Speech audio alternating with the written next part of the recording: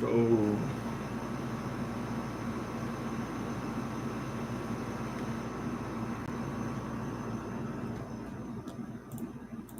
Awesome.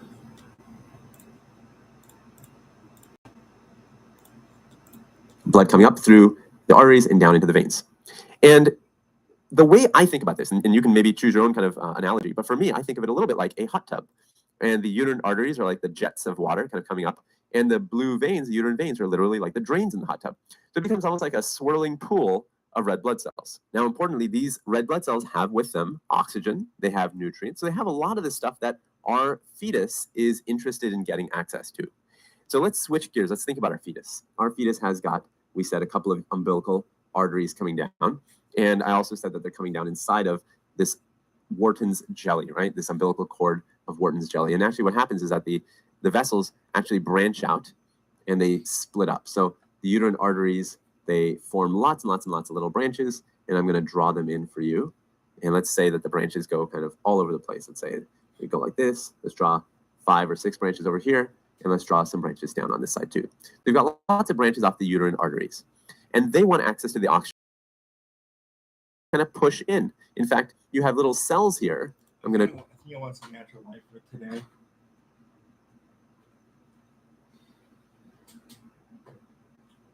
I don't know if this will work, but let's see.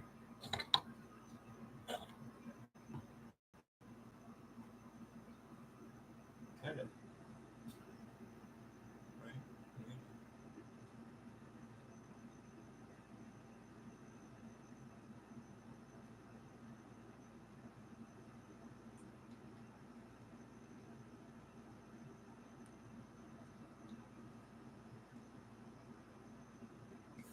Ooh.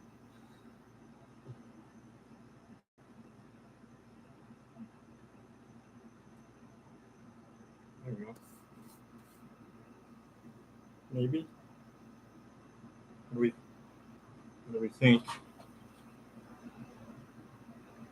Yeah, that's not bad. That's not bad. Let's try this one. I'm going to draw some pushing in right here. You've got little cells that I'm drawing in white called trophoblasts. And they literally kind of do this. They just kind of push in. So these white cells are trophoblast cells. And they're good at invading. You could think of them as invading or let me get some water. Let me get a water bottle. Or back.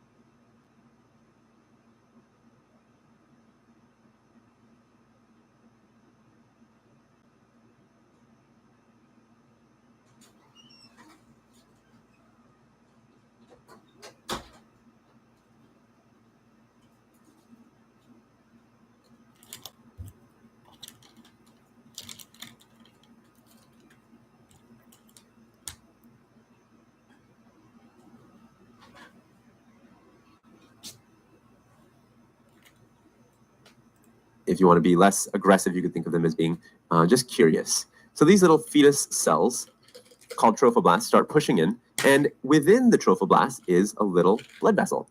And this blood vessel now is in very close contact with mom's red blood cells, right? You've got red blood cells coming up alongside of it. And now what's going to happen through diffusion is that oxygen is going to go into the fetus's blood cells. So oxygen is going this way, as well as nutrients. So oxygen and nutrients go inside, and then you have carbon dioxide leaving. So carbon dioxide actually goes into the pool of blood. So it's a really, really kind of cool thing that the red blood cells aren't touching. The mom's red blood cells are not touching baby's red blood cells because, of course, baby's red blood cells are within blood vessels, right? These are within blood vessels. These things right here are not open. They're closed vessels. And once that exchange happens, they continue to stay closed, and you get like a little capillary coming back. And of course, you've got capillaries coming back from every part of this, right? So all of these have been doing the same thing, kind of going inside of this pool of blood. And actually, it gets a little bit more complicated than the way I've drawn it. In fact, a more accurate drawing might be with more branching. You might have something like this, where it really kind of has lots of surface area, and it comes back around, and you have the blue vessels kind of going into each one of these little finger-like projections, and you have a lot of gas exchange happening. So this would be maybe a better way of drawing it, but the concept is the same, right? You basically have all of this wonderful diffusion happening, and as a result, you actually have nice, rich, oxygenated blood returning to the baby. So this is finally allowing the baby to have access to oxygen and nutrients and get rid of its waste, its carbon dioxide. And so each one of these is actually doing the same thing with red or oxygenated blood coming back. And instead of having two vessels, it all kind of dumps into one vessel down the middle. And this vessel, as we already know, is called the umbilical vein. So this is actually the umbilical vein. Now, if we called the bottom one the basal plate, then of course you're guessing that there must be some name for this. And this, of course, has its name called the chorionic plate. Chorionic plate. And this one, you can already tell, this has all the cells from the fetus. So this belongs to the fetus. So you've got some tissue that belongs to the fetus. That would be the chorionic plate and all of its contents. You've got some tissue that belongs to mom. That's the basal plate. And then you've got some shared tissue or space in here, because all of these little projections belong to the baby. But the actual pool, this pool of blood that's circulating, that pool of blood belongs to mom. So really, the placenta is a combination of all of these things. So I kind of think of the placenta then as kind of the first time that mom and baby work together for a common purpose. Mom and baby work together for a common purpose.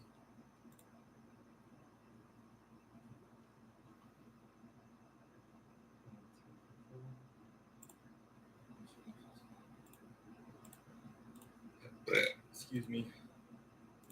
Excuse me. I said excuse me. What you want from me? What you want from me?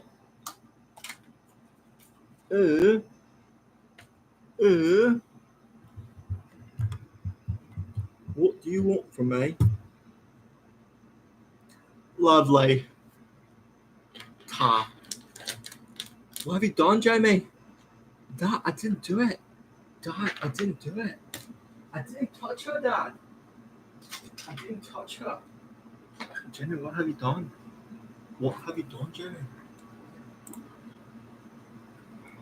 So we know that a female's eggs develop into ovaries, and that as they sort of develop, we get these fluctuations in female sex hormones released from the ovaries. So to be more specific, we get estrogen, we get progesterone, and we get inhibin released from the ovaries while the eggs are developing. So that's all fine and good, but why exactly is this happening? What exactly are these hormones doing in the female body, and why do their levels change? Right. Well, there's this handy graph that we'll just refer to as the ovarian cycle graph that I guarantee you'll see if you're studying female reproductive physiology. It's actually really quite helpful in understanding and visualizing what exactly is going on in the body during each reproductive cycle. So this is sort of this Tell me more. skeleton of the graph here, just the axes. And I'll orient you to the axes first, and then we'll look at what information the graph actually contains. So the x-axis here is time, and time in this situation is sort of constricted to 28 days because that's how long each reproductive cycle is. And by the way, it says 28/0 here because the 28th day is the same day 0th day, if that makes sense. In other words, once you reach day 28 of one cycle, you're on day 0 of the next cycle. There's no sort of gap in between. And remember, ovulation happens here at day 14. So that's the x-axis. Ovulation. And before we Ovulation.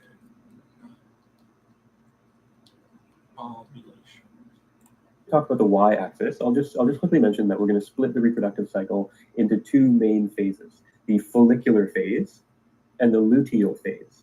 And you'll see why they're called that soon. So on the y-axis, there's a few different things that we'll sort of track at the same time. And the reason they're all here on the y-axis at the same time is because they're all related. They happen at the same time in the body, so we want to see them all at once on one graph. They're even listed in a sort of order on this graph. So first, at the top, we've got the gonadotrophic hormone levels, FSH and LH. And remember, these are released from the anterior pituitary gland in the brain. And these hormones affect the development of follicles in the ovarian cycle. And these hormones affect the development of follicles in the ovarian cycle. I'll actually look at the ovarian cycle, just these gland in the brain. And these hormones affect the development of follicles in the ovarian cycle. And these hormones affect the development of follicles in the ovarian cycle. Did you just repeat I'll that? actually look at Did you just repeat that, or am I? Is there a word difference in there? hormones affect the development of follicles in the ovarian cycle. And these hormones affect the development of follicles in the ovarian cycle. I think he just repeated himself. It's kind of strange. Kind of strange. I'll actually look at the cycle just below here. And as the follicles develop, they cause the release of hormones from the ovaries. So the hormone levels are here below. And last, we have stages of the uterine cycle, which are influenced by the levels of sex hormones released from the ovary. And broadly, the stages of the uterine cycle are influenced by the levels of sex hormones released from the ovary. And broadly, the stages of the uterine cycle are menses, or menstruation, where the endometrial lining is shed, the proliferative phase, where a new layer of endometrium forms and grows, or proliferates, and the last phase is the secretory phase, where the endometrium becomes ready for implantation by a fertilized egg. So even if there's no fertilization of the egg, the endometrium still gets ready just in case. And we'll talk about these phases a little bit more later on.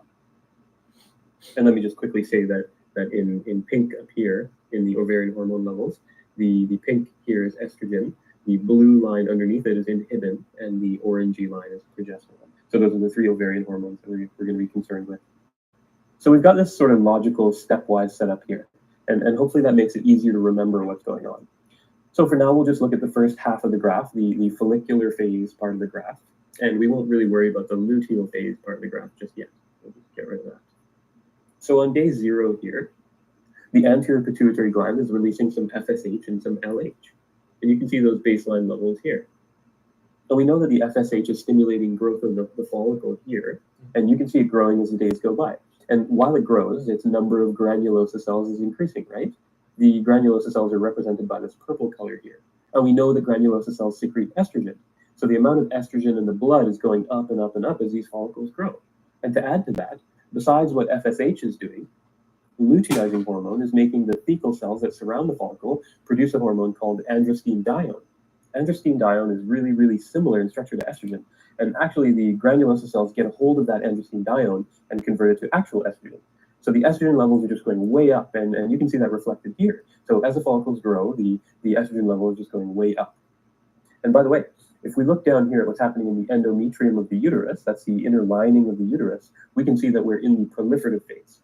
And it's called the proliferative phase because the increasing estrogen levels that we see here are inducing a new layer of endometrium to form, since the old one was shed in menstruation in the previous week. So that's what this proliferation phase is all about. So at this point, some really interesting stuff starts to happen. So when the hypothalamus and the anterior pituitary gland in the brain start to sense that the levels of estrogen are super high like this, they begin to release less FSH and LH. And you can see them dipping here. And that sort of makes sense, right? Because the point of releasing FSH and LH in the first place was to cause development of the follicles. And the follicles make the estrogen. So when the brain senses lots of estrogen, it must mean that the follicles are developing, right? So it doesn't actually have to continue to release so much FSH and LH.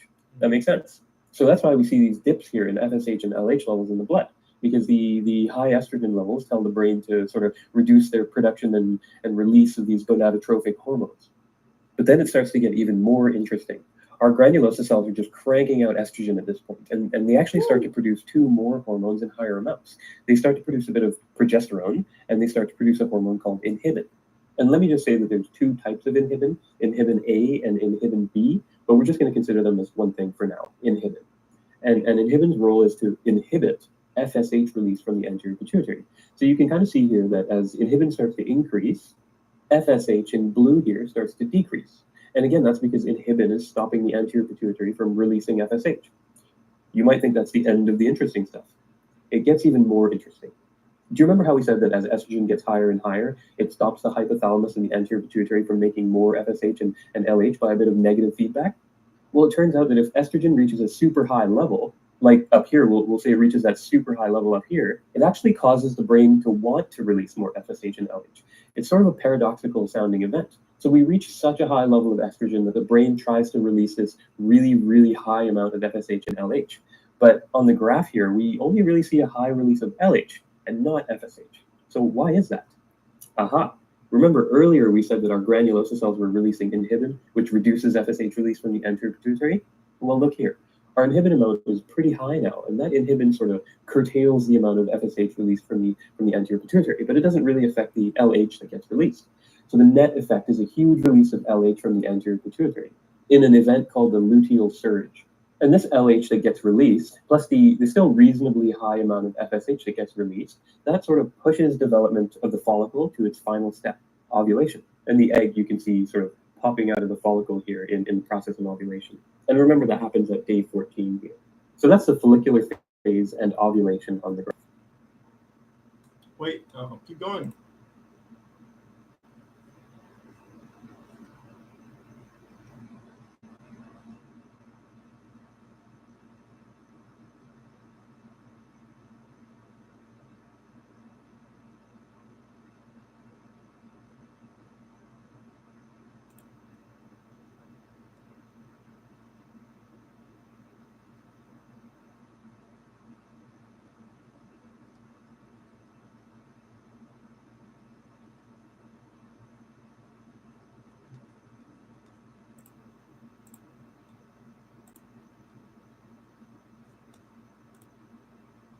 So we kind of looked at the first half of this graph, the follicular phase, and we kind of understood that the follicular phase is all about stimulating growth of the follicles in the ovaries to eventually cause the ovulation of the follicles. Comes from the release of various hormones, FSH, LH, estrogen, and so on. So the second half after ovulation is called the luteal phase. And it's called the luteal phase because it's about the development of this yellow structure here called the corpus luteum. So let's talk about it. So here after ovulation, we have an egg that's been expelled from the follicle. So we therefore have the remainder of the follicle. And at this point, luteinizing hormone, LH, is really high. And together, LH and FSH are going to induce the old follicle here to turn into a structure called the corpus luteum. And that just means yellow body in Latin. It's actually a bit yellowy because of some yellow pigments it has in it. And so remember, the follicle was what released estrogen from its granulosa cells. And since this is not a follicle anymore, it greatly reduces the amount of estrogen it makes, and it actually begins to mass produce progesterone. So just to clarify though, it still does make some estrogen, it's just not really its primary product. Progesterone is.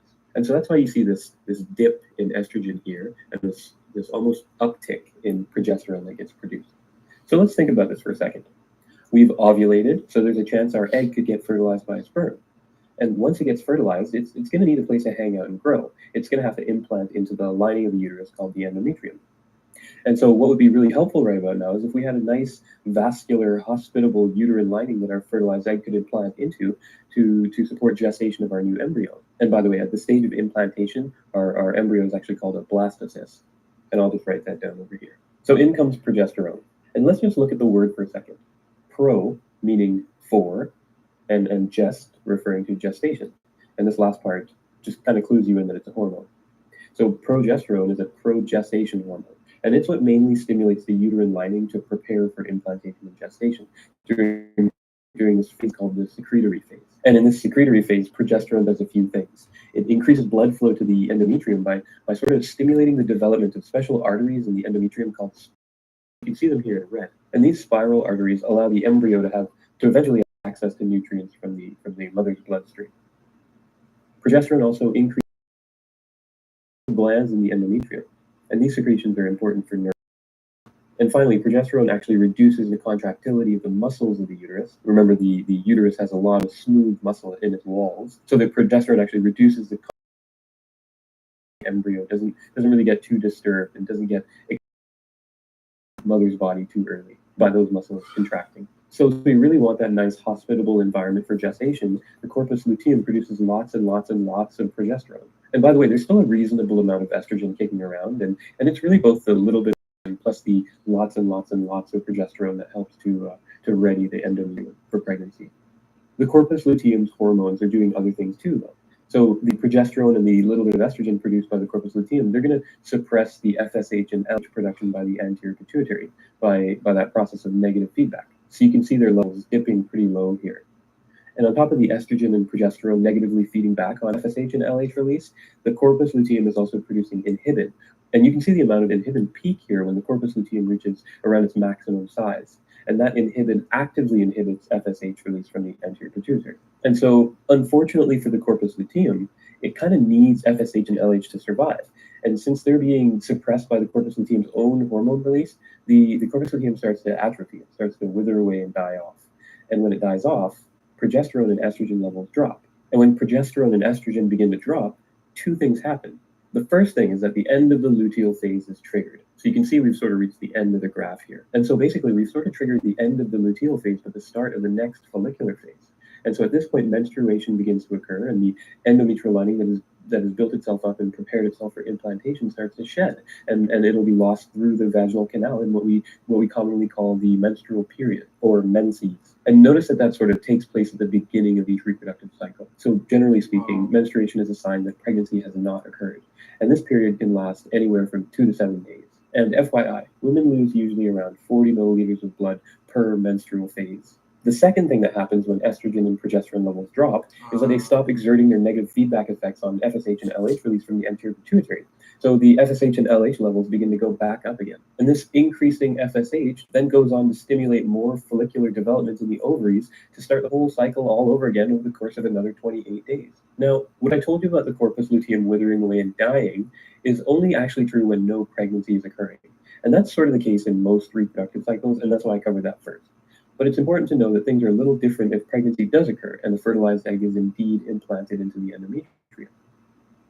So, we said that the corpus luteum's estrogen and progesterone release suppresses FSH and LH, and suppression of FSH and LH in turn cause the corpus luteum to atrophy, right? And that's because the corpus luteum needs luteinizing hormone to survive. Well, when a blastocyst implants into the endometrium and gets established there, the resulting embryo that develops from the blastocyst starts to produce a special hormone called human chorionic gonadotropin, or HCG. And this HCG is structurally hormone, so much so that levels of HCG produced to keep the corpus luteum alive. Because remember, we said that the corpus luteum relies on LH to stay alive. And so now with the corpus luteum remaining alive, it can continue to produce progesterone that's necessary to maintain the endometrial lining and keep it for pregnancy. So there's a couple implications of this. First, because the HCG production is unique to the embryo, most pregnancy tests work by checking for the pregnancy in the blood or in the urine. Second, the corpus luteum doesn't produce progesterone for the entirety of the pregnancy. It does most of the progesterone production for the first 2 to 3 months, and after that, a joint organ of exchange shared between the mother and the fetus, called the placenta, that starts to take over as the major producer of progesterone. Third, the corpus luteum being rescued or kept alive means that its continued hormone release maintains that endometrial lining. So the lining isn't lost in menstruation. It's kept in order to support pregnancy. So just to recap, if no pregnancy occurs, then the corpus luteum withers away and the reproductive cycle just continues to repeat itself about 28 daily. And if pregnancy does occur, the implanted embryo starts to produce HCG, which rescues the corpus luteum from atrophying, and the endometrium is thus maintained. So no menstruation happens because you're not losing the endometrium, and the reproductive cycle is put on hold for the duration of the pregnancy. That makes sense. Wow.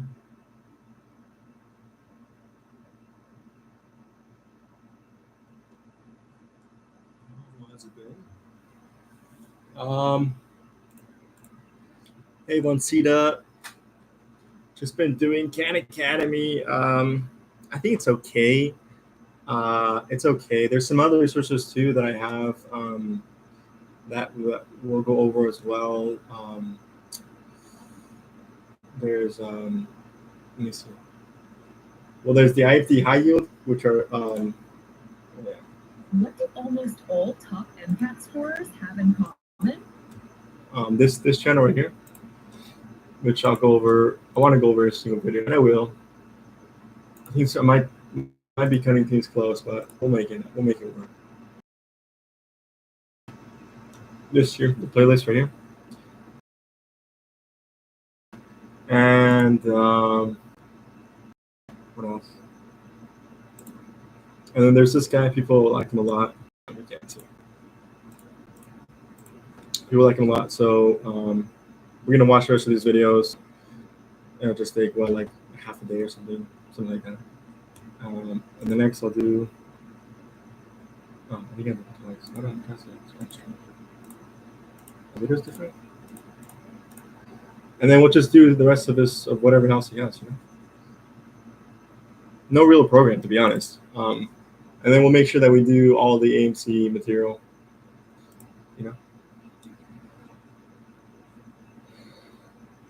And that's it. Pretty much. Well, in the books too. And yeah, that's the goal plan. Whatever we get is what we get.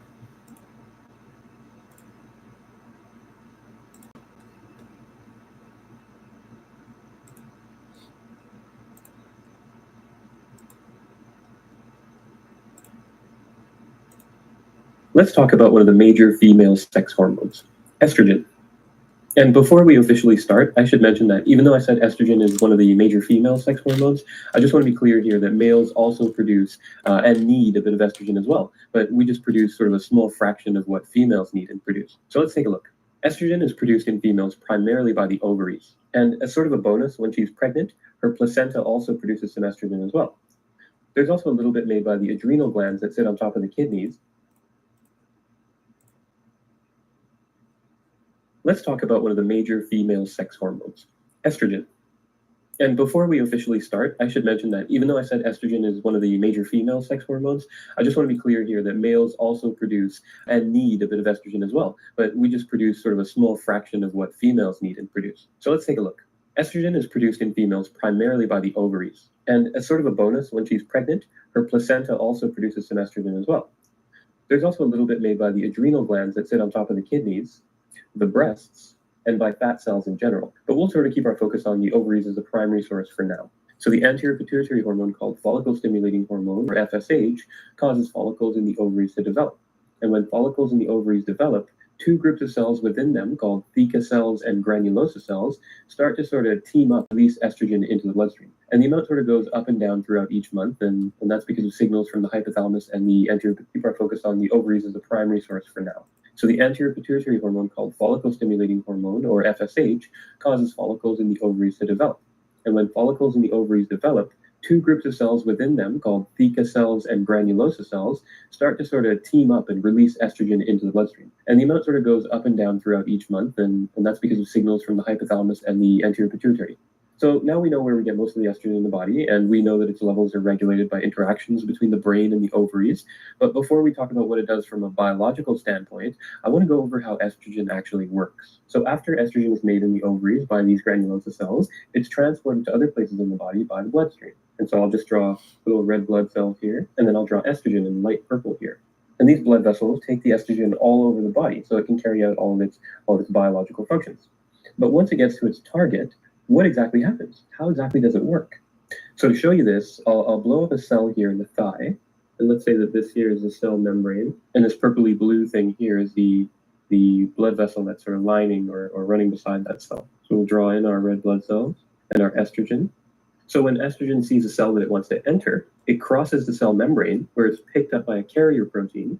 And I'll draw that as a taxi because all it's really doing is picking up estrogen and transporting it to its next destination in the cell, which is the nucleus. And the nucleus is where our DNA is. And so estrogen works by binding near to certain genes to change their expression. And so that'll ultimately change the behavior of that target cell. So that's how it works. But what sort of effect does it have on a person's body? And I purposely say a person's body here to remind you that males and females sort of depend on estrogen to do different things in our respective bodies. For example, in males specifically, estrogen has a role in the maturation of sperm and is to sort of pair up with testosterone to increase libido, also known as the sex drive. But estrogen does a lot of female-specific stuff. It actually has a lot to do with the growth and the development of the female reproductive tract. So for one, we know that it stimulates the growth of the ovary cycle. It also causes growth of the smooth muscle components of the female reproductive tract. For example, the smooth muscle in the uterus and the uterine tubes after puberty. It also stimulates the growth of the female's external genitalia and breasts during puberty as well. And the way it sort of manages breast growth is by primarily increasing the fat that gets deposited in the breasts. And speaking of fat deposition, estrogen is also responsible for the so-called female fat distribution pattern, which is deposition on the hips as well as the breasts, in contrast to the male pattern, which is fat distribution around the tummy. So those are the major effects that estrogen has on the reproductive tract and on that fat distribution role. There are some other really important non-reproductive roles that estrogen has as well, and we'll touch on 2 of those. So number 1, estrogen does some really good things for your blood cholesterol levels. And for you to really appreciate this point, I kind of have to tell you a bit about cholesterol first. So bear with me for a minute and let's have a quick chat about cholesterol. So cholesterol is a lipid molecule that, despite all the negative press it receives, it's kind of essential for life. It's required to make nice, healthy cell membranes, and maybe a bit ironically, we make a lot of our hormones out of cholesterol. And in fact, our testosterone and estrogen themselves are made from cholesterol. Our cholesterol has to be carried around our bodies in the bloodstream, and essentially we have a couple types of molecules that carry the cholesterol around. So we have one molecule called HDL, or high-density lipoprotein, and we have another molecule called LDL, or low-density lipoprotein. And all that density business in their names just refers to the ratio of protein to cholesterol that these molecules have in them. So for example, HDL has lots of protein and a little bit of cholesterol, so it's high content. But for simplicity's sake, we'll just call them good cholesterol, and bad cholesterol, being the LDL. And the reason they're differentiated as being, quote, good and bad is because high levels of the bad kind, LDL, is implicated in causing problems with your blood vessels, which can lead to things like heart attacks or strokes. And optimum levels of the good kind, HDL, is correlated with reduced risk of having these bad things happen. So back to estrogen. Estrogen actually reduces the bad cholesterol, LDL, and increases the good cholesterol, HDL. So that's pretty great. Kind of a lot of cholesterol background to make that point, but it's physiologically a really important role. The bad kind, LDL, is implicated in causing problems with your blood vessels, which can lead to things like heart attacks or strokes. And optimum levels of the good kind, HDL, is correlated with reduced risk of having these bad things happen. So back to estrogen. Estrogen actually reduces the bad cholesterol, LDL, and increases the good cholesterol, HDL. So that's pretty great. Kind of a lot of cholesterol background to make that point, but it's physiologically a really important role of estrogen. And in fact, after a female slows her production of estrogen in her 50s, her levels of HDL can actually start to go down. So that's estrogen and cholesterol. Another really important estrogen role is one that has to do with preserving the strength of our bones in our skeletal system. So throughout our lives, bones are constantly undergoing renovations. And that sounds a bit weird, right? Because we always tend to think of bones as being these static, unchanging things. But actually, on a microscopic level, they're constantly being broken down and built back up. And estrogen actually affects part of that process. So estrogen slows down the cells that are involved with the breakdown portion of your bone renovations. So as a result of that, your skeleton stays more dense for a longer period of time. And that means that as estrogen levels get lower when a female gets older, she's more at risk for developing a bone condition where the bones get brittle and weak. And that's called osteoporosis. So that's a little overview of the importance of estrogen and a few of its biological roles within the body. That's what mom has. My mom has that. She's almost 70. That makes sense. So her estrogen is dropping. What are you talking about? Will you drop all the estrogen for MCAT in chat? Oh yeah, sure. I got you. I have the YouTube program, I guess. All the Princeton books. Princeton review books. 3rd edition. What's the guy's name? Andrew K. YouTube videos. And Yusuf. I don't know what his name is. Yusuf something. Yusuf A. Hassan. Yusuf A. Hassan. And then all ANC practice questions.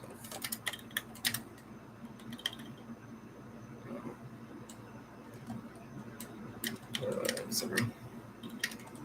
From Prep Hub. So estrogen is a hormone that's small enough to selectively bind to tiny alleles within the DNA. Tiny alleles within the DNA. Weird. Tiny alleles. To tiny alleles.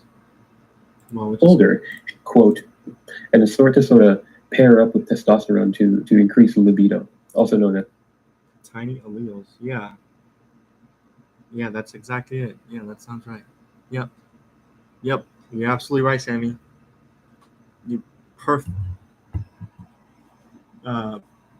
I think perfect. That's a perfect response. Great understanding.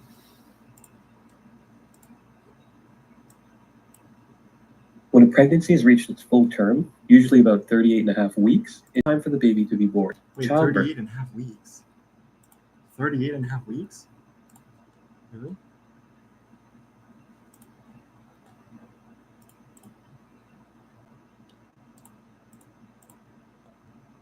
I thought that'd be early. Is it 38.5 weeks? Maybe, yeah, I think so. Birth, also known as parturition, typically occurs within about a week of the mother's due date. So as the pregnancy has been progressing towards the due date, a number of physiological changes have been happening in mom to prepare her to give birth to her baby. For example, progesterone levels start to drop off a bit by about week 37. Progesterone levels were previously pretty high because having a lot of progesterone.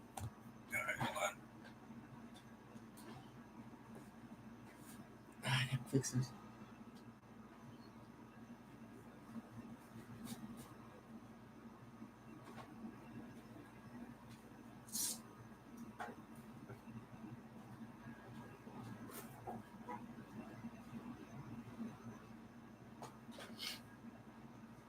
Oh, there's my other 2 pants. Look at that.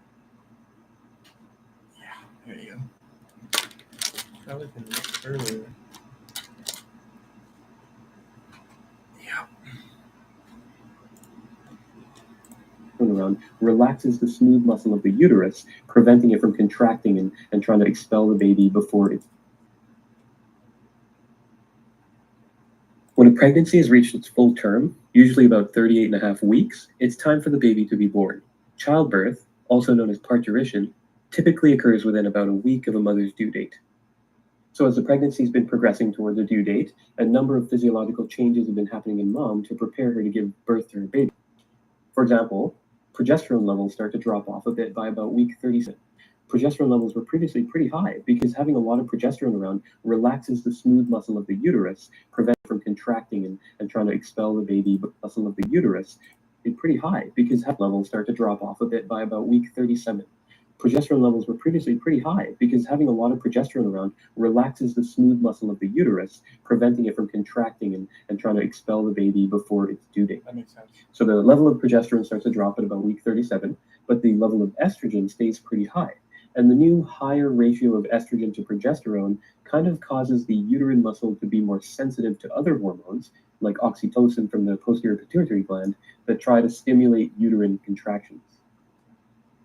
And high estrogen, lower ratio of estrogen to progesterone equals increased uterine contraction. actually, some women feel sort of weak contractions in late pregnancy due to the decreased levels of progesterone. It doesn't mean she's actually in labor, though. The baby isn't quite ready to be born. These contractions are just because of the decreased levels of progesterone.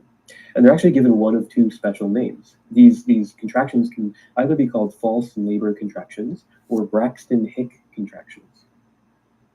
So let's look at an anterior view of mom's pelvis and her uterus. So this here is the uterus.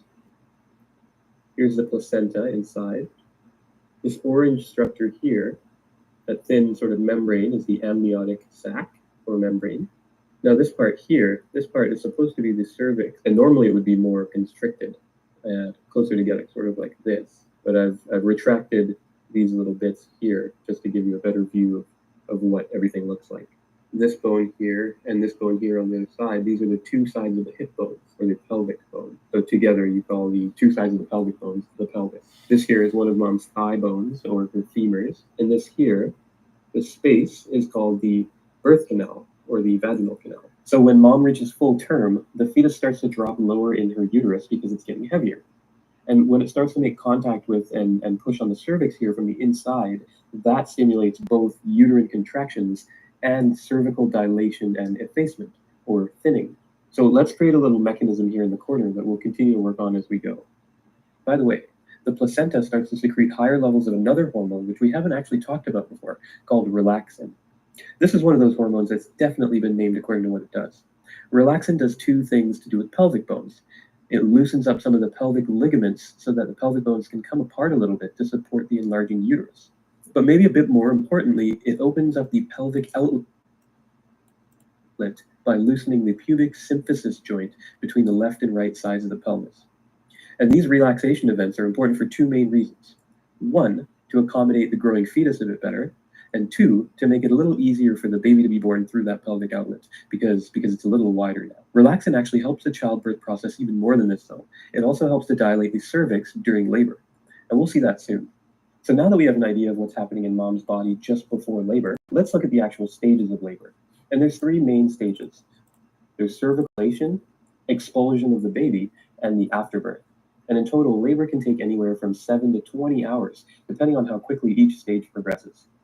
So we're in labor now, and this is a sagittal section of mom so that you can see what's going on inside. So we're in the first stage now, the cervical dilation stage, and we can see that this cervix here is probably going to get in the way of the birthing process. And it turns out that for a vaginal birth to take place, the cervix needs to dilate fully, typically to about 10 centimeters in diameter, which is enough so that the baby's head and body can sort of squeeze through. So we need that cervix to dilate. And how are we going to do that? Well, a few different ways. So first, at this point, we've got a pretty high concentration of oxytocin being released from the posterior pituitary, and that's causing uterine contractions. And these strong contractions cause membranes surrounding the fetus to release other hormones called prostaglandins that soften up the cervix and actually cause more uterine contractions. So what ends up happening here, as you might imagine, is that we have strong uterine contractions that are causing a release of prostaglandins that cause even stronger contractions. And when those stronger contractions happen, more prostaglandins get released. And this cycle will sort of continue as a positive feedback loop, and the contractions will just get stronger and stronger as part of the birthing process called true labor, as opposed to the false labor that I mentioned earlier. And we're supposed to be talking about how the cervix dilates, but here we are talking about contraction of the uterus. But they're actually related. So the uterus actually contracts in an interesting way. The sides contract upward, which, as you can imagine, pulls the cervix thinner and causes it to open up a bit. The contractions also push the fetus against the cervix, which is sort of a trigger that causes it to dilate even more, like we already have on our mechanism. Finally, that hormone relaxin comes into play here, dilating the cervix even more. So let's add all this stuff to our mechanism. So as the cervix dilates, this bit of mucus called the mucus plug that was stuck at the opening of the cervix to seal it up during pregnancy, that kind of comes out and gets discharged out of the vagina. And this can actually happen anywhere from a couple days before true labor to during labor. And it usually serves as a sign that labor is progressing. Also, there's this membranous sac that surrounds the fetus called the amniotic sac, and that'll rupture during... Is that what the water? People say water? Like when women say the water broke, is that the mucus plug? Maybe. Labor and release its amniotic fluid. And that's what we always hear of being referred to as mom's water break. Amniotic sac. Okay. Vagina. And this can actually happen anywhere from a couple days before true labor to during labor. And it usually serves as a sign that labor is progressing. There's this membranous sac that surrounds the fetus called the amniotic sac, and that'll rupture during labor and release its amniotic fluid. And that's what we always hear of being referred to as mom's water breaking. And I've drawn it here in this orange color. So back in the cervix, once it dilates to about 4 centimeters, mom's body moves into a phase called active labor, where her contractions become stronger and closer together. And once the cervix gets dilated to about 10 centimeters, its maximum diameter, mom starts to get the urge to push. And this signals the start of the second overall phase of labor, the expulsion phase. So the expulsion phase starts when the fetal head and overall phase of labor. So the expulsion phase starts when the fetal head enters the birth canal and ends with the birth of the newborn. During the expulsion phase, the uterus continues to rhythmically contract to help push the baby out of the mother's body.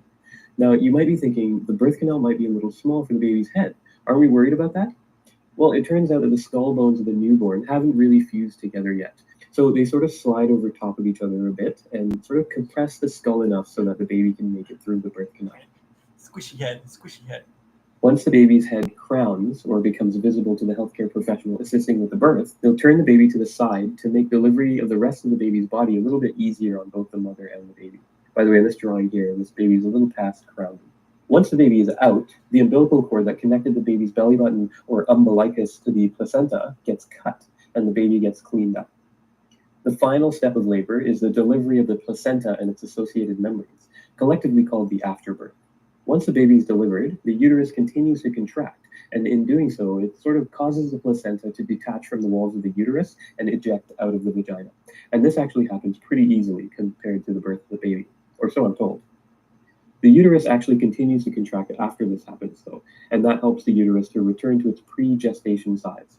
And this process of uterine shrinkage almost is called involution. This involution also allows mom's other abdominal organs to return to their normal locations after pregnancy. I should also mention that most of the time, the baby's head comes out of the cervix first, an orientation called the vertex presentation. In less than 5% of births, though, the baby is oriented the other way around, with its gluteal region or its legs set to come out of the cervix first. This orientation is called a breech presentation and carries more risks to both the mother and the baby than a normal vertex presentation during birthing. So if this ends up being the case, the healthcare team will likely want to proceed with the birthing process via a birthing procedure called a cesarean section or a C-section. This involves making incisions in the lower abdomen and uterus to deliver the baby that way, directly through the anterior abdominopelvic wall. C-sections are slightly riskier than normal vaginal births in terms of risks to both mother and baby. So the healthcare team will usually only recommend a C-section when the benefits outweigh the risks. Gotcha. Whoa.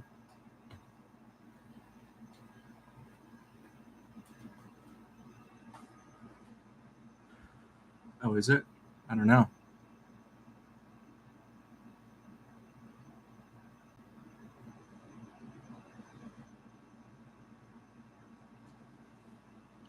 Uh, 20% higher programming, 20% focusing on the essential stuff.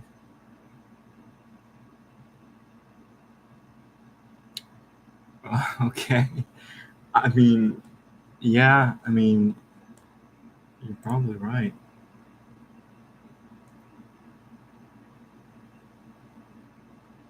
You are probably correct. That's okay. I mean, let's just finish it up, I guess, right? We might as well. There's only 3 left, and then we have metabolism. So we can at least do that. And then from there, I'll probably streamline it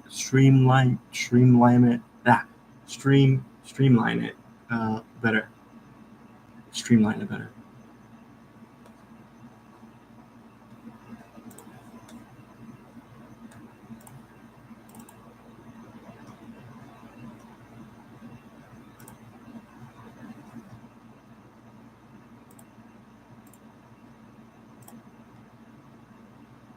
I'll do the questions later. So there are muscles that we control, and then there are muscles that control us. So in this video, we're going to be talking about voluntary versus involuntary muscle control. And then I'll talk about the autonomic versus the somatic nervous systems. We'll jump into a few of the subunits of those systems as well. All right. European curriculum in biology. Not to be near, but it would be good to know exactly all the lists. Yeah. Yeah, I agree with you. Yeah. Let's wrap it up.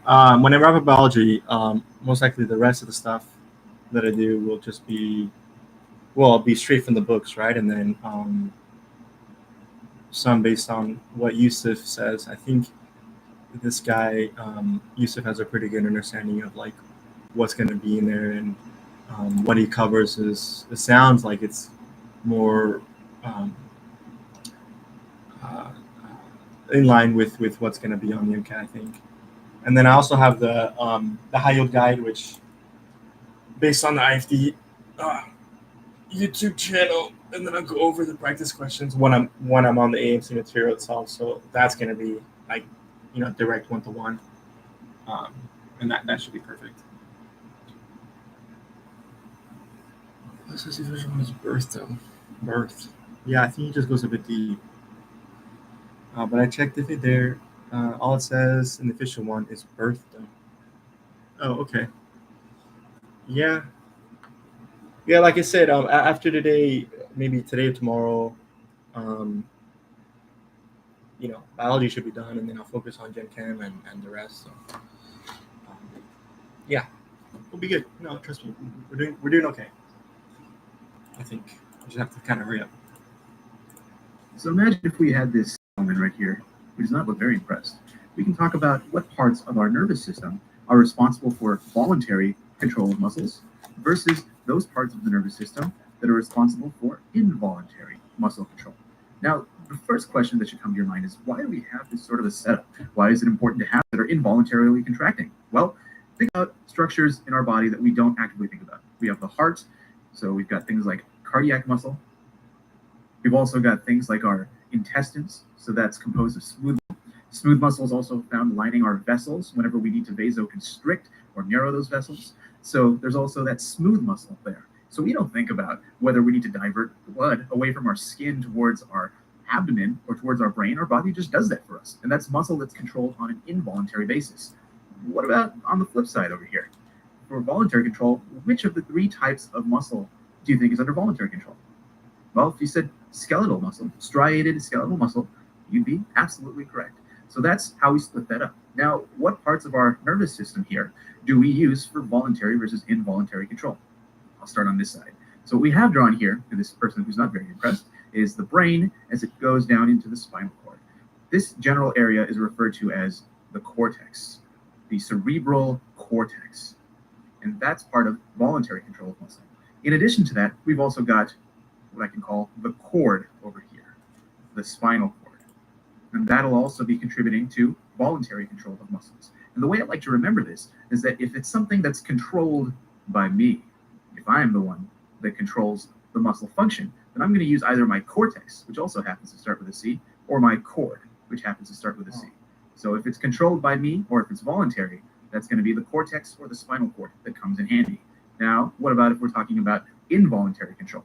This part that I'm going to draw sort of briefly, that sits kind of back here behind the spinal cord, and then kind of goes in there, that guy is called the brainstem. The brainstem.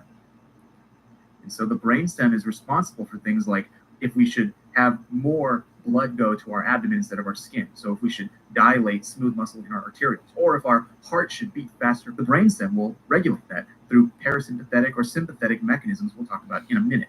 In addition to the brainstem, there's a structure that's found down here that contributes to involuntary control. But it's not in the spinal cord. It's actually beside the spinal cord, and it's lined like a chain. So I'll draw it like this, with these sort of cell bodies, this neuronal tissue with cell bodies that sit outside of our central nervous system in a chain. And so this is called sympathetic ganglia. Sympathetic ganglia. Well, what the heck are ganglia? It sounds like it's plural for something. Well, let's define that. Sympathetic ganglia, or just a ganglion, we're going to use it in a singular term. A ganglion is just a cell body or a soma of a neuron that sits outside the brain and spinal cord. I'll just write brain right here, outside the brain and spinal cord. And most of these ganglia sit beside the spinal cord. So that's an important point. The sympathetic ganglia that sit beside the spinal cord. And so that comes with another trick that I'd like to think about when I'm trying to remember which parts of my nervous system is responsible for involuntary control. This is stuff that's going on that's beyond me. It's beyond my control. And so if it's beyond me, I'm going to have to use either the brainstem or neuronal tissue that sits beside the spinal cord in order to be able to cause involuntary contraction of muscle. So great. That's voluntary versus involuntary control.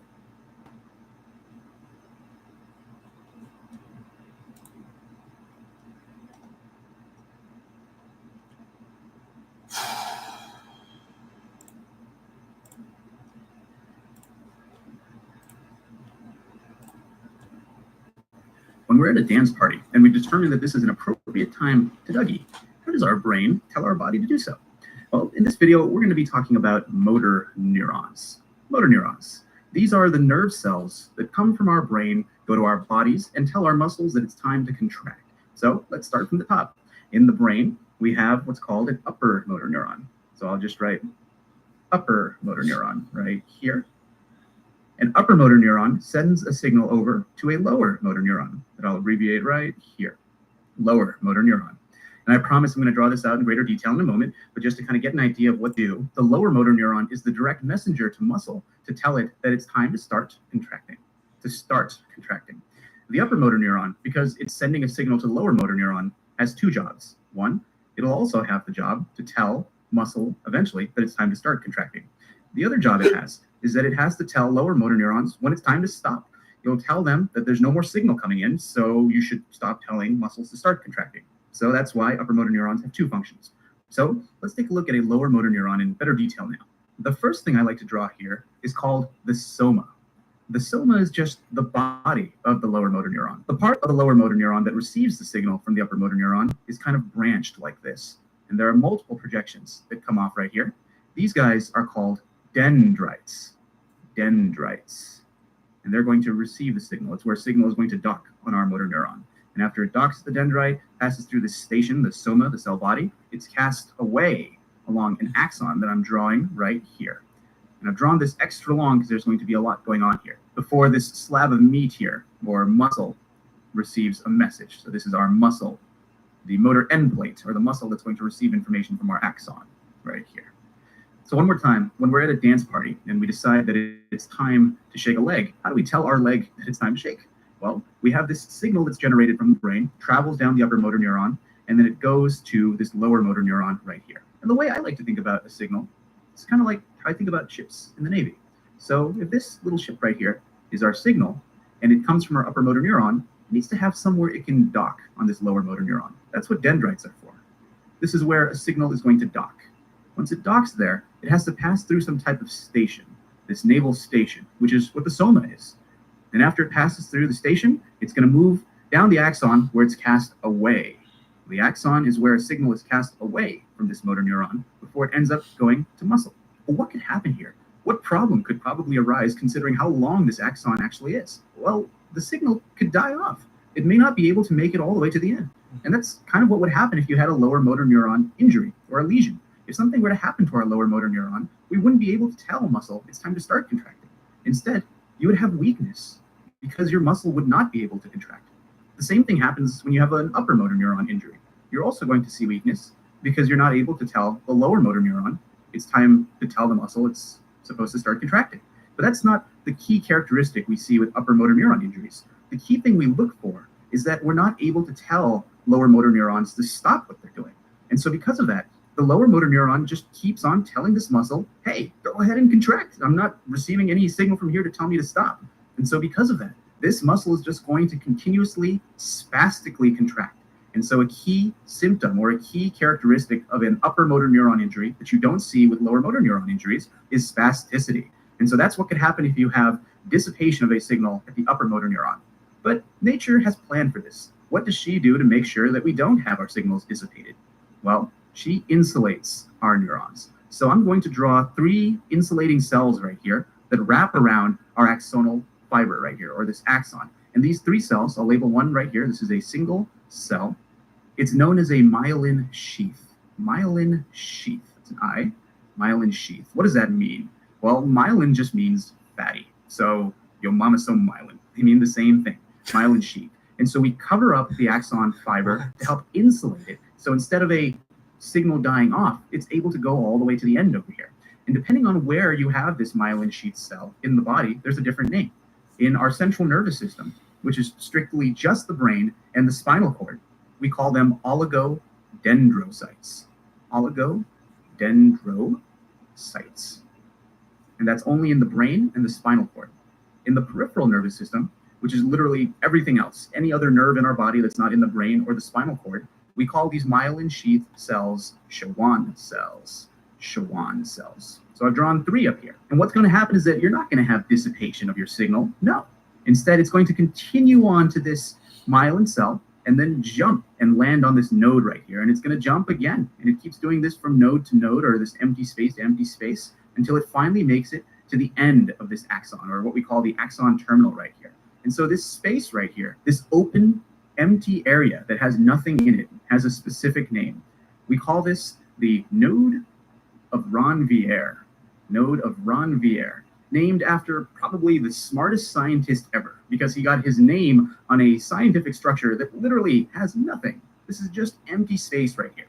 And so as our signal is going to propagate down this axon here and jump from node to node, eventually it'll finally make it to our axon terminal right here, where we can then relay a message to our muscle that it's time to contract. And that's how our motor neurons work. Cool. Very nice.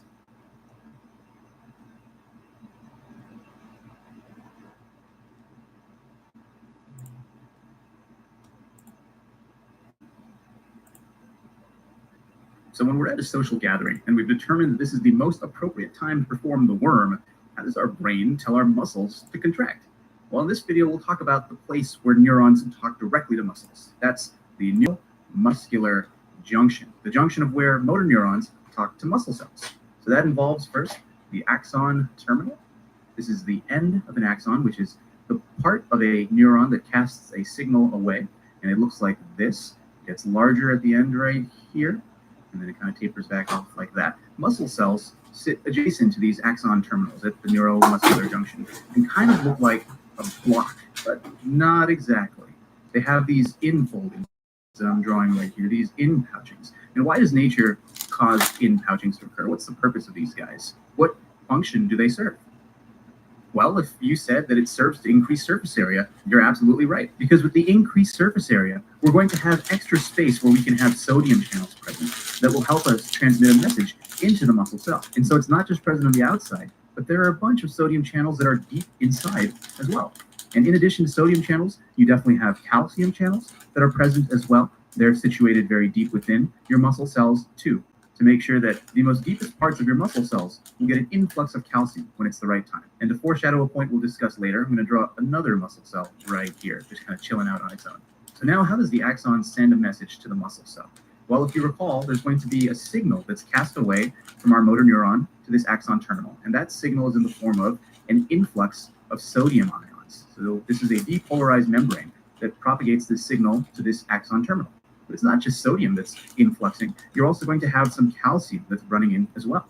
And the calcium here is actually going to play the major role, because in our axon terminal, we have a bunch of vesicles that are sitting around in here. These are just little pockets that are waiting for something to happen. And in each of these pockets, we have a message that's waiting to be released into the space between our axon terminal and the muscle cell. This message is called a neurotransmitter.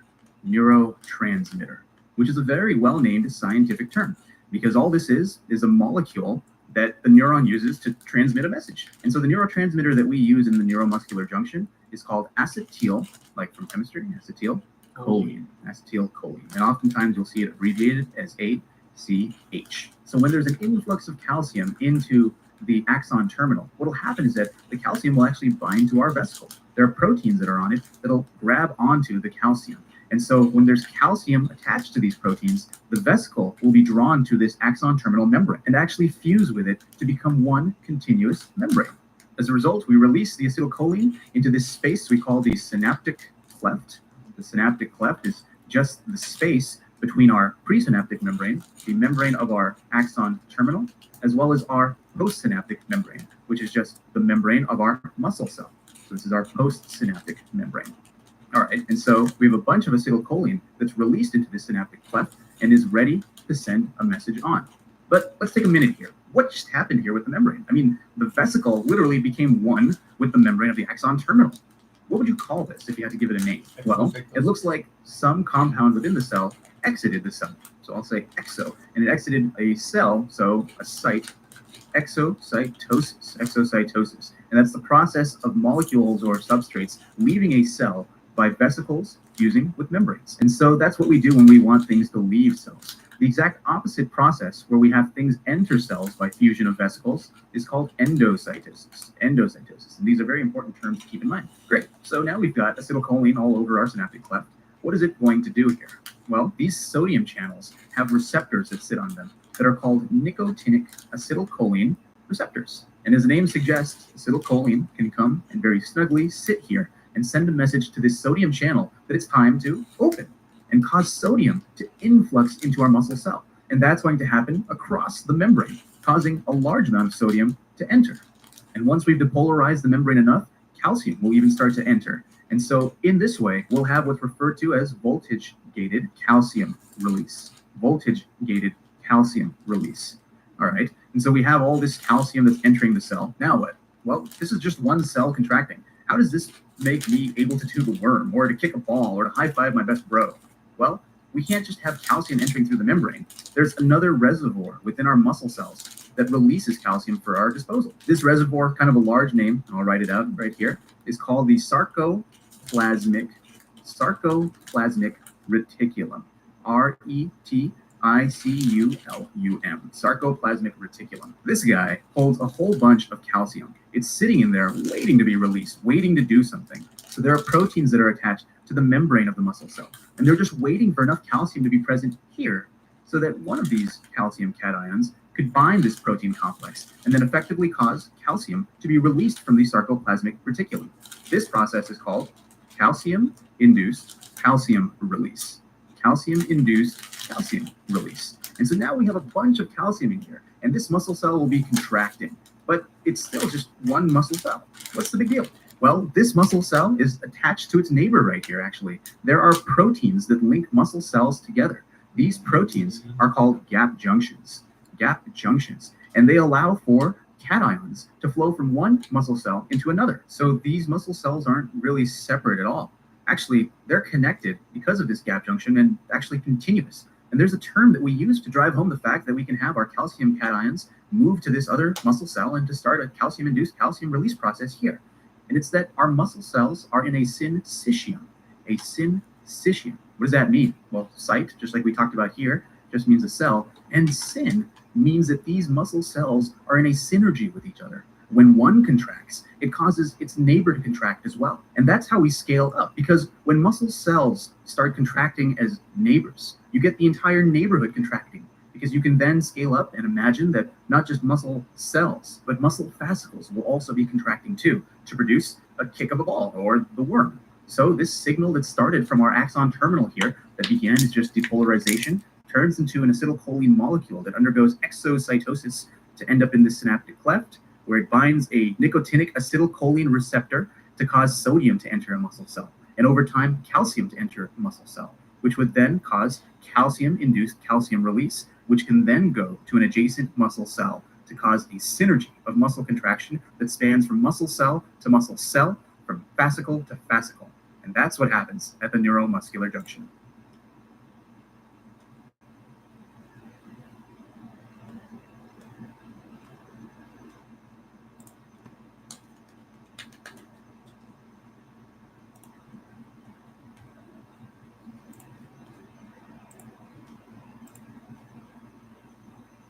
Let's talk about muscles, and I've drawn the human body on the right, kind of a figure of it, and I want to talk. Yeah, I think he goes a bit deep. I checked over there. So the reflexes transmit. So the reflexes transmit through the brain. Why are there so many dendrites on this graph? Is there a single upper neuron?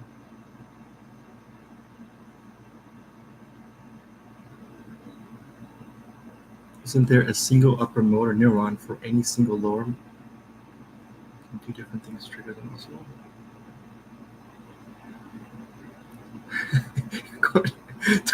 The calcium at your hand muscle, all these chips.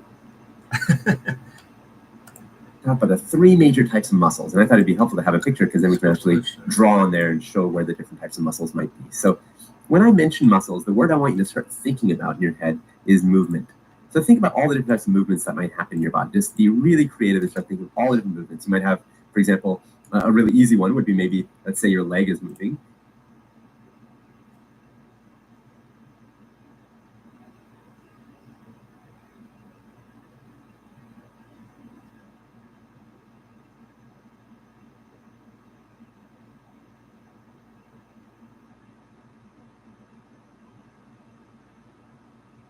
One.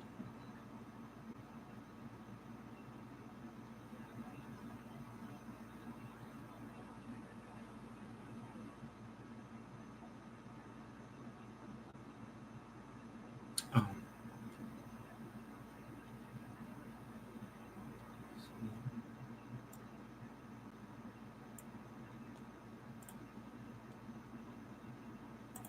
I'm going to just draw on our picture as we talk. Let's say your leg is moving because you're playing soccer. And so you've got this giant muscle in here. And so I think, so I guess one upper motor neuron can synapse on multiple lower motor neurons, and one lower motor neuron can receive input from many upper motor neurons.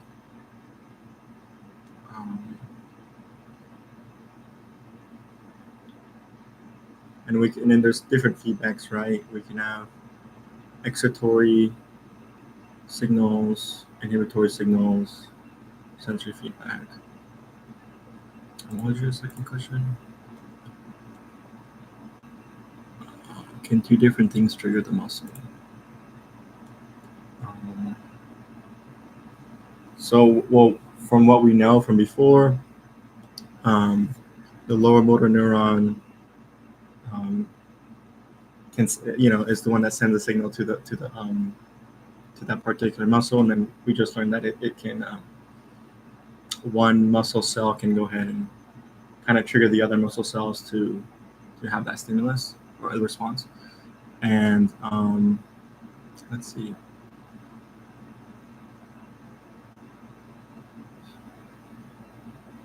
Yeah, I guess so. Yeah. So yeah, I think two different things could trigger the muscle. That's really interesting stuff. And this muscle is attached to a bone, right? There's a little bone here. I guess not so little, right? This is the largest bone in the body. It's called the femur. And so this muscle is attached to the femur, and this muscle is going to be attached by way of tendon. It's going to have tendons on both sides. So this tendon is attaching it to the bone and allowing it to act on the bone. So this is an example of skeletal muscle, right? So this skeletal muscle is going to be attached to a tendon and bone. Now, that brings up the question, does every skeletal muscle have to be attached to a tendon and bone? Well, the answer is no, actually. There's some muscles that really aren't attached to tendons at all. In fact, right above the muscle we just drew is a muscle called the external oblique muscle. And don't worry so much about the names, but the idea here is that this muscle is actually not attached to a tendon. Well, in a sense, I guess you could think of it as a tendon, but it's like a flat tendon, basically a giant kind of sheet of fibrous tissue. And this fibrous tissue, is it kind of floating in midair? No, it's going to be connected to fibrous tissue on the other side because, of course, your body is symmetric. And so you've got fibrous tissue on the other side, and you guessed it, on the other side of that, you've got another external oblique. So you've got these muscles that are kind of coming into not really a tendon, but really a flat tendon or something that looks like a flat tendon. And we call that an aponeurosis. So you might hear these words. I just want you to kind of be familiar with them. And now if someone asks you, is every muscle in the body attached to a tendon and bone? You can say no. Some are attached to a flat tendon called an aponeurosis. So the idea here is that you can kind of start identifying skeletal muscles, right? They're usually the muscles that you can see on your body, right? Actually, I don't even need to put quotes. That's the actual name for it. So no need for quotes there. So you can identify skeletal muscles pretty easily. But what about the skeletal muscles, right? They're usually the muscles that you can see on your body, right? Actually, I don't even need to put quotes. That's the actual name for it. So no need for quotes there. So you can identify skeletal muscles pretty easily. But what about the other two? I mean, what about the cardiac and smooth muscle? I mean, you might wonder, is cardiac, does that mean heart? And is that the only type of cardiac muscle out there? And the answer is yes. This is your heart muscle right here. And the only type of cardiac muscle that we have in our body would be related to the heart. So in the heart, you can find specialized cells that were so interesting and different from skeletal and smooth muscles. They got their own name and category. So these are the cardiac cells, and you can only find them in the heart. So actually, I guess we're making a column of where you can find these cells. So what about smooth muscle? Where can you find smooth muscle? Well, for smooth muscle, think about any hollow organ, any organ that's got space on the inside, and blood vessels. Those are the two kind of major categories. Those aren't the only ones, but those are the major ones. That'll get you about 95% of the way there. The blood vessels and hollow organs are what you should think about. And hollow organs could be anything from, let's say, your stomach would be a hollow organ, or let me just put these examples here, or your bowels would be a hollow organ, anything like that. So I'm just going to write stomach here just to kind of jog your memory, where there's basically some empty cavity on the inside, right? And then as for blood vessels, just remember, I mean, one of the largest blood vessels, for example, is the aorta, and the aorta kind of comes up and over like that. And it's kind of like a hollow organ as well, right? I mean, there's space on the inside of that blood vessel, and blood is usually flowing through that space, but at least it's hollow. So it's really not that different conceptually from the hollow organ.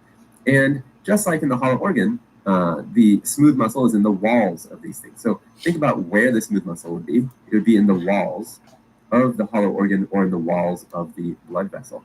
So that tells you where to find these different muscle types, right? And thinking about movement, smooth muscle can help the stomach, for example, move food forward. Cardiac muscle is going to help your heart beat. I mean, that's a pretty important movement. And skeletal muscle, I mean, we use that every single day. Every time you give your friend a high five or give your mom a hug, those are skeletal muscles that are helping your body move around, right? So let's move on. Let's think about some other differences between these categories. Let's talk about now the movement control. So who controls the movement, right? Do you control it, or is it automatically done? So smooth muscle is what I would consider automatic, or I'm going to call it involuntary, because you'll probably see that word more often. Involuntary just means that your body is automatically taking care of it. And the same is true for your cardiac muscle. Involuntary, meaning you don't have to actually think about the next heartbeat. It just happens automatically, right?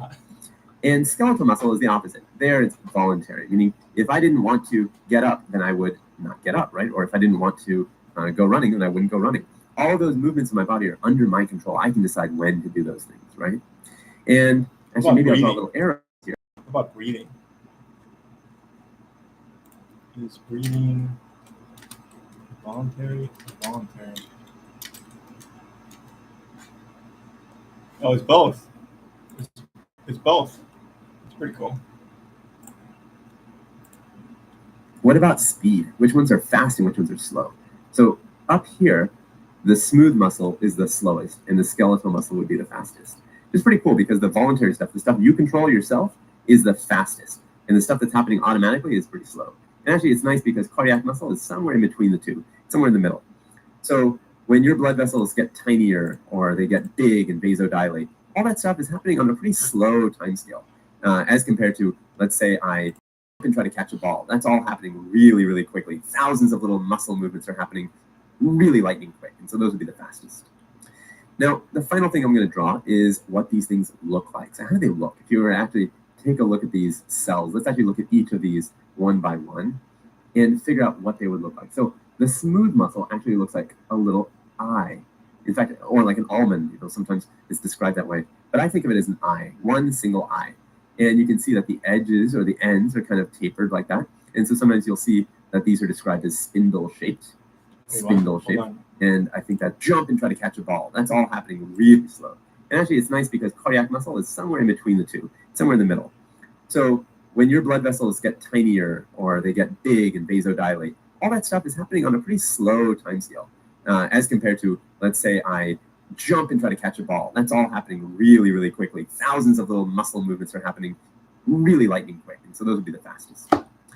Now, the final thing I'm going to draw is what these things look like. So how do they look? If you were to actually take a look at these cells, let's actually look at each of these one by one and figure out what they would look like. So the smooth muscle actually looks like a little eye. In fact, or like an almond, sometimes it's described that way. But I think of it as an eye, one single eye. And you can see that the edges or the ends are kind of tapered like that. And so sometimes you'll see that these are described as spindle-shaped. And I think that's kind of a holdover from a time period long ago when people thought about spindles more than they do now. And the other thing, it's got one nuclei. Right? I drew that right in the middle, one nuclei, and it's in the middle of the cell. So that's basically what a smooth muscle cell looks like. What about a cardiac cell? Well, this cell is branched. That's actually one of the most interesting hallmark features of it. Now, not every single cardiac cell is branched. Some are actually just kind of humdrum, looking normal, maybe like this. But the fact that you can find branched ones is what really makes these so easy to recognize, right? And if you look at a whole bunch, I'm going to erase this guy now that you know he exists, but I'm going to focus on the branched one because these are the ones that make them very easy to spot. And they also have nuclei, sometimes one, but sometimes two, which is interesting because, usually you think, oh, well, one cell, one nuclei. But the reason I had to point that out for the smooth muscle cell that there's only one is that sometimes these cardiac cells have more than one. So the two features, I'm going to just write out here, branched and one or two nuclei. Not always two, but they can have two. And they're also located kind of in the middle of the cell. And I'll show you what I mean by middle when I draw the skeletal muscle. I'll do that now. This is the skeletal muscle, and it's got something like this. It's got these little outpouchings I'm trying to draw for you, and you'll see in just a second what I'm drawing. These are little spots on the edge or on the periphery for nuclei. And notice that there's not one nuclei, not two nuclei, but bunches of nuclei. So these cells are actually working as a giant cell in a sense. So these are actually, first of all, they're straight. They're not branched. So straight.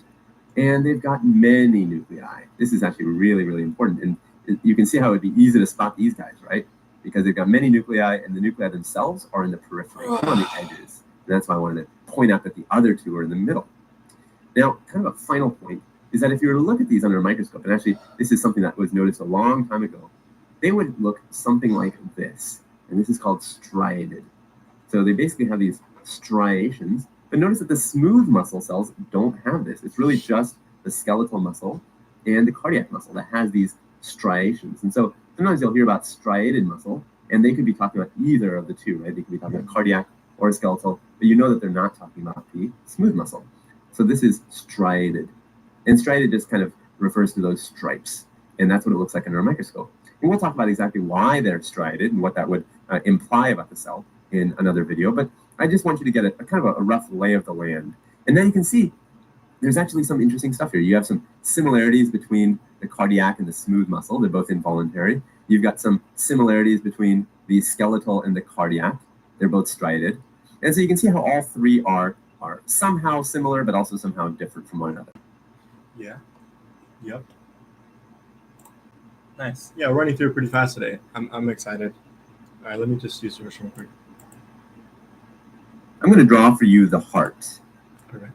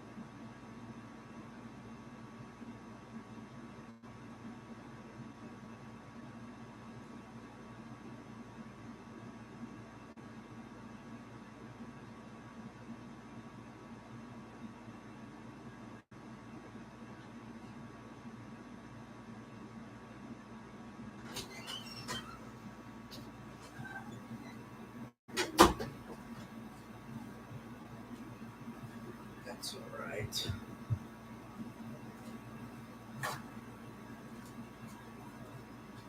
We're going to actually do a little bit of zooming in now, taking a look at exactly what's in the wall of the heart, but also going even further in. So let's start with the heart wall. What would you see if you were to kind of zoom? You might see heart cells, and this is kind of a heart cell with some branches here.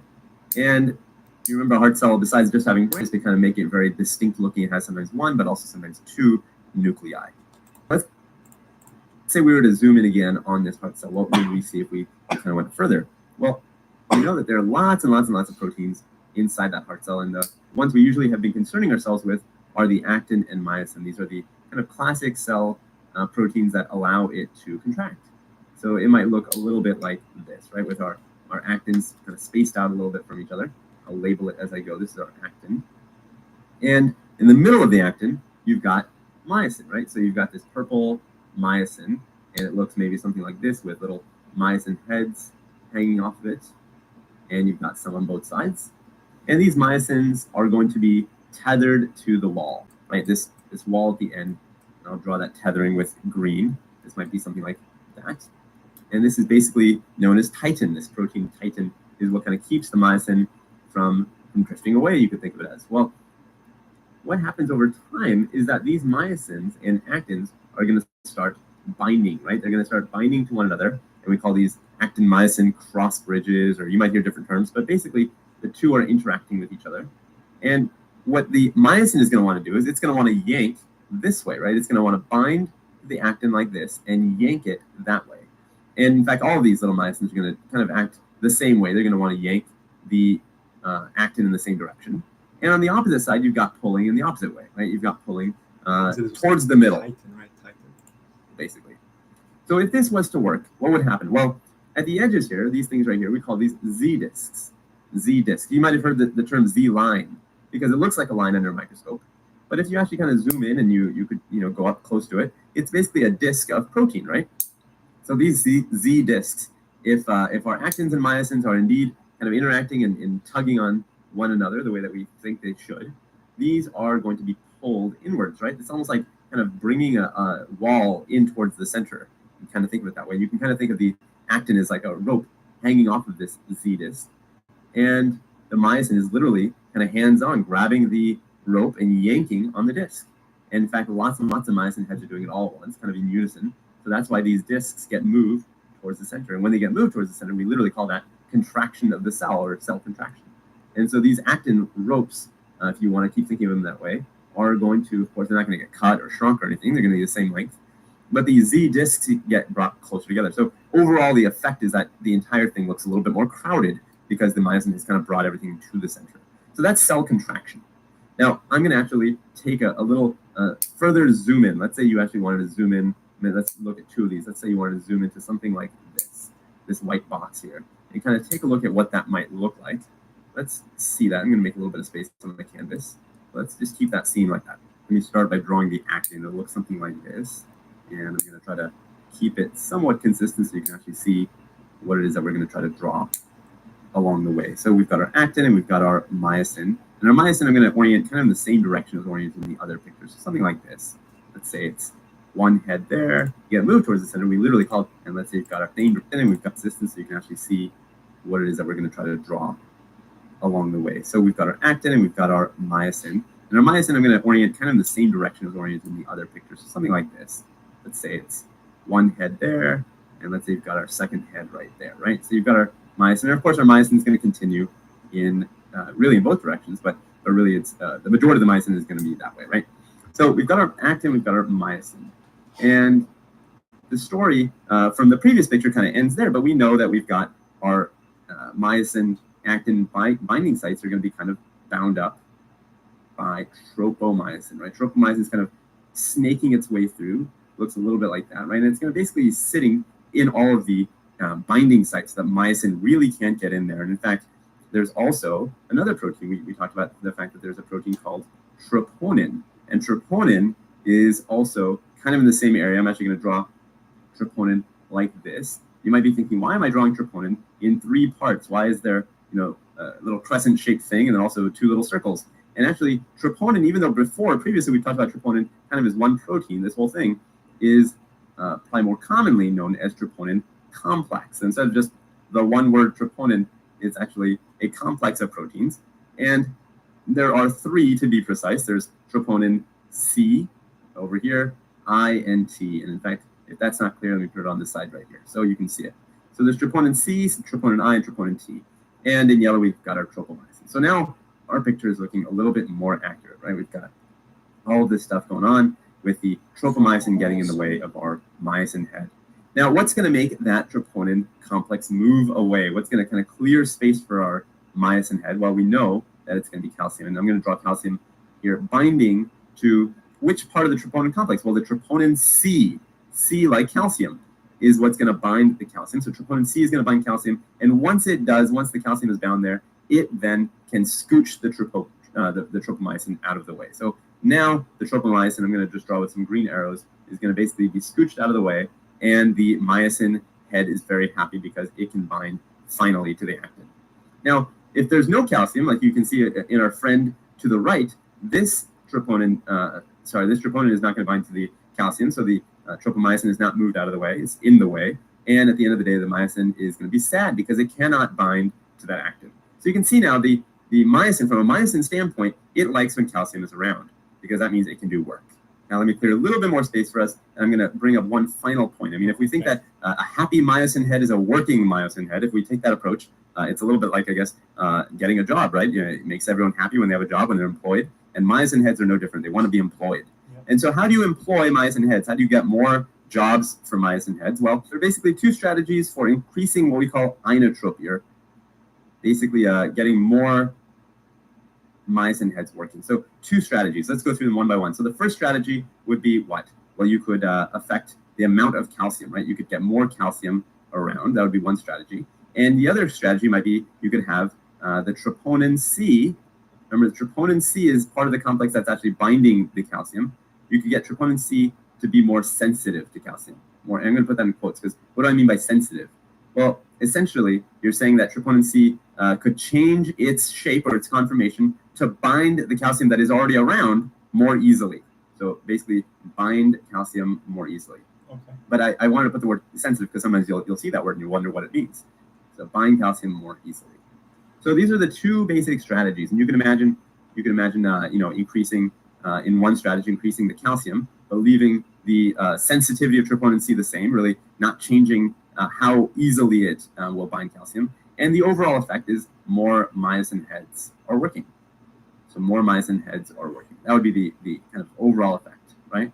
And you could flip it around. You could say, well, maybe you have the same amount of calcium. Maybe you don't actually increase the calcium, but you do make troponin C bind the calcium that is there more readily or more easily.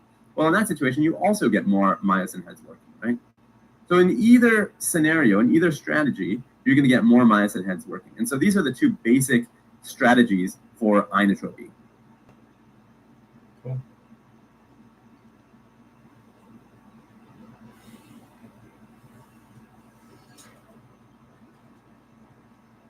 My eye muscles would be smooth or skeletal. The eye muscles.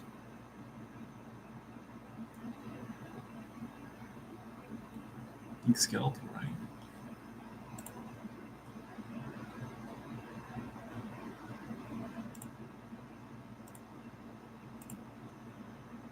Now, why don't we take a step back and take a look at how muscles work on more of a macro level?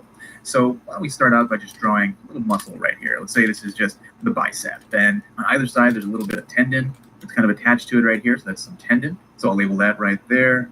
And that's just some tendon that's on either side of our muscle, our bicep right here. Shoot, hold on. Yeah, I'd say skeletal, Sammy. The tendon attaches our muscle. Now, why don't we take a step back and take a look at how muscles work on more of a macro level? So why don't we start out by just drawing a little muscle right here. Let's say this is just the bicep. And on either side, there's a tendon that's kind of attached to it right here. So that's some tendon. So I'll label that right there. And that's just some tendon that's on either side of our muscle, our bicep right here. And the tendon attaches our muscle over to some bone. So there's a little bone right there. There's a little bone right there. Label these guys. So that's one bone end. And then here's another one. So if it's our bicep, it's anchored onto our humerus. This is our bicep, right? So I'll just draw it in the arm. Here, this guy is sort of like flexing right there, coming down to the elbow. There. And if we want a better idea of what's going on here in this bicep, this muscle, why don't we just take a cut? So let me just cut right about there. We'll get a cross-sectional look of what's going on in our muscle. So here's a little cut we just did, right about here. Our muscle just kind of hanging out in the middle. Sort of that same shape. Comes down about here. We still got our tendon, of course, that's anchoring our muscle over to our bone. Don't forget the tendon, that's still right here. And the tendon is just a type of connective tissue. And this is somewhat continuous with the connective tissue that covers the outermost layer of our muscle right here. So I'm just drawing that in. This outer layer of muscle we've got here is called the epimysium, however you want to call it.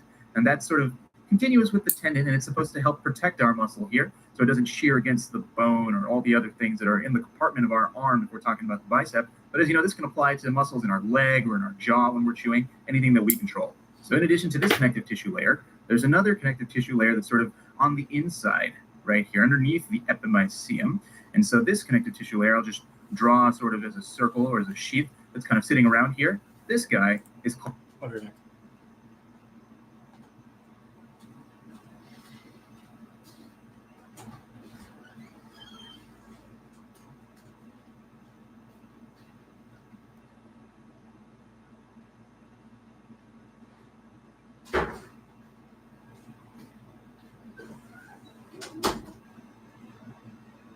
skeletal, and the other one we have was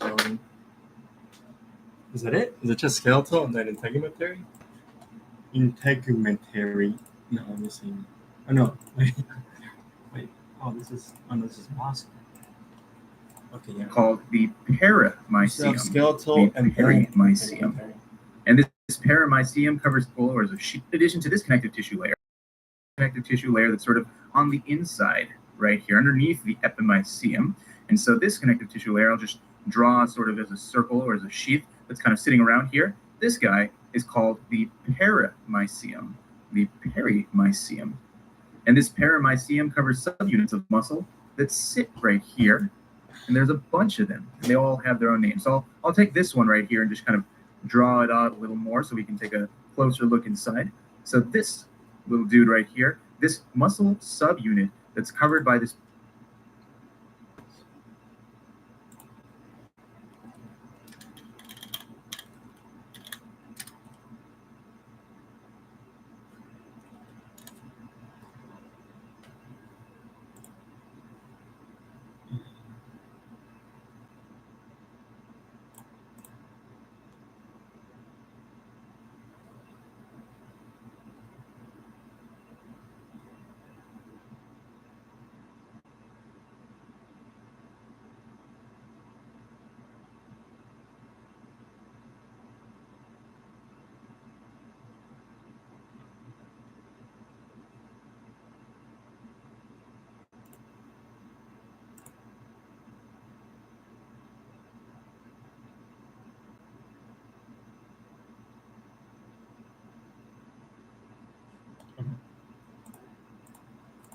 paramycium that I'm shading in right here. This is called a fascicle.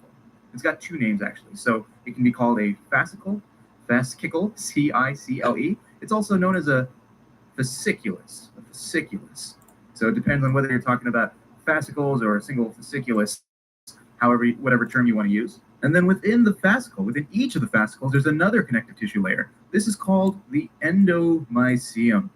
The endomycium. Now this covers individual muscle cells. So finally, we've reached the individual muscle cells. I'll draw one of these dudes coming out right here. This is an individual muscle cell that's covered by the endomycium. And so the muscle cell that I'm writing out over here, it has a special name as well. So we can call it a muscle cell, but we can also call it a myo meaning muscle, fiber. So this is shaped like a fiber because it is longer than it is wide. And again, this endomycium, just like the paramycium, contains nerves and blood vessels that can help conduct neuronal signals and blood towards the individual myofiber and the connective tissue that sits around here. Okay, so now that we've gotten to the muscle cell, why don't we just scroll down a little bit and just kind of focus in on this guy. Now, while we might be tempted to draw the muscle cell just kind of like that fiber that I just drew over there, like this sort of rectangle, remember, in fact, that it's sort of shaped a little differently, like a pipe that has a couple of bumps outside. You guys remember, why do we have bumps on the outside of our muscle cells or the outside of our myofibers? I think I heard one of you said because there are nuclei that sit on the outskirts of our muscle cells. And that is absolutely correct. This is a single nucleus that I'm drawing right here. Here's one nucleus. And this is sort of the storage unit of DNA that can help us replicate or make more of our myofibers or our muscle cells. And they sit on the outskirts of our myofiber towards sort of the edge of our plasma membrane. This plasma membrane has a special name in muscle. It's called the sarcolemma. Sarcolemma. We've got a couple of important prefixes that we sort of mentioned here. Remember, I mentioned myo kind of from above. Myo just means muscle. Just keep that in the back of your mind. And then sarco, whenever you see sarco, that refers to just flesh. And we often see this in the context of muscle because the covering of our muscle cell right here, that membrane, we call it the sarcolemma. The cytoplasm right here that's within the muscle cell, we call that the sarcoplasm. The sarcoplasm. And as we get further in, we're also going to talk about the sarcomere. And so if we're talking about our myofiber right here, let me just make it look a little more tubular.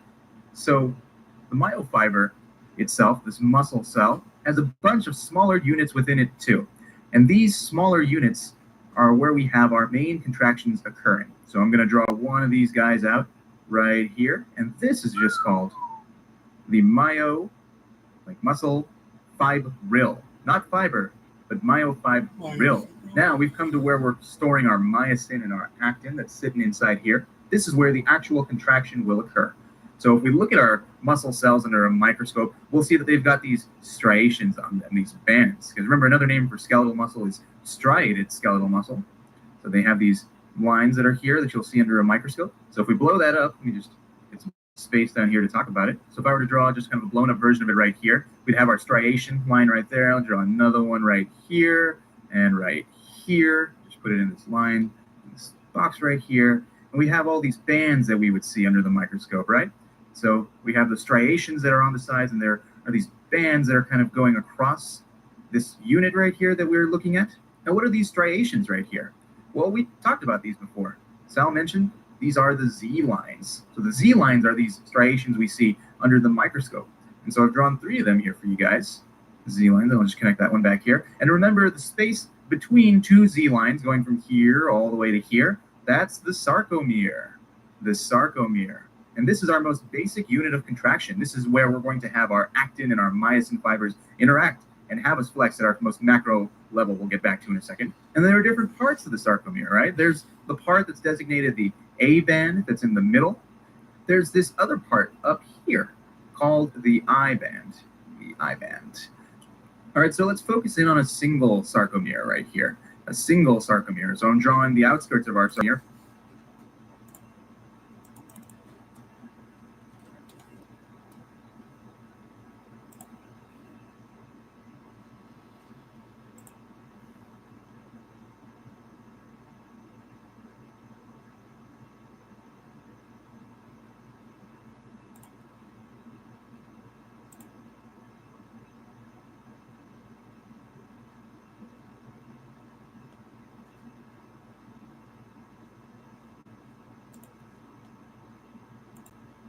Of course, so that's going to be our Z line that's hanging out on either side. I've drawn 2 of them here. Anchored to our Z line is going to be our actin filaments. Here are the actin filaments that we've heard about before. I'll just label this. This is our actin filament. Remember, sitting inside is going to be our myosin. And our myosin filament, remember, it's got 2 heads, and it's associated right here with the actin. It wants to kind of pull on the actin and just crawl along it. Crawl along the actin. And I'll draw one here as well. It's myosin heads, 2 myosin heads right there, and they're attached top and bottom like that, and they just want to walk across. All right, so I want to make sure that I draw that here too. All right, and you get the picture down here. And so anchoring our myosin filaments in the sarcomere is going to be titin. I'll just draw the titin here. It's not attached to the ends of the myosin, but you can kind of see that it's holding it in place from somewhere deeper in right there. So that's our titin. Our titin. And again, this is our myosin, this guy, myosin filaments with the 2 heads that come up. And at this point, we can appreciate some of the bands we talked about over here. The part that's both myosin and actin is called the A band. That's the A band that we drew on the left side over here. And the part that's only actin that doesn't involve any of the myosin, that's this point right here. And it continues on into the other sarcomere. This is the I band, the I band. The way I think about it, I kind of looks like a 1, right? So it's got one of our 2 major filaments. And then A is the alternative one, the other one that's got myosin and actin in it. So that's the A band and the I band. All right, so now when you recall, so there's this axon fiber that's going to come in and release a message, an action potential that's going to come here and depolarize our sarcolemma. And it's going to sort of spread everywhere. It's not just going to go in one direction. And one of the things that we have in our sarcolemma are T-tubules that can allow the depolarization or this action potential to go deep within our muscle cell or our myofiber to cause the sarcoplasmic reticulum to release calcium. Calcium then, as you remember, goes on to bind troponin. Troponin that's sitting on our actin will then tell tropomyosin, get the heck out of the way. And then our myosin filament. Come on, buddy. Went a bit too fast. And the other one that's got myosin and actin in it. So that's the A band and the I band. All right, so now when you recall, so there's this axon fiber that's going to come in and release a message, an action potential that's going to come here and depolarize our sarcolemma, and it's going to sort of spread everywhere. It's not just going to go in one direction. And one of the things that we have in our sarcolemma are T-tubules that can allow the depolarization or this action potential to go deep within our muscle cell or our myofiber to cause the sarcoplasmic reticulum to release calcium. Calcium then, as you remember, goes on to bind troponin. Troponin that's sitting on our actin will then tell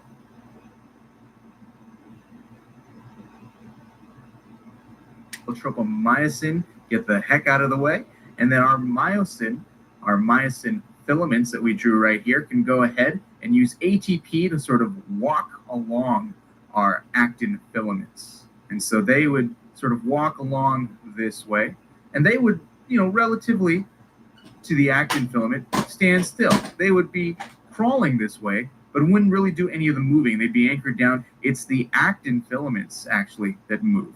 The actin filaments are going to be moving closer in to the center, and that effectively causes our I band to get smaller. The I band is going to get smaller when we have our sarcomere contract. And because the A band involves however far the myosin spreads, the A band does not change.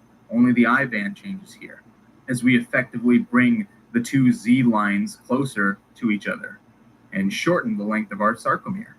And that's what's happening on our most micromolecular level right here with the sarcomere contracting.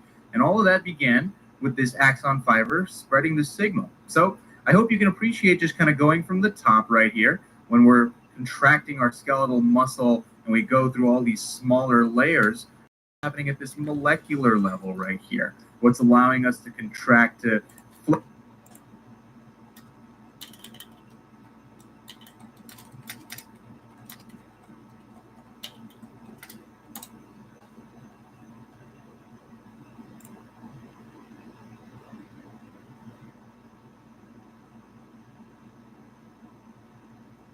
Maybe let's just watch a couple of videos. I want to better understand this.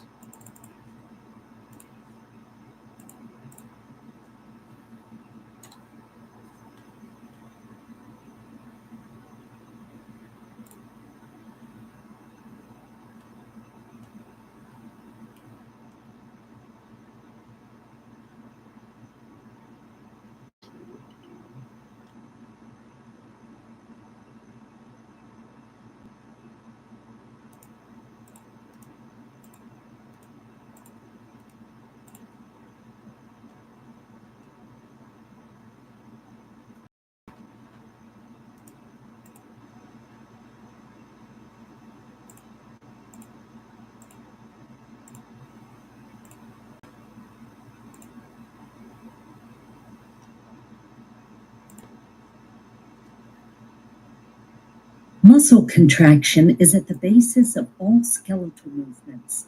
Skeletal muscles are composed of muscle fibers, which in turn are made of repetitive functional units called sarcomeres. Each sarcomere contains many parallel overlapping thin actin and thick myosin filaments. The muscle contracts when these filaments slide past each other, resulting in a shortening of the sarcomere and thus the muscle. This is called sarcomere functional units, each thing thin myosin filaments. The muscle contracts when these filaments slide past each other, resulting in a shortening of the sarcomere and thus the muscle. This is known as the sliding filament theory. Cross-bridge cycling forms the molecular basis for this sliding movement. Muscle contraction is initiated when muscle fibers are stimulated by a nerve impulse and calcium ions are released. The troponin units on the actin myofilaments are bound by calcium ions. The binding displaces tropomyosin along the myofilaments, which in turn exposes the myosin binding sites. At this stage, the head of each myosin unit is bound to an ADP and a phosphate molecule remaining from the previous muscular contraction. The myosin heads release these phosphates and Drink so much water, but I have a small bladder. Not a good combination. Muscular contraction. The myosin heads release these phosphates and bind to the actin myofilaments via the newly exposed myosin binding sites. The two myofilaments glide past one another, propelled by a head-first movement of the myosin units, powered by the chemical energy stored in their heads. As the units move, they release the ADP molecules bound to their heads. The gliding motion is halted when ATP molecules bind to the myosin heads, thus severing the bonds between myosin and actin. The ATP molecules are now decomposed into ADP and phosphate, with the energy released by this reaction stored in the myosin heads, ready to be used in the next cycle of movement. The myosin heads resume their starting positions along the actin myofilament and can now begin a new sequence of actin binding. The presence of further calcium ions will trigger a new cycle.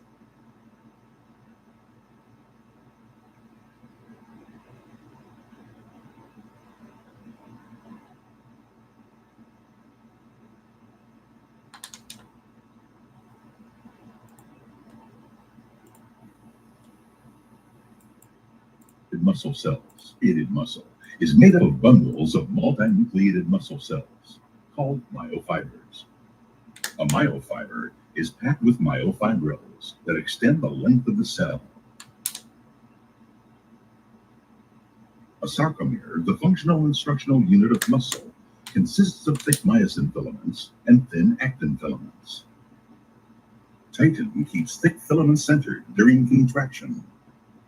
In muscle contraction, actin filaments slide past myosin filaments. Muscle contraction. Actin filaments slide past myosin filaments.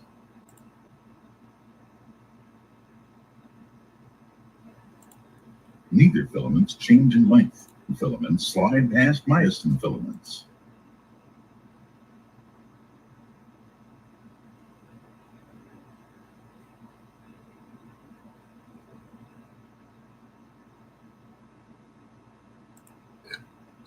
Neither filaments change in length, yet the sarcomere becomes shorter. The force required for this movement is generated by myosin heads, which make cross-bridge attachments to actin. Myosin heads walk along an actin filament, using ATP for energy. Tropomyosin is part of the complex that prevents myosin from sliding along the thin filaments. A myosin head binds ATP, and as a result, detaches from the actin filament. It rebinds in a new position. Phosphate release triggers a power stroke that moves the actin filament.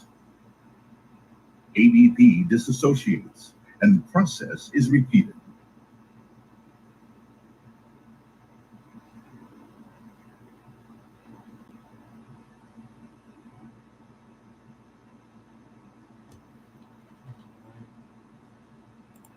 Muscle contraction is at the basis of all skeletal movements. Skeletal muscles are composed of muscle fibers, which in turn are made of repetitive functional units called sarcomeres. Each sarcomere contains many parallel overlapping thin actin and thick myosin filaments. The muscle contracts when these filaments slide past each other, resulting in past contracts when these filaments slide past each other, resulting in a shortening of the sarcomere and thus the muscle. This is known as the sliding filament theory. This is known as the sliding filament theory. Cross-bridge cycling forms the molecular basis for this sliding movement. Muscle contraction is initiated when muscle fibers are stimulated by a nerve impulse and calcium ions are released. The troponin units on the actin myofilaments are bound by calcium ions.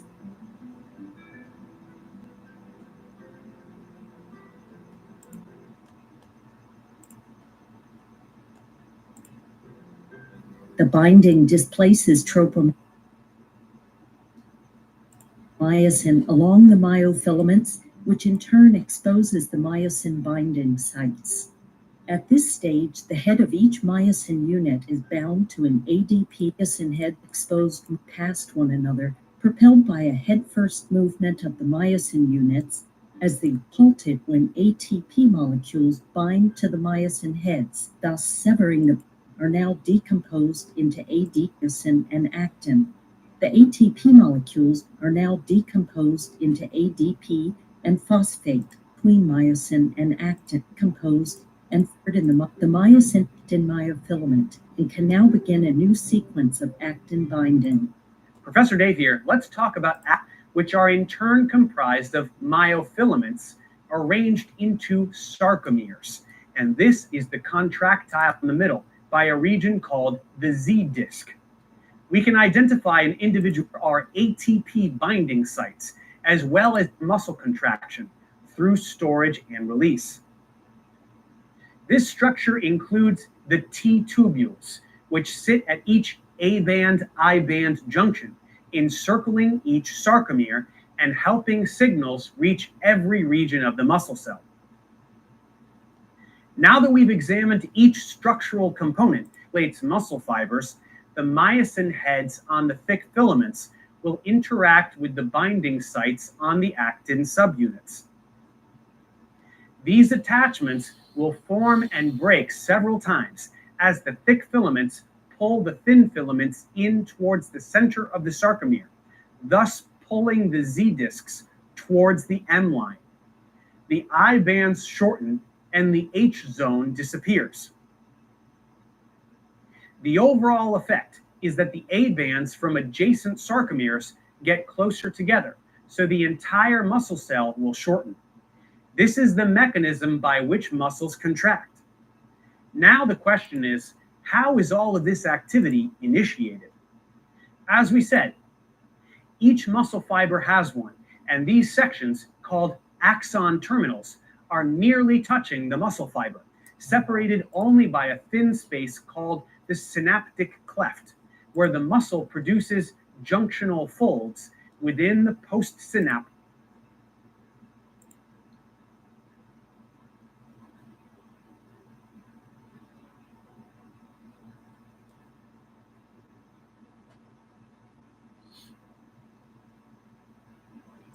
Membrane. The axon terminal has lots of synaptic vesicles, which are like little bubbles containing acetylcholine, which is a neurotransmitter. When a nerve impulse reaches the end of an axon by a mechanism we will discuss later, the axon terminal will then act as an ion channel. Was morched. Impulse arrives. But the action potential will begin. Distribution is relaxed. Tropomyosin blocks the myosin binding sites on the actin subunits. But as more and more calcium ions become present, these will bind to troponin, and once two ions bind, it will change shape, which will push tropomyosin off of the myosin binding sites, making them available for cross-bridge cycling, the process we mentioned before. In this process, the myosin heads will pivot and bend, pulling the actin filament along and using ATP in the process. Complete.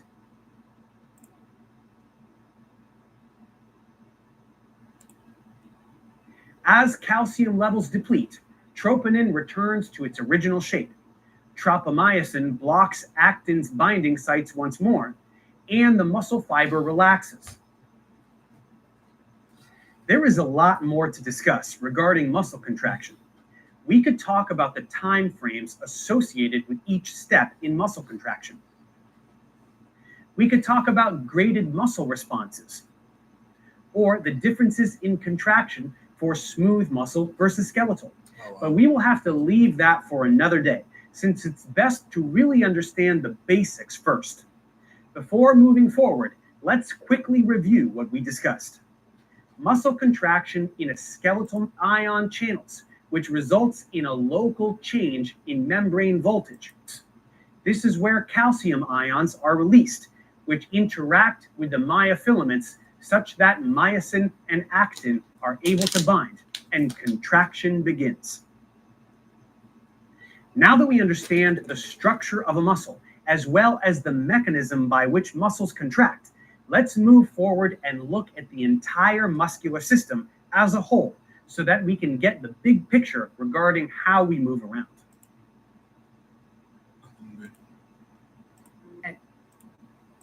Flex our arm or kick a ball or do something of that nature. And I hope you found all of this to be somewhat useful to you. And then sarco, whenever you actin that's sitting inside here, this is where the actual contraction will occur. So if we look at our muscle cells under them, here are these bug drop, and this is a band. That's our myosin filaments in the sarcomere here. So that's the A band, are the sort of secular level right here with the sarcomere contracting. And all of that began with this axon fiber spreading. You get overall effect, right?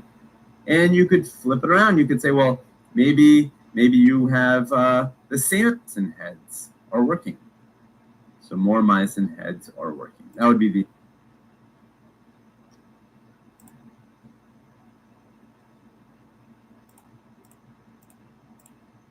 Okay. What I want to do in this video is try to understand how two proteins can interact with each other in conjunction with ATP to actually produce mechanical motion.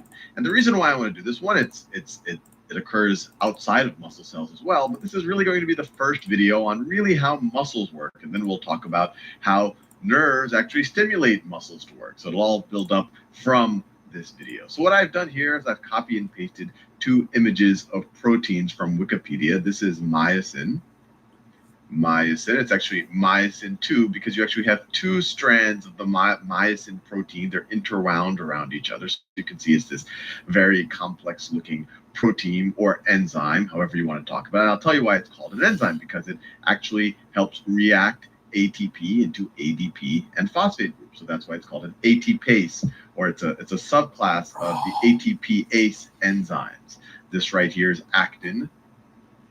This is actin. What we're going to see in this video is how myosin essentially uses the ATP to essentially crawl along. You can almost view it as an actin rope, and that's what creates mechanical energy. So let me draw it. I'll actually draw it on this actin right here. So let's say we have a myosin, one of these myosin heads. So when I say a myosin head, this is one of the myosin heads right here. And then it's connected, it's intertwined, and it's wove around. This is the other one, and it winds around that way. Now let's just say we're just dealing with one of the myosin heads. Let's say it's in this position. Let me see how well I can draw it. Let's say it starts off in a position that looks like that. And then this is kind of the tail part that connects to some other structure. And we'll talk about that in more detail. But this is my myosin head right there in its starting position, not doing anything. Now, ATP can come along and bond to this myosin head, this enzyme, this protein, this ATPase enzyme. So let me draw some ATP. So let's say so ATP comes along and bonds to this guy right here. So let's say and it's not going to be this big relative to the protein, but this is just to give you the idea. So as soon as the ATP binds to its appropriate site on this enzyme or protein, the enzyme, it detaches from the actin. So let me write this down. So one, ATP binds to myosin head. Myosin head. And as soon as that happens, that causes the myosin to release. Myosin releases actin. So that's step one. So I started off with this guy just touching the actin. The ATP comes and it gets released. So in the next step, so after that step, it's going to look something like this. And I want to draw it kind of in the same place. So after the next step, it's going to look something like this. It will have released. It will have released. So now let me shade it in with the white. So now it looks something like that. And you have the ATP attached to it still. I know it might be a little bit convoluted when I keep writing over the same thing, but you have the ATP attached to it. Now the next step, the ATP hydrolyzes. The phosphate gets pulled off of it. This is an ATP ACE enzyme. That's what it does. Let me write that down. So step 2, let me scroll down a little bit. Step 2, ATP goes to ADP plus a phosphate group. And what that does, that releases the energy to cock this myosin protein into kind of a high energy state. So let me do step 2. So step 2, this thing, you can kind of view, it gets hydrolyzed, it releases energy. We know that ATP is the energy currency of biological systems. So let me draw it. So it releases energy. I'm drawing it as like a little spark or explosion, but you can really imagine it as it's changing the conformation of, it kind of spring loads this protein right here to go into a state so it's ready to kind of crawl along the myosin. So in step 2, so plus energy, and then this, you can kind of say it cocks the myosin protein or enzyme to high energy. You can kind of imagine it kind of winds the spring or loads the spring to high energy conformation. And conformation for proteins just means shape, conformation. So step 2, what happens is the phosphate group they're still attached, but it gets detached from the rest of the ATP, so that becomes ADP. And then that energy changes the conformation so that this protein now goes into a position that looks like this. And let me draw it like, so this is where we end up at the end of step 2. Let me make sure I do it right. So at the end of step 2, it might look something like this. It looks something like this. I'm trying my best to draw it. So at the end of step 2, the protein looks something like this. This is kind of in its cocked position. It has a lot of energy right now. It's kind of wound up in this position. You still have your ADP. You still have that's your adenosine. And then let's see, you have your 2 phosphate groups on the ADP. And you still have 1 phosphate group right there. Now, when that phosphate group releases, so then let me write this as step 3. So that, remember, when we started, we were just sitting here. At the ATP kind of binds on step 1, or actually it does definitely bind. At the end of step 1, that causes the myosin protein to get released. Then, after step 1, we naturally have step 2. Of the ATP hydrolyzes into ADP phosphate, that releases energy, and that allows the myosin protein to get cocked into this high energy position and kind of attach, you can kind of think of it, to the next rung of our actin filament. Now we're ready to we're in a high energy state when, let me write this down. In step 3, the phosphate released from myosin. The phosphate is released from myosin in step 3. That's step 3 right there. That's a phosphate group being released. And what this does is this releases that energy of that cocked position, and it causes this myosin protein to push on the actin. This is the power stroke. If you imagine in an engine, this is what's causing the mechanical movement. So when the phosphate group is actually released, remember the original release is when you take ATP to ADP to phosphate. That put it in this kind of spring-loaded position. When the phosphate releases it, this releases the spring. Releases the spring. Releases the spring. And what that does is it pushes on the actin filament. It pushes on actin filament. Pushes on actin. So you could view this as a power stroke. We're actually creating mechanical energy.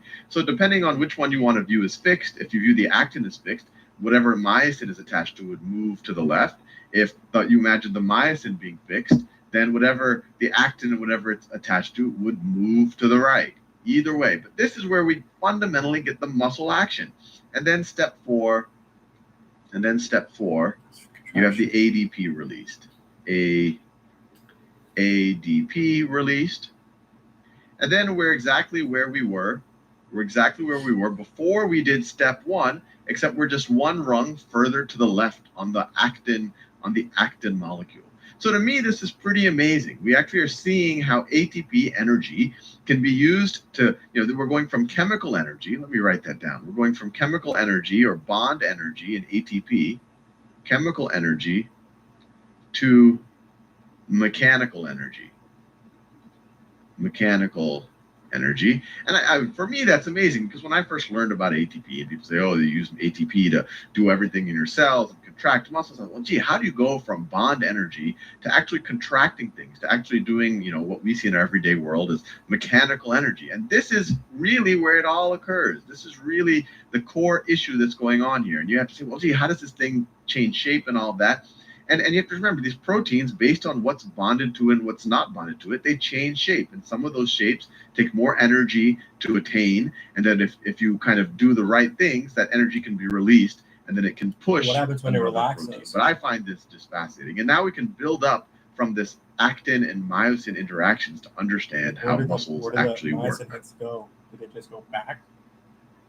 They go back?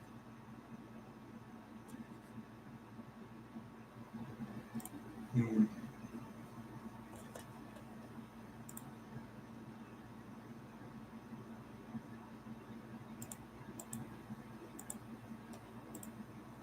the last video, we learned how myosin, and myosin 2 in particular, when we say myosin 2, it actually has two of these myosin heads and their tails are interwound with each other. How myosin 2 can use ATP to essentially, you can also almost imagine either pulling an actin filament or walking up an actin filament. It starts attached, ATP comes and bonds onto it, that causes it to be released. Then the ATP hydrolyzes into ADP and a phosphate group. And when that happens, that energy is released. This puts this into a higher energy state. It kind of spring loads the protein, and then it attaches up another notch on the actual actin filament.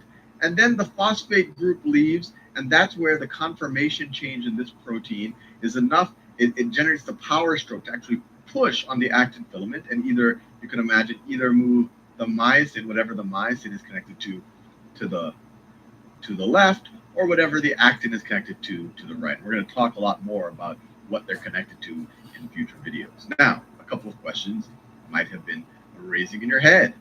This guy had so much effort to pull on this thing, right? There's some tension pulling in the other direction, right? I said this is what happens in muscles, so there must be some weight or some other resistance. So what happens when this releases? When at the first step, when ATP joined and this released, wouldn't the actin filament just go back to where it was before, especially if there's some tension on it going in that direction? And the simple answer to that is, this isn't the only myosin protein that's acting on this actin. You have others all along the chain. Maybe you have one right there. Maybe you have one right there. They're all working at their own pace at different times. So you have so many of these that when one of them is disengaged, another one of them might be in their power stroke, or another one might be engaged. So it's not like you have this notion of, if all of a sudden one lets go, that the actin filament will recoil back to where it was. Now, the next question that you might be thinking is, how do I turn on and off this situation? We have command over our muscles. What can turn on or off this system of the myosin essentially crawling up the actin? And to understand that, there's two other proteins that come into effect. That's tropomyosin and troponin. Troponin. Let me write this down. Tropomyosin. Yeah, we saw that. Tropomyosin.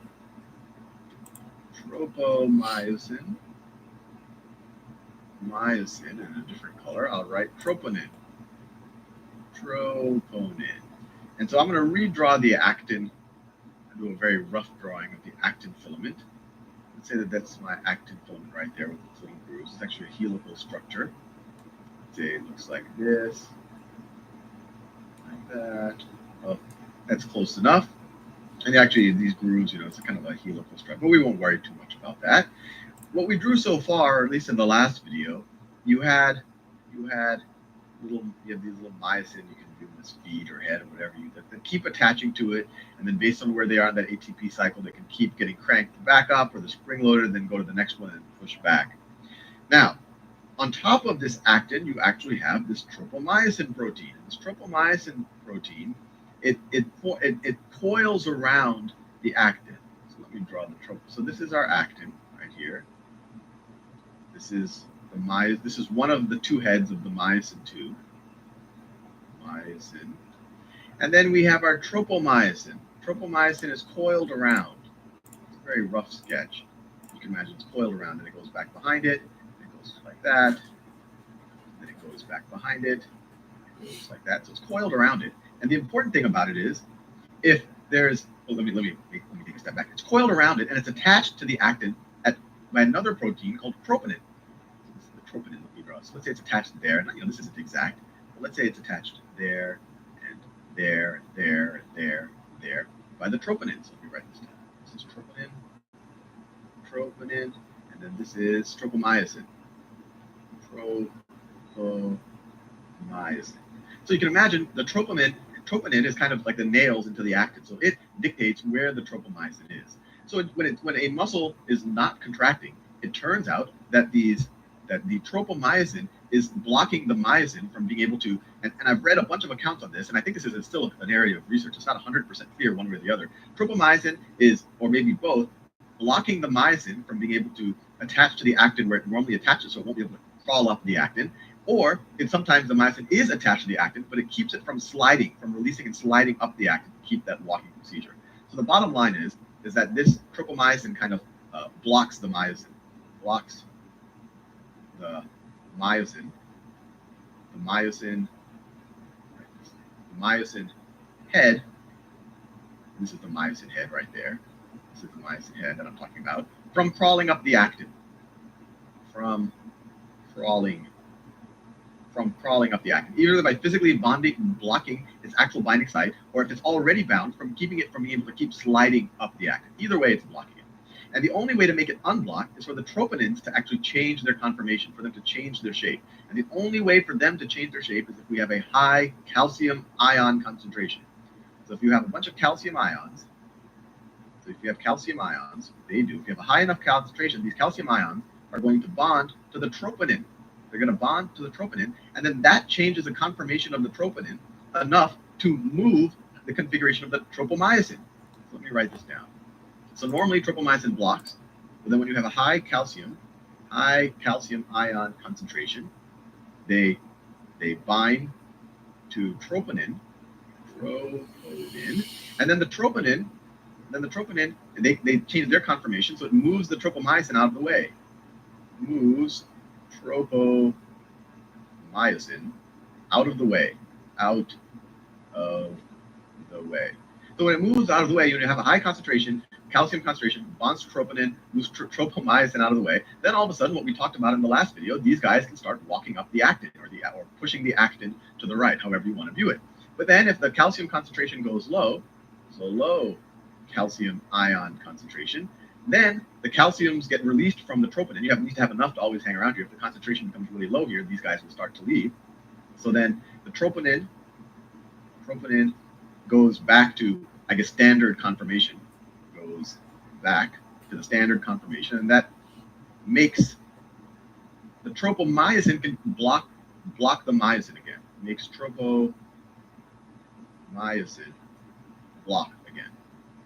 It's actually, I can't say anything here is simple. This was only discovered maybe 50 or 60 years ago. And you can imagine to actually observe these things, or to create experiments to make this, to definitively know what's happening. Nothing is simple, but the idea is simple. In the presence, without calcium, the tropomyosin is blocking the ability of the myosin to attach where it needs to attach, or slide up the actin so that it can keep pushing on it. But if the calcium concentration is high enough, they will bond to the troponin, which essentially nails down the tropomyosin that's wound around the actin. And when they change their conformation with the calcium ions, it moves the tropomyosin out of the way so that the myosin can do what it does. So you can imagine already, we're building up a way for muscles to contract, but even better for us to control muscles to contract. So if we have a high calcium concentration within the cell, the muscle will contract. If we have a low calcium concentration again, then all of a sudden these will release, they'll be blocked, and then the muscle will relax again.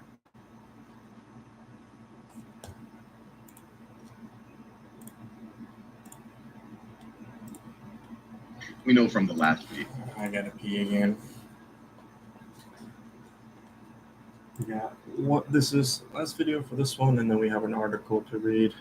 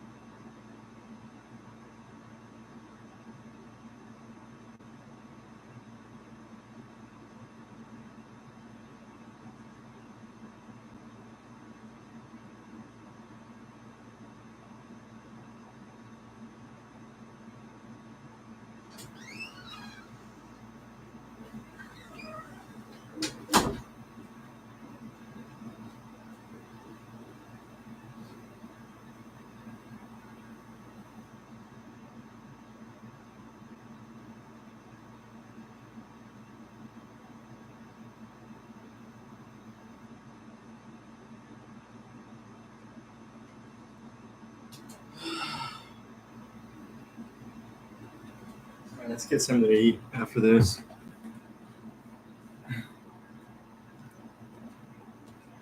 Where we at?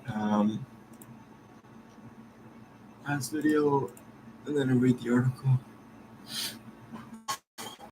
And it's 196. 4. Yeah, it wasn't really. It's like 11:30 or something. That if we have a high calcium ion concentration inside of the muscle cell, then those calcium ions will bond to the troponin proteins, which will then change their shape in such a way that the tropomyosin will be moved out of the way, and so then the myosin heads can crawl along the actin filaments, and then we'll actually have muscle contraction. So high calcium concentration or calcium ion concentration, we have contraction. Low calcium ion concentration, these troponin proteins go to their standard conformation, and they pull, or you can say they move the tropomyosin back in the way of the myosin head, and we have no contraction. This is contraction, contraction, muscle contraction, and then low calcium concentration, we could say relaxation. So the next obvious question is, how does the muscle regulate whether we have high calcium concentration contraction or low calcium concentration and relaxation? Or even a better question is, how does the nervous system do? How does the nervous system tell the muscle to contract, to make the calcium concentration high and contract, or to make it low again and relax? To understand that, let's do a little bit of review of what we learned on the videos on neurons. Let me draw the terminal junction of a Excitatory. axon right here. Instead of having a synapse with the dendrite of another neuron, it's going to have a synapse with an actual muscle cell. So this is a synapse with the actual muscle cell right here, just like that. We'll see what this is in a second. This is a synapse with an actual muscle cell, so we label everything so you don't get confused. This is the axon, the terminal end of an axon. Terminal axon. This is the synapse. Synapse. On the screen. Synapse. Just a little terminology from the neuron videos. This base was the synaptic cleft. This is the presynaptic neuron. This is, I just kind of do the postsynaptic cell. It's not a neuron in this case. And then this we have. This is our membrane. This is the plasma. This is membrane. Membrane of muscle cell. And I'm going to do probably the next video or maybe video after that. I'll actually show you the anatomy of muscle cell. This will be a little abstract. I really want to understand how the calcium ion concentration is regulated. Membrane of muscle cell. This is called the sarcolemma. Sarcolemma. Sarcolemma. I think it's sarcolemma, however you want to say. This is the membrane of the muscle cell. And this right here, you can imagine just to fold into the membrane of the muscle cell. If I were to look at the surface of the muscle cell, then it would look like a little bit of a hole or an indentation that goes into the cell. And here we did a cross section, so you can imagine it folding in. And it's like if you poked it in with a needle or something, this is what you get. We get a fold in the membrane. And this right here is called a T-tubule. T-tubules, if you get a terminology. And the T just stands for transverse, so we transverse to the surface of the membrane. And over here, and this is a really important thing in this video, a really important organelle. You have this organelle inside of I killed the plant. called the sarcoplasmic reticulum. This is the sarcoplasmic reticulum. It actually is very similar to an endoplasmic reticulum and kind of is, and somewhat of what it is, or maybe how it's related to an endoplasmic reticulum. But here its main function is storage. While endoplasmic reticulum is involved in protein development and it has ribosomes attached to it. But this is purely a storage organelle. And what the sarcoplasmic reticulum does is it has calcium ion pumps on its membrane. It has calcium ion pumps on its membrane. And what these do is they're ATP aces, which means that they use ATP to fuel the pump. So you have ATP come in, that ATP attaches to it, and maybe a calcium ion will attach to it. Calcium ion in pink. Maybe a calcium ion will attach to it, and when the ATP hydrolyzes into ADP plus a phosphate group, that changes the conformation of this protein, and it pumps the calcium ion in. So the calcium ions get pumped in. So the net effect of all of these calcium ion pumps on the membrane of the sarcoplasmic reticulum is, in a resting muscle, we'll have a very high concentration of calcium ions on the inside. Very high concentration of calcium ions on the inside. Now, I think you could probably guess where this is going. When the muscle needs to contract, these calcium ions get dumped out into the cytoplasm of the cell, and then they're able to bond to the troponin. Then they're able to bond to the troponin right here and do everything we talked about in the last video. So what we care about is just how does it know when to dump its calcium ions into the rest of the cell. This is the inside of the cell, inside the muscle cell, inside the cell. And so this area is what the actin filaments and the myosin heads and all of the rest of the troponin and the tropomyosin, they're all exposed to the environment that is over here. So you can imagine, I'll just draw it here just to make it clear. We have our actin filament right there. I'm writing very abstract. We'll see more of the structure in a future video. Maybe you have your myosin head right there, and then you have your tropomyosin that's wrapped around, and it's being nailed down by troponin, troponin proteins, just like that. This is a very abstract drawing, but I think this will give you a sense of what's going on. So let's say this neuron, we'll call this a motor neuron. Motor neuron. Right. It's signaling for a muscle contraction. So first of all, we know how signals travel across neurons, especially across axons, with an action potential. We could have a sodium channel right here. It gets its voltage gated, so you have a little bit of a positive voltage there. That tells this voltage gated sodium channel to open up. So it opens up, it allows even more of the sodium to flow in. That makes it a little bit more positive here. So then that triggers the next voltage gated channel to open up, and then so it keeps traveling down the membrane of the axon. And eventually, when you get enough of a positive threshold, voltage gated calcium channels open up. This is all review. So calcium ions. This is all a review of what we learned in the neuron videos. So eventually, when it gets positive enough close to these calcium ion channels, they allow the calcium ions to flow in.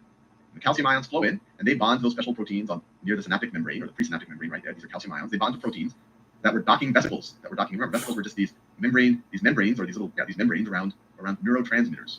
So they're replicating neurotransmitters when the calcium binds to those proteins, it allows exocytosis to occur. It allows the membrane of the vesicles to merge with the membrane of the actual neuron, and the contents get dumped out. This is all review from the neuron videos. I explain in much more detail in those videos. But you have all of these neurotransmitters get dumped out, and we're talking about the synapse between a neuron and a muscle cell. The neurotransmitter here is acetylcholine. Acetylcholine. But just We have 3 different ways for the action potential to get terminated. We have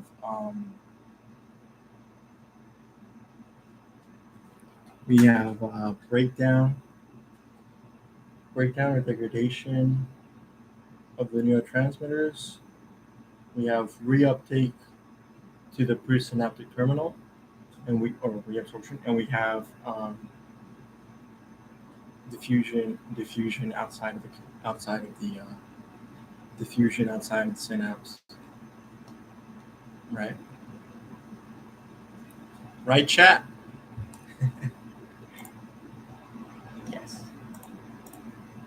just like what would happen at a dendrite, the acetylcholine binds to receptors on the sarcolemma, or the membrane of the muscle cell, and that opens sodium channels on the muscle cell. So the muscle cell also has a voltage gradient across its membrane, just like a neuron does. And then that allows, so when this guy gets some acetylcholine, it allows sodium to flow inside the muscle cell. Hold on, I need to turn on the other fan. It's getting too hot in the room.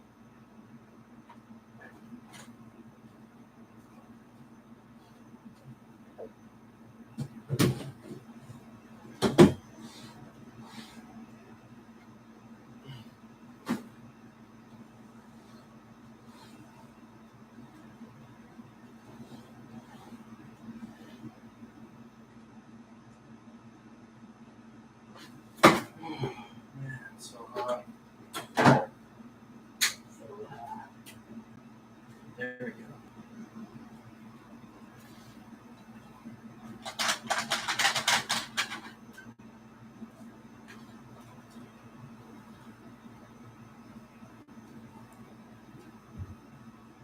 So you have plus there, and that causes an action potential in the muscle cell. So then you have a little bit of a positive charge. If it gets high enough to a threshold level, it'll trigger this voltage gated channel right here, which will allow more sodium to flow in. Then if it becomes, and so it'll become a little bit positive over here. And of course, it also has potassium to reverse. It's just like what's going on in a neuron. So eventually this action potential, you have a sodium channel over here. It gets a little bit positive. When it gets enough positive, then it opens up and allows even more sodium to flow in. So you have this action potential. And then that action potential, so you have a sodium channel over here. It goes down this T-tubule. So the information from the neuron, you can imagine the action potential then turns into a kind of a chemical signal, which triggers another action potential that goes down the T-tubule. And this is the interesting part. And actually, this is an area of open research right now. And I'll give you some leads if you want to read more about this research. Is that you have a protein complex that essentially bridges the sarcoplasmic reticulum to the T-tubule. And I'll just draw it as a big box right here. So you have this protein complex right there. And I'll actually show it that, people believe, I'll throw some words out here. It involves the proteins triidin, junctin, calsequestrin, and ryanodine. That they're somehow involved in a protein complex here that bridges between the T-tubule and the sarcoplasmic reticulum. But the big picture is what happens is when this action potential travels down here, so when we get positive enough right around here, this complex of proteins triggers the release of calcium. And they think that the ryanodine is actually what is the part that actually releases the calcium. But we could just say that maybe it's triggered right here. When the action potential travels down, let me switch to another color. I'm using this purple too much. When the action potential gets far enough, use red right here. When the action potential gets far enough, so this environment gets a little positive with all those sodium ions flowing in, this mystery box, and you can do web searches for these proteins. People are still trying to understand exactly how this mystery box works. It triggers an opening for all of these calcium ions to escape the sarcoplasmic reticulum. So then all of these calcium ions get dumped into the outside of the sarcoplasmic reticulum, into just the inside of the cell, into the cytoplasm of the cell. Now, when that happens, what are you going to happen? Well, the high calcium concentration, the calcium ions bond to the troponin, just like what we said at the beginning of the video. The calcium ions bond to the troponin, move the triple myosin out of the way, and then the myosin, using ATP, like we learned 2 videos ago, can start crawling up the actin. And at the same time, once the signal disappears, this thing shuts down, and then these calcium ion pumps will reduce the calcium ion concentration again, and then our contraction will stop and the muscle will get relaxed again.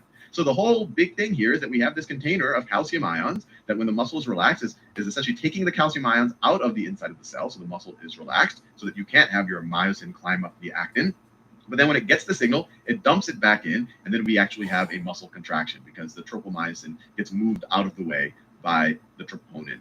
So I don't know, that's pretty fascinating. It's actually even fascinating that this is still not completely well understood. Maybe, this is an active, if you want to become a biological research, this could be an interesting thing to try to understand. And, one, it's interesting just from a scientific point of view of how this actually functions. But there's actually, there's maybe potential diseases that are byproducts of malfunctioning proteins right here. Maybe you can somehow make these things perform better or worse. So who knows? So there actually are positive impact that you could have if you actually figured out what exactly is going on here when the action potential shows up to open up this calcium channel. So now we have the big picture. We know how a motor neuron can stimulate a contraction of a cell by allowing the sarcoplasmic reticulum to dump or to allow calcium ions to travel across its membrane into the cytoplasm of the cell. And I was doing a little bit of reading before this video, and these pumps are very efficient. So once the signal goes away and this door is closed right here, this sarcoplasmic reticulum can get back the ion concentration in about 30 milliseconds. So that's why we're so good at stopping contractions. Why I can punch and then pull back my arm and then have it relax all in split seconds, because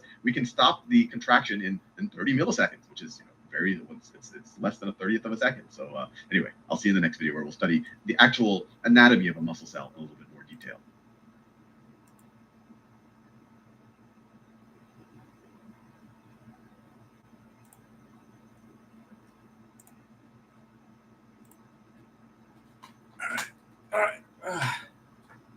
All right, we'll read this through, and then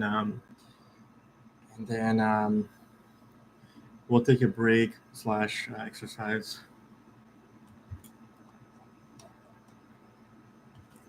I think the natural light is really good, though. It's a good change.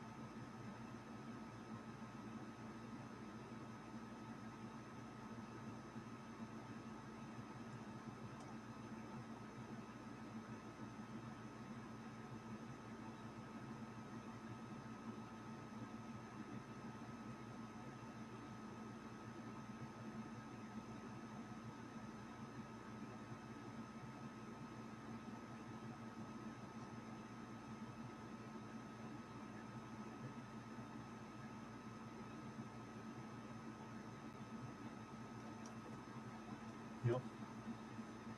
Yep.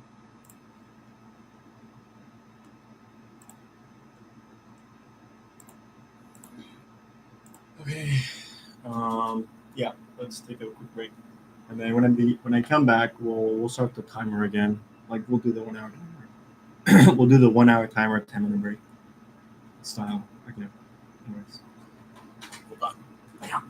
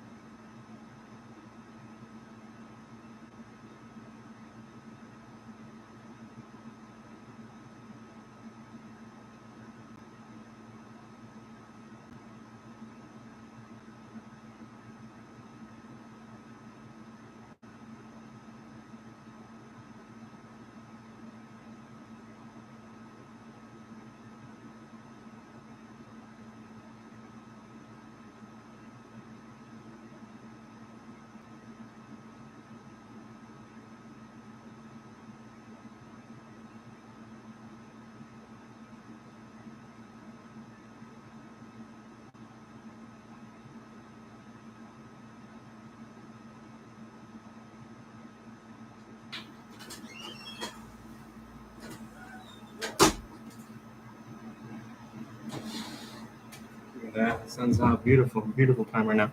All right, guys, let me take the trash.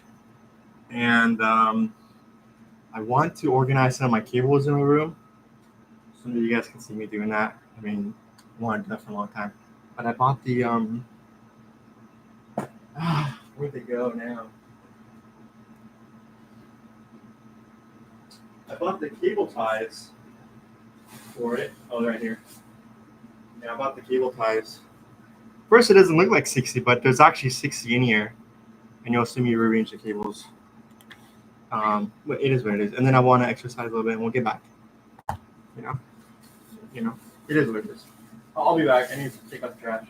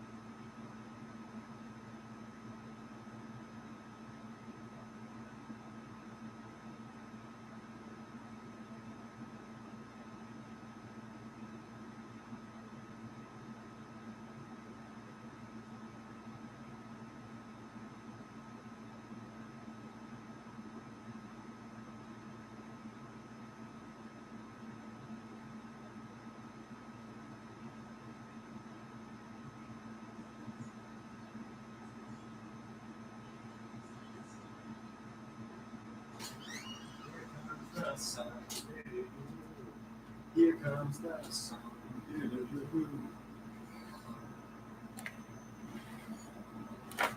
Here comes the sun. Do do do do.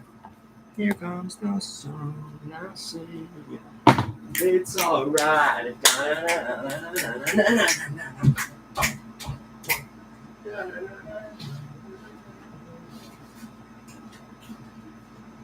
Smile turn into your faces.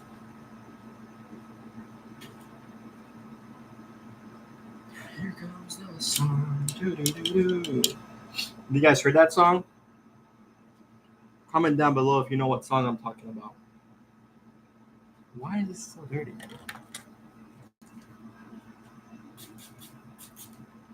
Here comes the sun. Do, do, do, do. Here comes the sun. Let's see.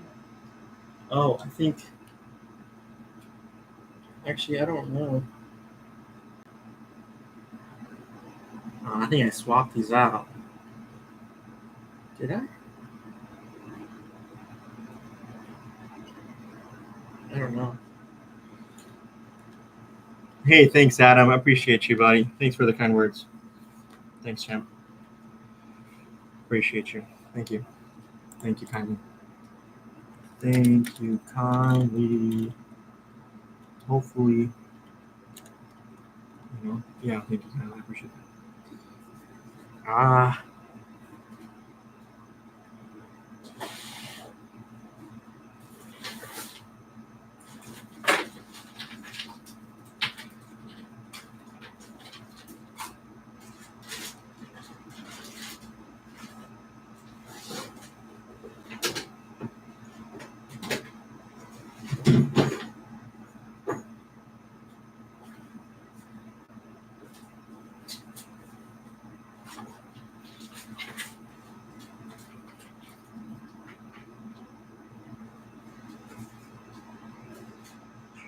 I wanted to fix the cables. I don't know if you guys can even see. Can you? There we go. Should we eat first? Yeah, we should eat first. Yeah, I want to cable tie these cables because I also have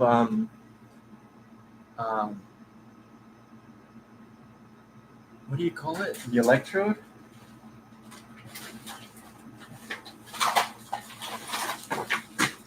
Man, I have so much stuff in here.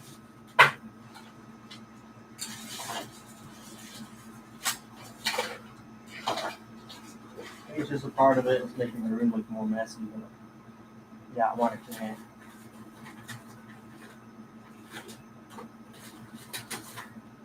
This one. Yeah, the pulse massager that I want to start using. I think I read an article, a paper saying that it really helps with muscle recovery. And I want to know if it's true or not. I mean, I think it is true. That's what I did the research on, but I want to try it for myself. That's what I mean. So I have the electrodes in there, and I need to charge it up and everything. That's why we'll be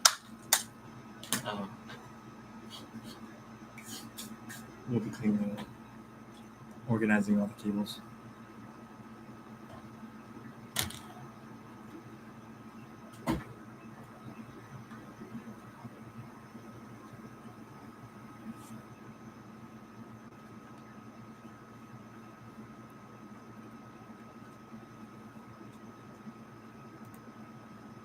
That's nice. Appreciate you.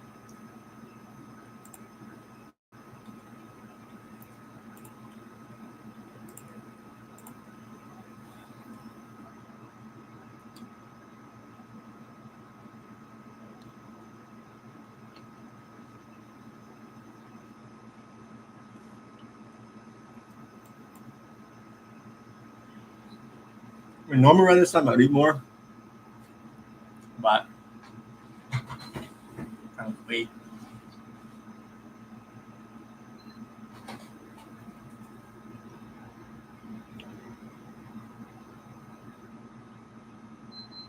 Maybe if I can go down to 175. Go down to 175, maybe I'll be a little feel a little better.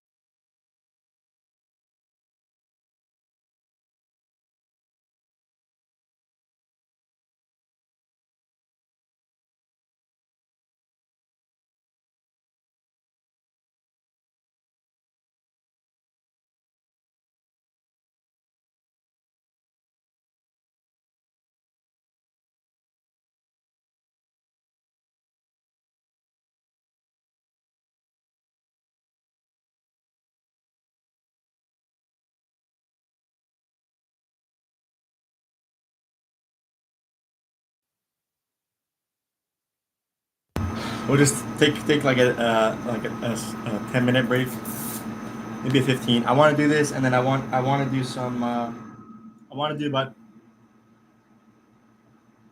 300 sit-ups.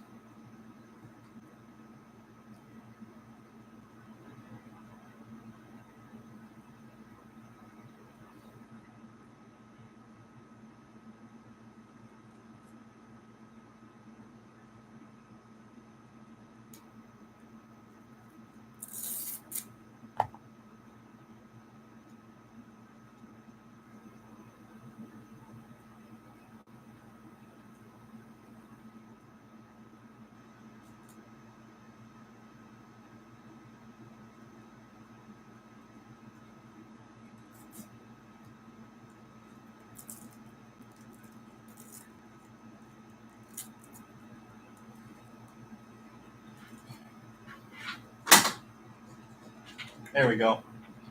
See, I found them.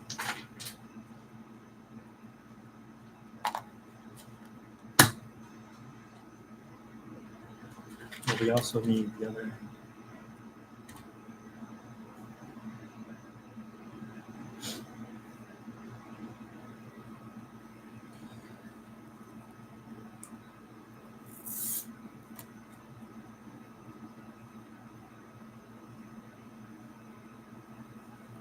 I don't think this should take us so long. I mean, I hope not.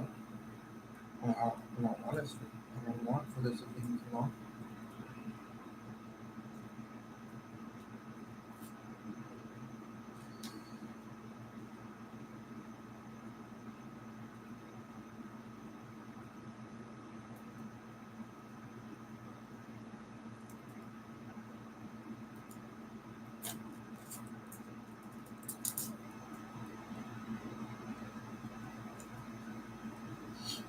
I don't think this will. Sorry, guys. I've been trying to get this. I've been meaning to get this stuff for a long time.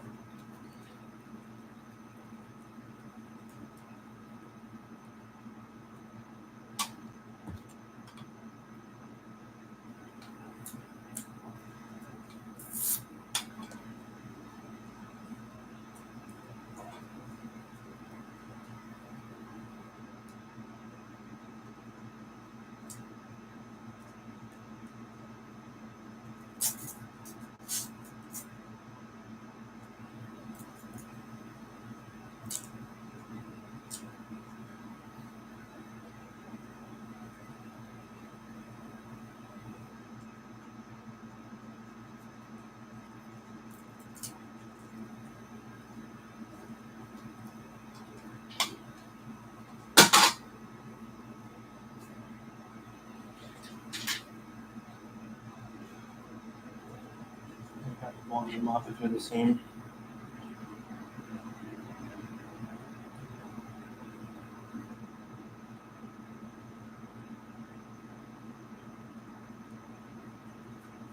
Same type of chord.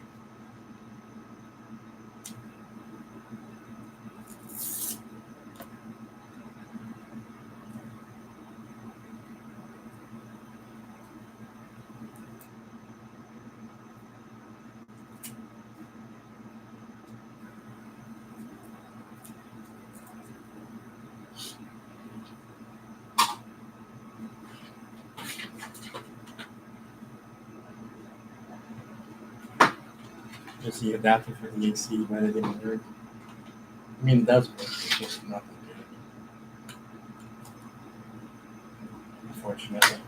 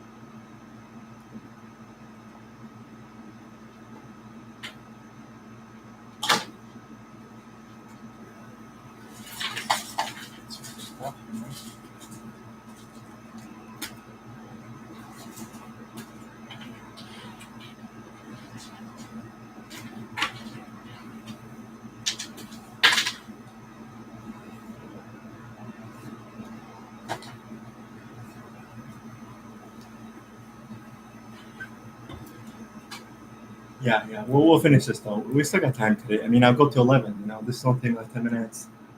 3 minutes sit-ups, maybe like 30 minutes. No, we're not wasting too much time. There's only two left anyways.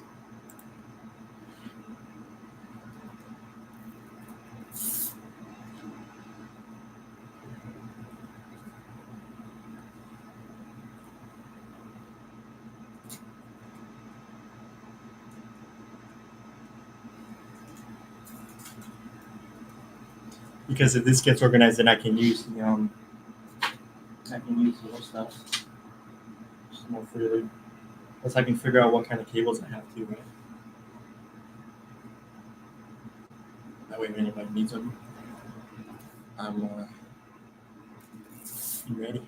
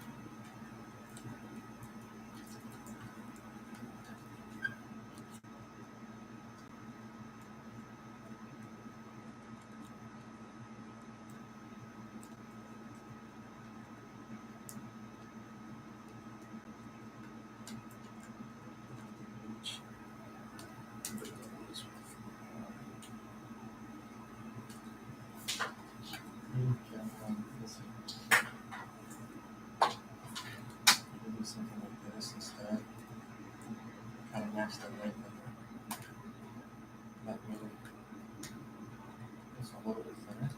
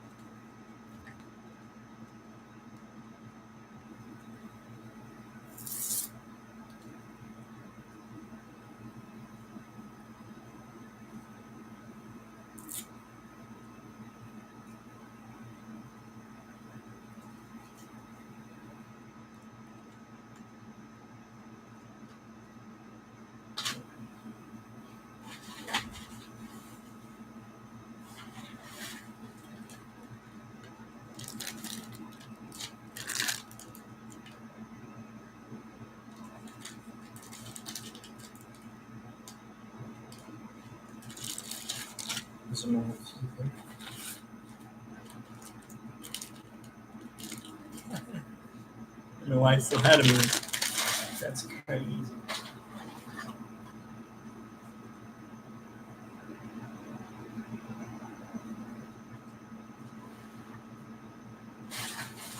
Where's the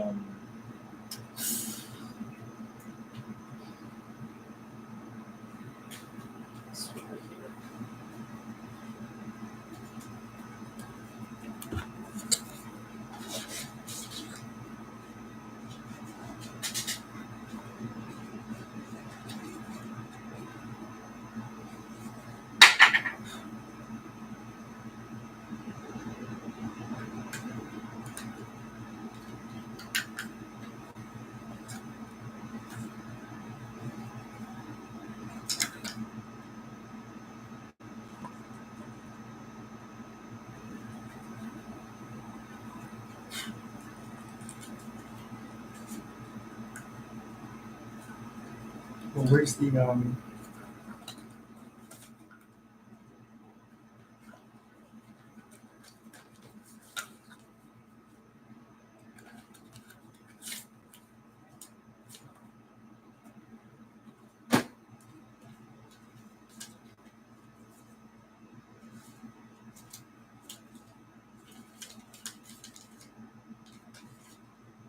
hold on.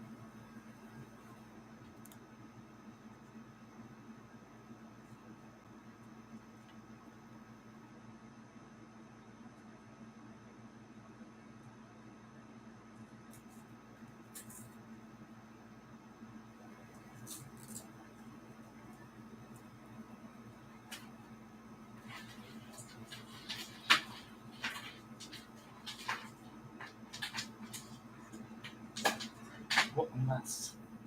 What a mess.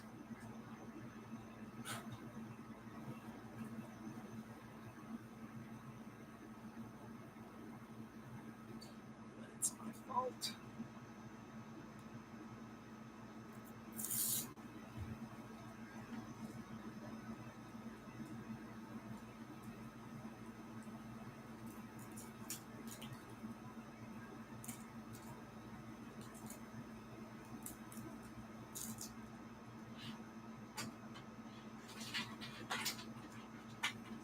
There we go. I know, I think this was the other one.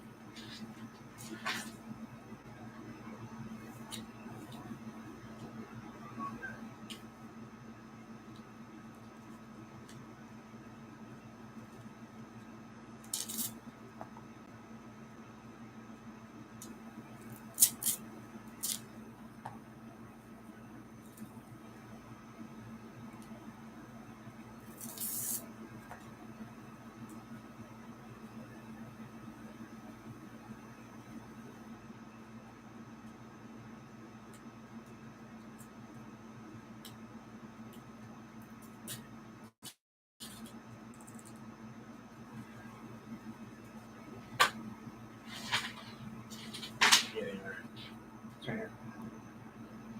I think, yeah, this is for the white one. And I think the one's for the green one. My memory is correct. Which I think it is.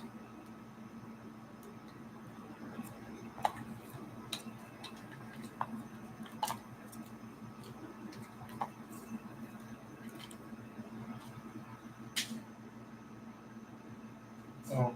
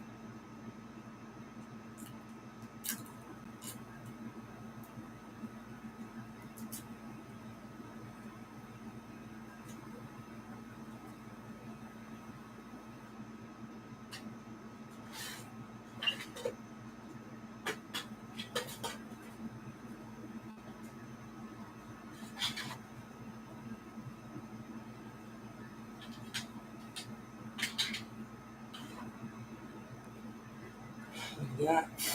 And a battery pack. Pretty cool.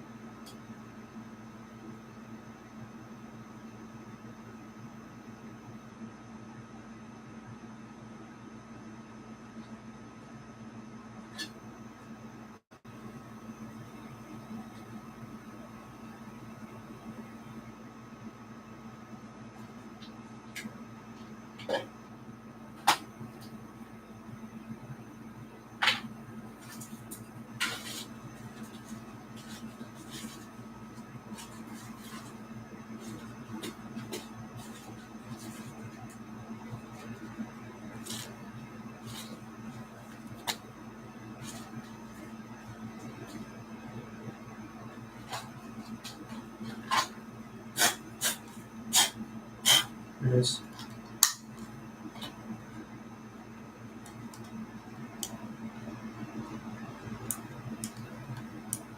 Where's the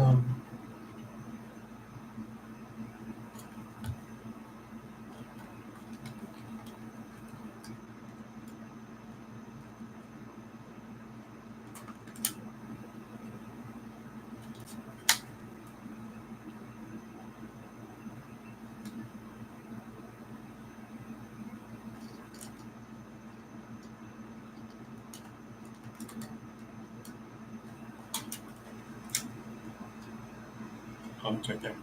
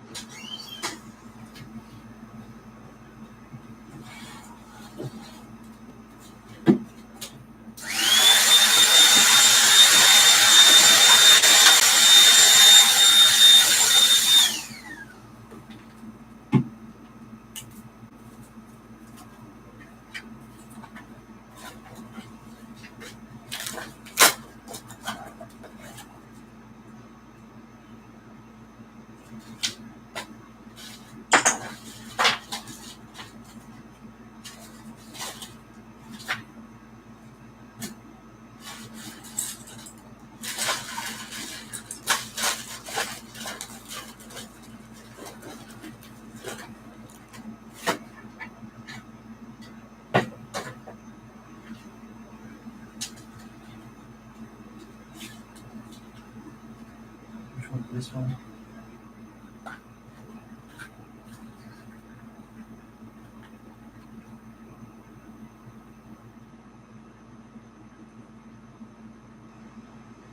Interesting enough, looking like that wasn't a flip.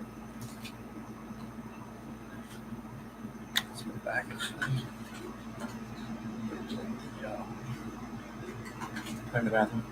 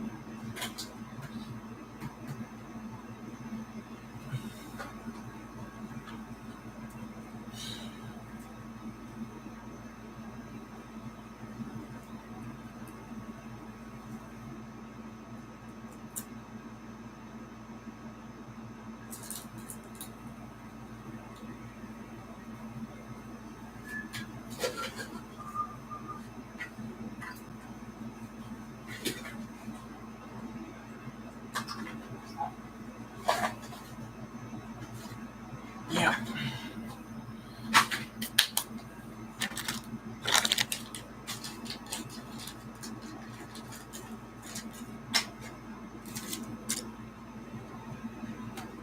It's on.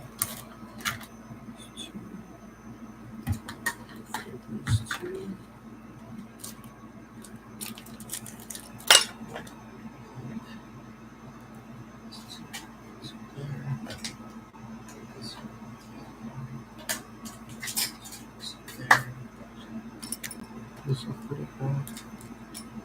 This is charger. These two can go back as well.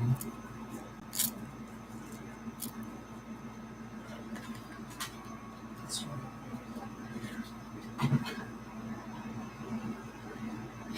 This one in the trash.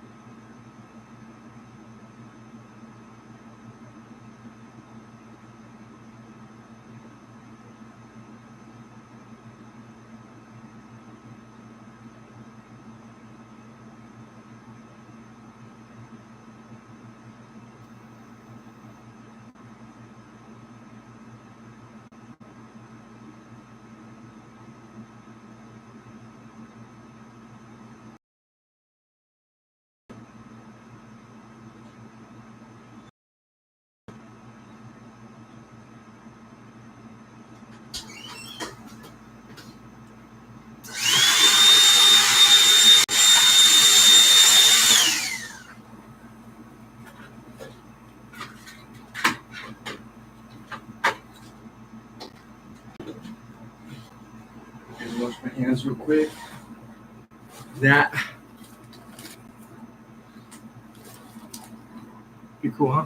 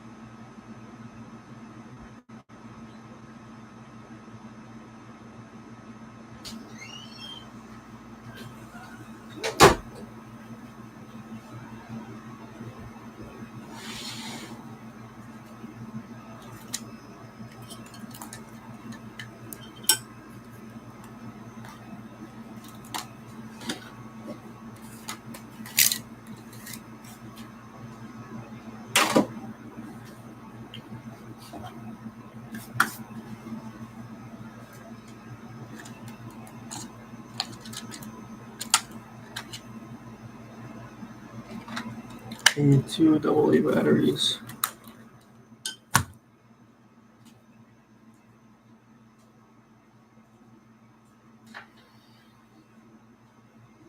be right back.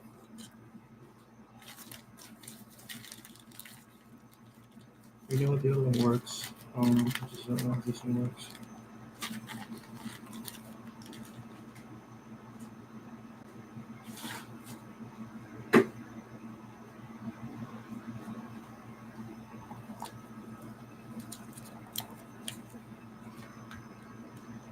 You need to get one for this actually.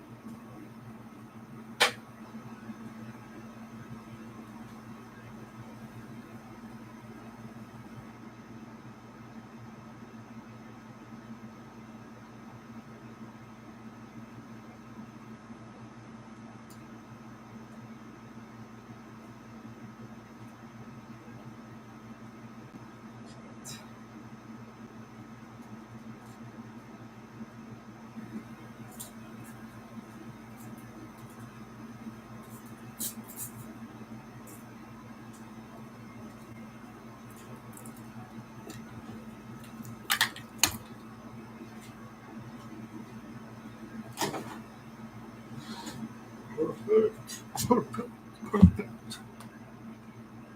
Oh, that's why, huh? That's where I was.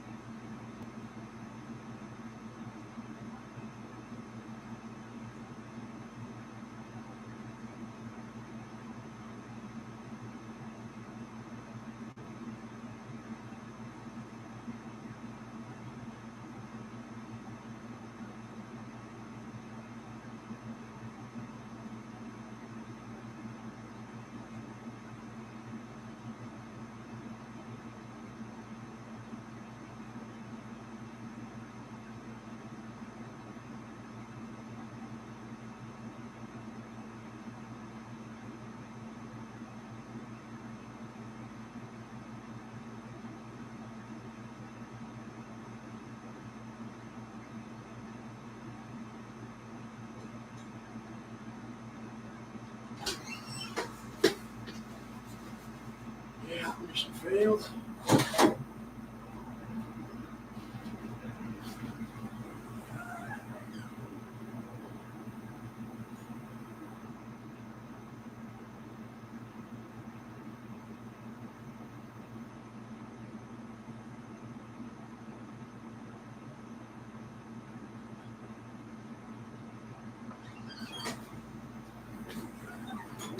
That's okay.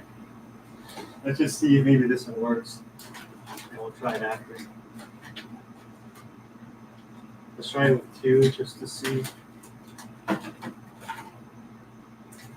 Well, anyways, let's do some sit-ups, eh?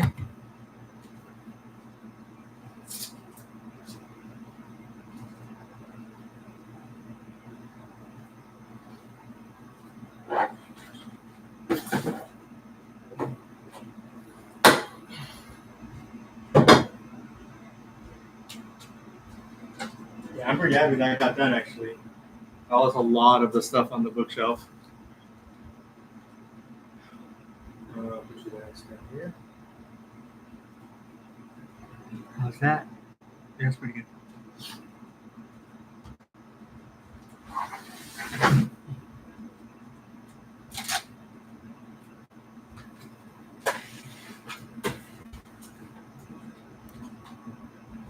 This room.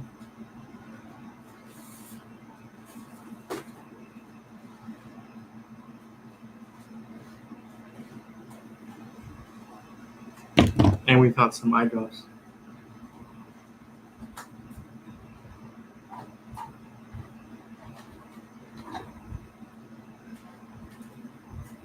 See? It's good to clean up.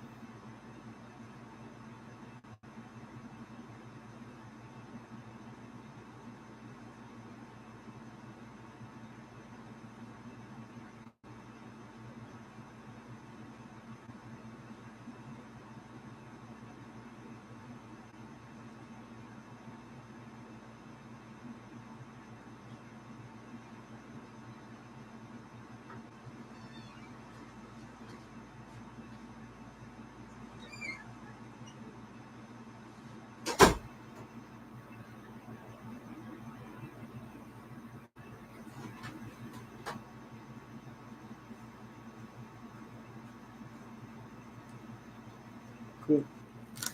Pretty good.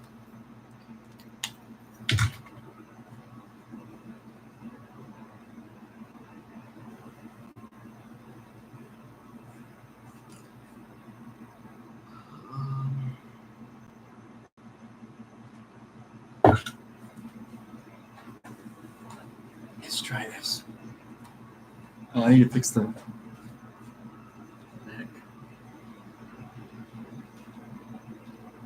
Is that good? Yeah, that's not bad. Not bad.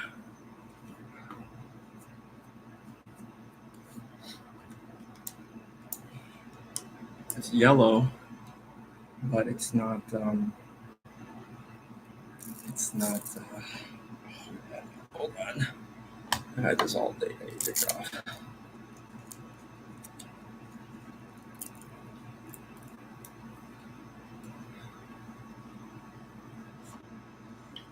Let's try it on my leg first, just to see.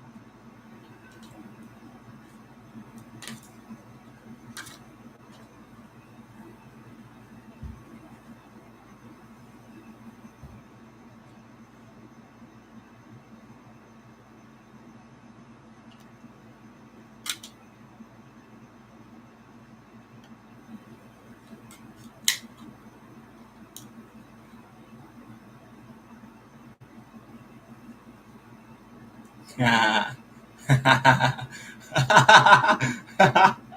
Okay, that works. Oh, that's pretty cool. Yeah, yeah.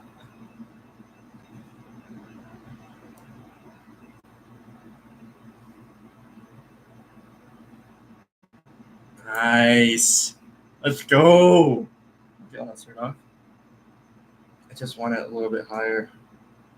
Right here.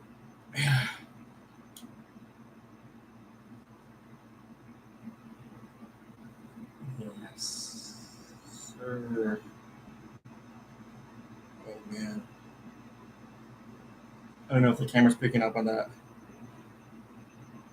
My muscles are twitching. Oh, it's so cool. It's kind of weird though, but it's cool. Check it out. Oh, I'd have to get up. I don't know if I can.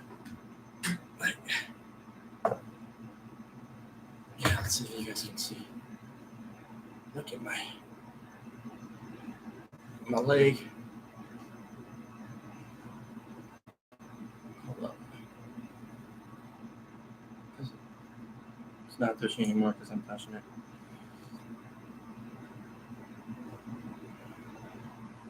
My leg is moving. My leg is moving. Oh, that's pretty good.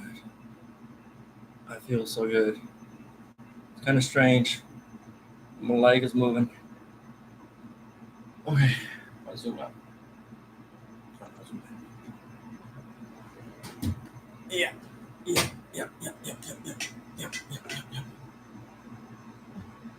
Oh.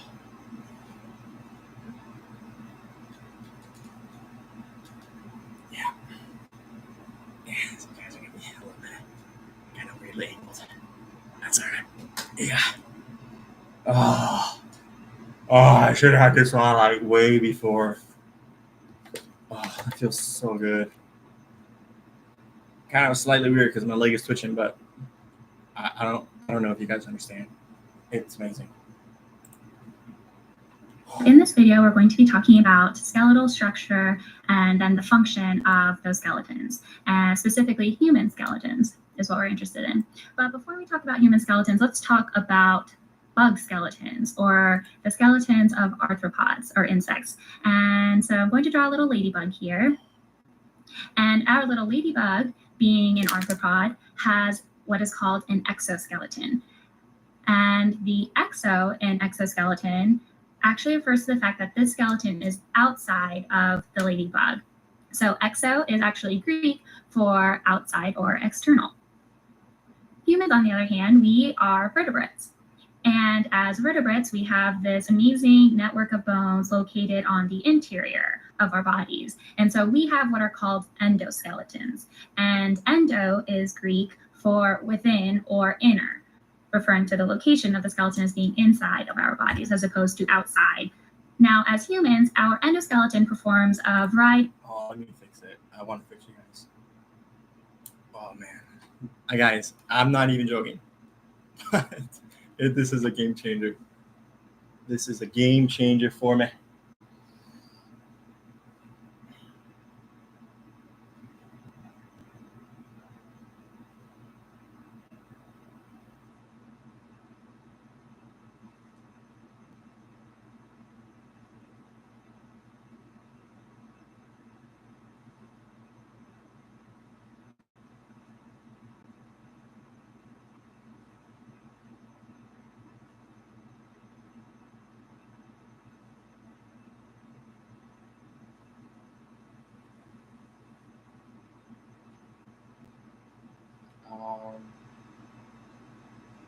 Yeah, let me fix the camera. It's a little strange, isn't it? Sorry, I was doing the electroshock. Is that good? I think that's good enough. I think that looks straight.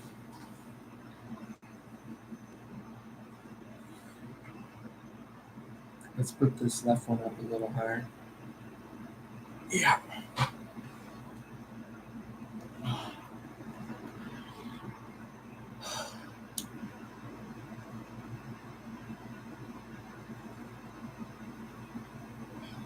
Oh, that feels good.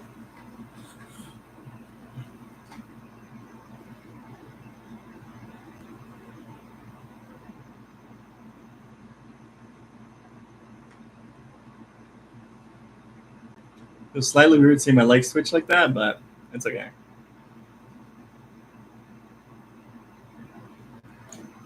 The paper said this is good for muscle recovery, but just, you know, I mean, don't play around with this kind of stuff, right? I'm not like telling you to get this or anything, or do electroshock therapy. It's not for everybody. Obviously, don't try it if your doctor says not to do it, and make sure you follow good guidelines and procedures and look into it for yourself. Of pretty vital functions. The first of which is it supports our body and provides a framework for movement. So what does this mean? Our body is supported by the network of our bones, which allows us to sit up and stand and provide some sort of structure for our body. And then the limbs of our body in particular, our body provide a framework for movement that allows you to run around, to kick a soccer ball, to type on a keyboard. Another important function of our skeleton is that it protects our most vital organs. So if you look at the skull, for example, it houses our brain, and the rib cage, it protects our heart and lungs and other organs. And the third function of our skeleton is that it performs a variety of physiological roles in our body, namely the storage of calcium and what is called hematopoiesis, which is the production of all of the cellular components within our blood.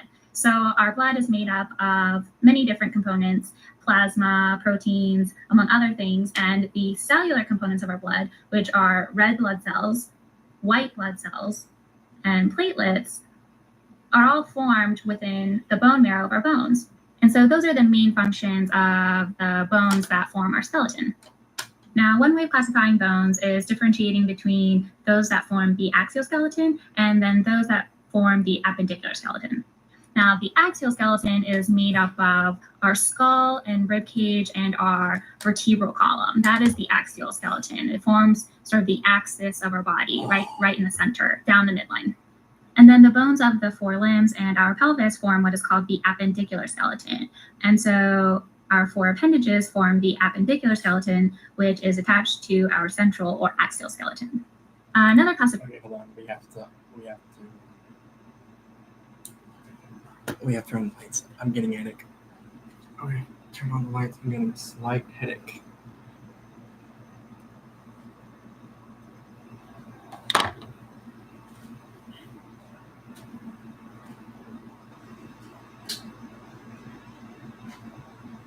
Yeah.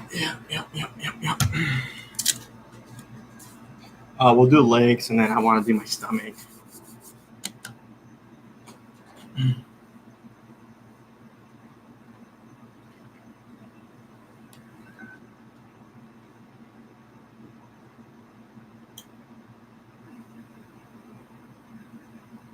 And actually, let me move it up just a little bit higher. Have my leg right here. And also move this a little bit more this way. Yeah.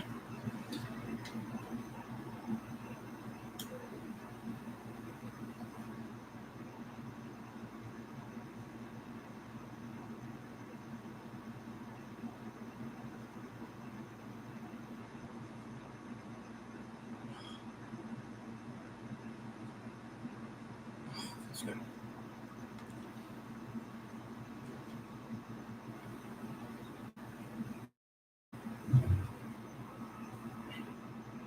My leg is twitching. Okay. Classification system for the bones in our skeleton is the difference between flat bones and long bones. Now, what are flat bones? Some examples of flat bones are the bones that make up your skull, the different bones that make up your ribs, and then also the bones in your pelvis. And so flat bones really are describing the shape of the bone. These bones are made up of an inner spongy or cancellous bone, and then the outer shell is made up of compact bone. So there's an inner spongy, cancellous bone and an outer shell of compact bone. And flat bones serve primarily to protect our organs and serve as a site for hematopoiesis. Now, long bones, on the other hand, some examples of those would be the humerus in your upper arm, or say the femur in your lower leg. And if I draw a long bone out here, there are a few different terms to be familiar with when you're referring to different parts of a long bone. The long middle portion of a long bone is called the diaphysis. And then the end of a long bone is called the epiphysis. And there is the small area of bone in between the two, or in the middle of the diaphysis and the epiphysis, is called the metaphysis. And the metaphysis contains the growth which is present in the long bones of children. And these long bones are made up of the same inner spongy cancellous bone with an outer shell of compact bone, just like flat bones. And these long bones really are the ones that provide a framework for movement, like we talked about before. And they also serve as a site of hematopoiesis. And speaking of hematopoiesis, where exactly does this hematopoiesis occur? I mentioned that it occurs in bone marrow, which is contained within bones. And there are two different types of bone marrow. There is what is called red bone marrow and then yellow bone marrow. Now, red bone marrow serves as the primary site for hematopoiesis.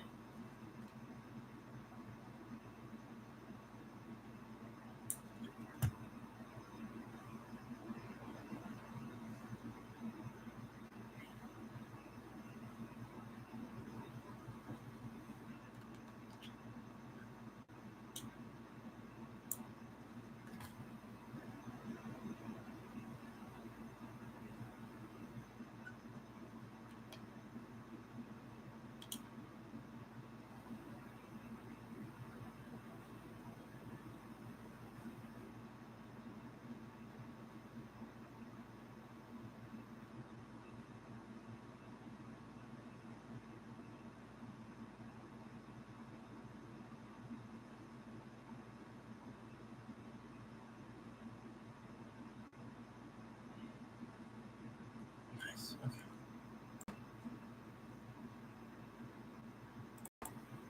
Which makes sense because the red blood cells from hematopoiesis actually make red bone marrow look red to the naked eye. So you can remember that red bone marrow is for blood or hematopoiesis. And you can typically find red bone marrow within flat bones and then in the epiphyses of long bones. And then yellow bone marrow, on the other hand, is primarily a site for fat storage made up of fat cells called adipocytes. And generally, you can find yellow bone marrow within the diaphyses of long bones. Yeah, let's watch this one again, guys. I'm sorry. So in this video, we're going to be talking about skeletal structure and then the function of those skeletons, and specifically human skeletons is what we're interested in. But before we talk about human skeletons, let's talk about bug skeletons, or the skeletons of arthropods or insects. And so I'm going to draw a little ladybug here. And our little ladybug, being an arthropod, has what is called an exoskeleton. And the exo in exoskeleton actually refers to the fact that this skeleton is outside of the ladybug. So exo is actually Greek for outside or external. Humans, on the other hand, we are vertebrates. And as vertebrates, we have this amazing network of bones located on the interior of our bodies. And so we have what are called endoskeletons. And endo is Greek for within or inner, referring to the location of the skeleton as being inside of our bodies as opposed to outside. Now, as humans, our endoskeleton performs a variety of pretty vital functions. The first of which is it supports our body and provides a framework for movement. So what does this mean? Our body is supported by the network of our bones, which allows us to sit up and stand and provide some sort of structure for our body. And then the limbs of our body in particular and the various joints in our body provide a framework for movement that allows you to run around, to kick a soccer ball, to type on a keyboard. Another important function of our skeleton is that it protects our most vital organs. So if you look at the skull, for example, it houses our brain, and the rib cage, it protects our heart and lungs and other organs. And the third function of our skeleton is that it performs a variety of physiological roles in our body, namely the storage of calcium and what is called hematopoiesis, which is the production of all of the cellular components within our blood. So our blood is made up of many different components, plasma, proteins, among other things, and the cellular components of our blood, which are red blood cells, white blood cells, and platelets, are all formed within the bone marrow of our bones. And so those are the main functions of the bones that form our skeleton. Now, one way of classifying bones is differentiating between those that form the axial skeleton and then those that form the appendicular skeleton. Now, the axial skeleton is made up of our skull and rib cage and our vertebral column. That is the axial skeleton. It forms sort of the axis of our body, right in the center, down the midline. And then the bones of the forelimbs and our pelvis form what is called the appendicular skeleton. And so our four appendages form the appendicular skeleton, which is attached to our central or axial skeleton. Another classification system for the bones in our skeleton is the difference between flat bones and long bones. Now, what are flat bones? Some examples of flat bones are the bones that make up your skull, the different bones that make up your ribs, and then also the bones in your pelvis. And so flat bones really are describing the shape of the bone. These bones are made up of an inner spongy or cancellous bone, and then the outer shell is made up of compact bone. So there's an inner spongy, cancellous bone and an outer shell of compact bone. And flat bones serve primarily to protect our organs and serve as a site for hematopoiesis. Now, long bones, on the other hand, some examples of those would be the humerus in your upper arm, or say the femur in your lower leg. And if I draw a long bone out here, there are a few different terms to be familiar with when you're referring to different parts of a long bone. The long middle portion of a long bone is called the diaphysis. And then the end of a long bone is called the epiphysis. And there is the small area of bone in between the two, or in the middle of the diaphysis and the epiphysis, is called the metaphysis. And the metaphysis contains the growth plate, which is present in the long bones of children. And these long bones are made up of the same inner spongy cancellous bone with an outer shell of compact bone, just like flat bones. And these long bones really are the ones that provide a framework for movement, like we talked about before. And they also serve as a site of hematopoiesis. And speaking of hematopoiesis, where exactly does this hematopoiesis occur? I mentioned that it occurs in bone marrow, which is contained within bones. And there are two different types of bone marrow. There is what is called red bone marrow and then yellow bone marrow. Now, red bone marrow serves as the primary site for hematopoiesis, which makes sense because the red blood cells from hematopoiesis actually make red bone marrow look red to the naked eye. So you can remember that red bone marrow is for blood or hematopoiesis. And you can typically find red bone marrow within flat bones and then in the epiphyses of long bones. And then yellow bone marrow, on the other hand, is primarily a site for fat storage, made up of fat cells called adipocytes. And generally, you can find yellow bone marrow within the diaphyses of long bones. Okay.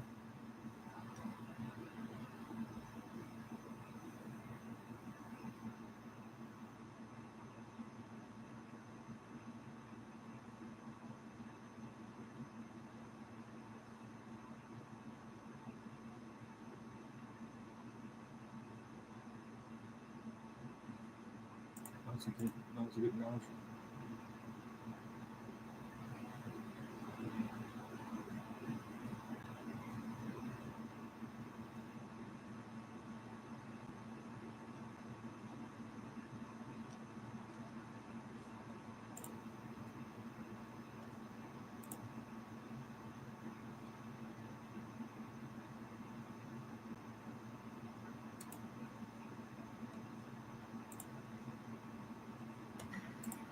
All right, so we're going to be talking about the microscopic structure of bone, and in particular, we're going to be talking about what is called the Haversian system. Now, let's take a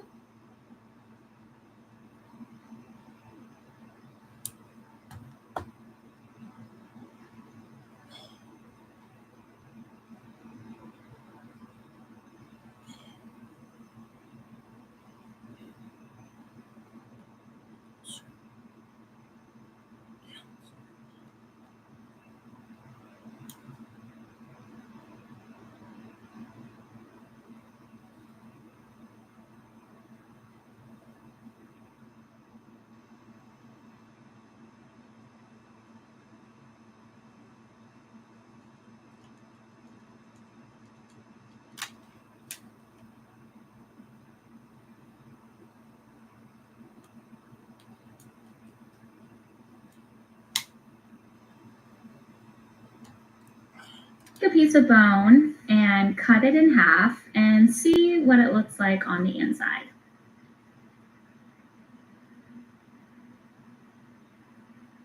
And here we basically have a cross section of a piece of bone.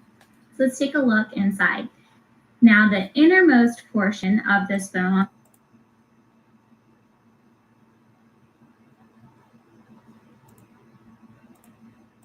is made up of what is called spongy bone, which is otherwise known as cancellous or trabecular bone. And here you can see this arrow pointing to the trabecula of spongy bone.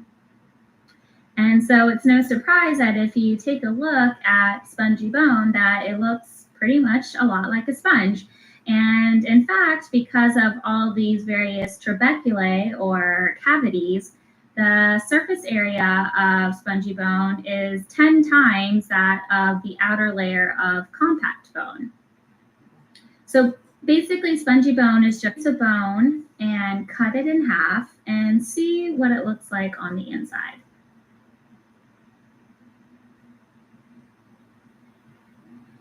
And here we basically have a cross section of a piece of bone. So let's take a look inside. Now, the innermost portion of this bone is made up of what is called spongy bone, which is otherwise known as cancellous or trabecular bone. And here you can see this arrow pointing to the trabecula of spongy bone. And so it's no surprise that if you take a look at spongy bone, that it looks pretty much a lot like a sponge.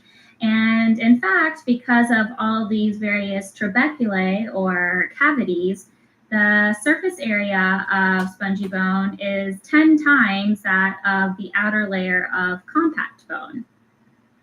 So basically, spongy bone is just this porous network of spikes surrounding the innermost portion of bone marrow. And the overall effect of this spongy network in the center of the bone is that of making the bone lighter. Now, if you look at the periphery of the bone, you have what is the harder, denser layer that surrounds the spongy bone, and that is called compact bone.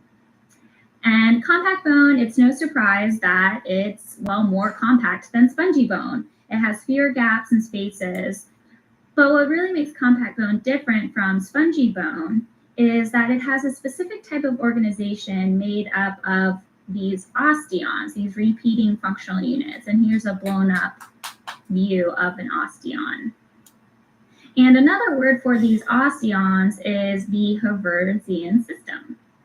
So let's talk more about this Haversian system. So each of these osteons looks kind of like a cylinder, and it has multiple concentric layers of bone, or sheets really, that wrap around each other to form this osteon. And each of these layers is called a lamellae. And in the center of these layers is a canal called the Haversian canal, or central canal. And in this canal travels blood vessels, lymph vessels, and nerves as well. Now, in between these sheets of lamella are these tiny channels that are called canaliculi, which you can kind of see here. They branch out from the central Haversian canal to these empty spaces that are called lacunae.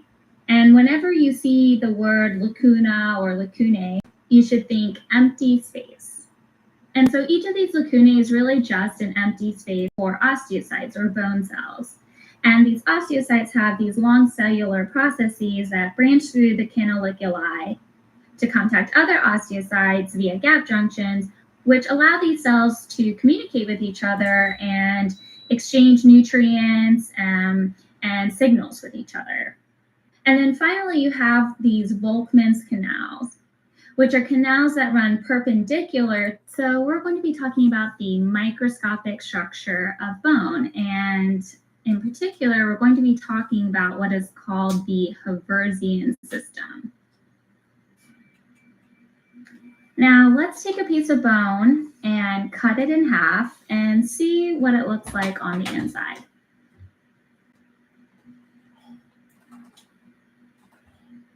And here we basically have a cross section of a piece of bone. So let's take a look inside. Now the innermost portion of this bone is made up of what is called spongy bone, which is otherwise known as cancellous or trabecular bone. And here you can see this arrow pointing to the trabecula of spongy bone. And so it's no surprise that if you take a look at spongy bone, that it looks pretty much a lot like a sponge. And in fact, because of all these various trabeculae or cavities, the surface area of spongy bone is 10 times that of the outer layer of compact bone. So basically, spongy bone is just this porous network of spikes surrounding the innermost portion of bone marrow.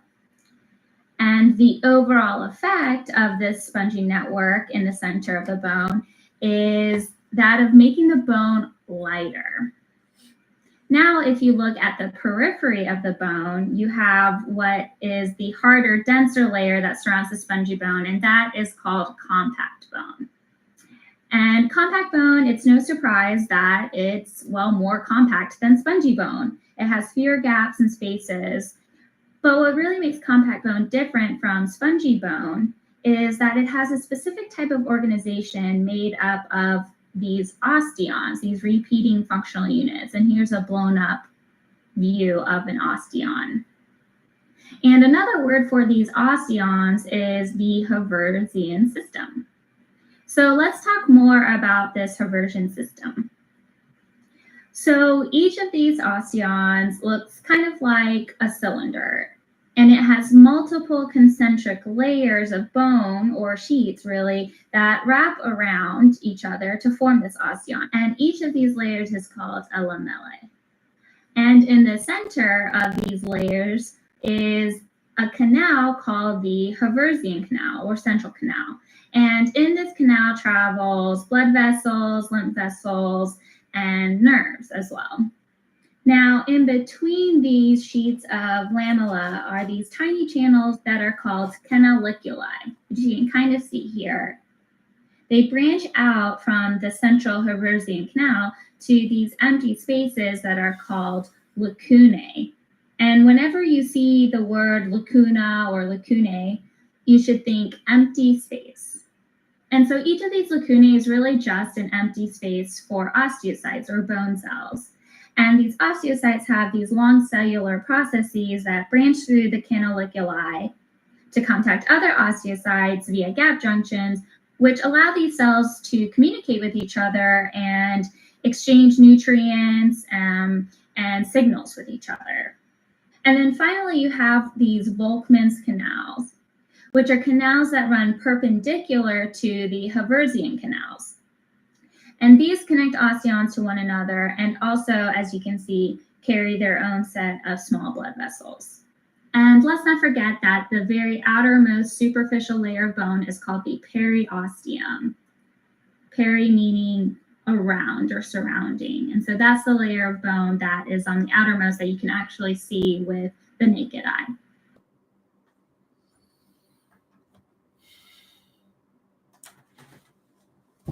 Yeah.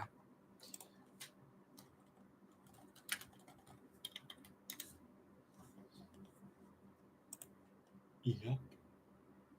Mm.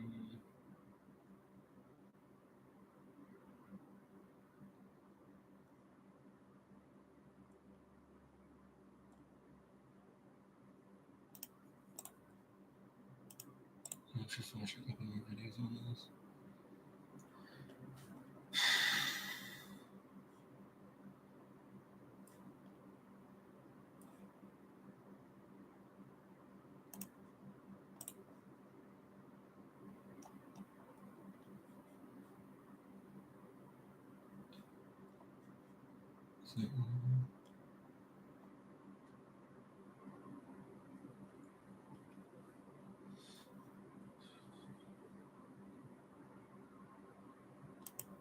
So it looks pretty cool. Okay, now in this part of the video, we are going to discuss the microscopic structure of the bone. Right, let me turn on the highlighter here. Okay, there you see that this is the long bone which has a longitudinal section, and as you can see the outer membrane or outer surface of the bone that is called the periosteum, and from this inside there is present the endosteum. Okay? So you have studied the structure of the long bone, that it has three parts, the two end parts and one middle shaft. The end parts are called epiphysis and the middle shaft part is called diaphysis. If you take the cross section of the bone, you come upon this enlarged diagram where you can see that the bone material is laid in the multiple layers. That is called lamellae layers, right? So these are the different lamellae, one layer, second layer, third layer, fourth layer, fifth layer, and then you can see the circular structures or the cell-like structures or the elongated cylindrical structures, which are the wrapped layers of the bone material, encapsulating the blood vessels, blood veins, lymphatic vessels, and nerves within the bone. Right. So these circular parts are the functional unit and structural unit of the bone, which is called an osteon, O-S-T-E-O-N, osteon. Right. And these empty canals within which the membrane, within which the veins are encapsulated, these are called central canal, and these central canals of the multiple osteons are linked together, are interconnected, right? So that they have connection in between the blood vessels. These perpendicular canals are called perforating canals. Okay, so this is the general structure. I repeat, when we take the cross section of the bone and zoom it out, we see that bone material, the whole bone is covered with a membrane called periosteum, which has the cellular layer and the fibrous layer. And this periosteum covers the bone from the outer side and from the inside.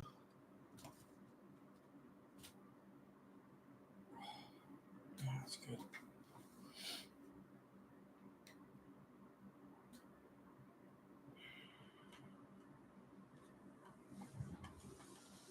Side there is the endosteum present, then the bone laid out into the lamellar form, lamellae different structures, right? And then there are circular cylindrical things which are called osteon, which is the structural and functional unit of the bone, and osteon has the multiple layers of the bone materials covering the a cavity or central canal, and all the central canals of different osteons are connected together with the perforating canal.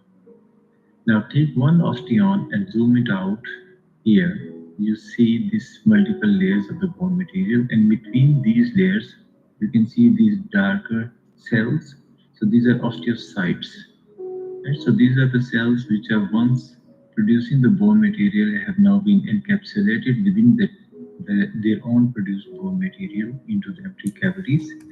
Right? And if we zoom in one of these osteocyte, we can see this, they are covered in the empty space called lacuna, and each lacuna has projections or cracks around it, so that these cracks connect to the next osteocyte and so on and so forth.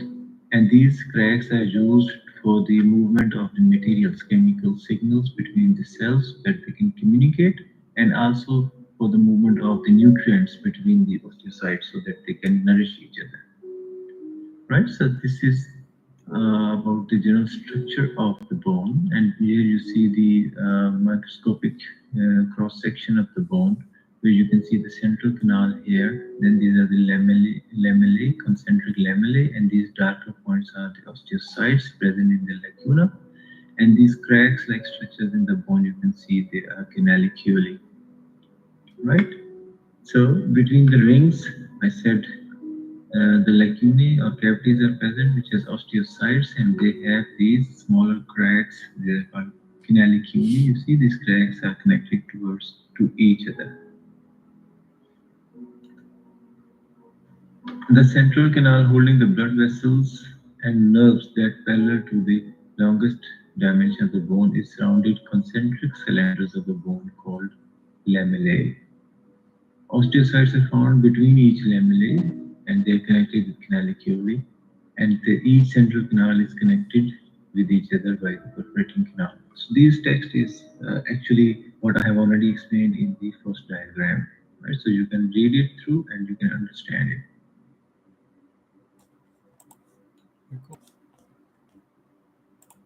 This matrix includes spongy bone and compact bone, also cancellous bone. Spongy bone contains a mesh-like network of trabeculae, while bone marrow fills in the empty spaces. Bone's external layers are compact bone, while the internal layers are spongy bone. Densely packed cylindrical structural units called osteons or Haversian systems constitute compact bone, and in a long bone lay parallel to the long axis. A central canal or Haversian canal lies in each osteon and contains perforating canals or Volkmann's canals that branch out at right angles. Haversian canals contain blood vessel nerves, and small branches stem off into the perforating canals to connect to the periosteum's blood and nerve supply. The bony tissue's osteon surrounds a series of concentric lamellae, or layers, where lacunae, or osteocytes, fill in small gaps. Canaliculi, or small tunnels, connect lacunae to each other, and the lacunae's inner ring to the central canal.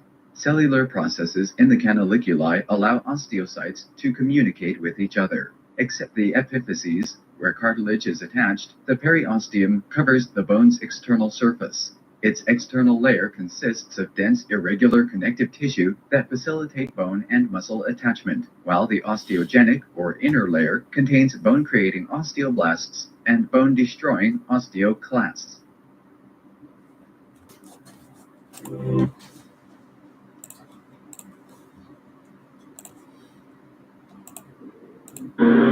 Provides physical support for the systems contained within. It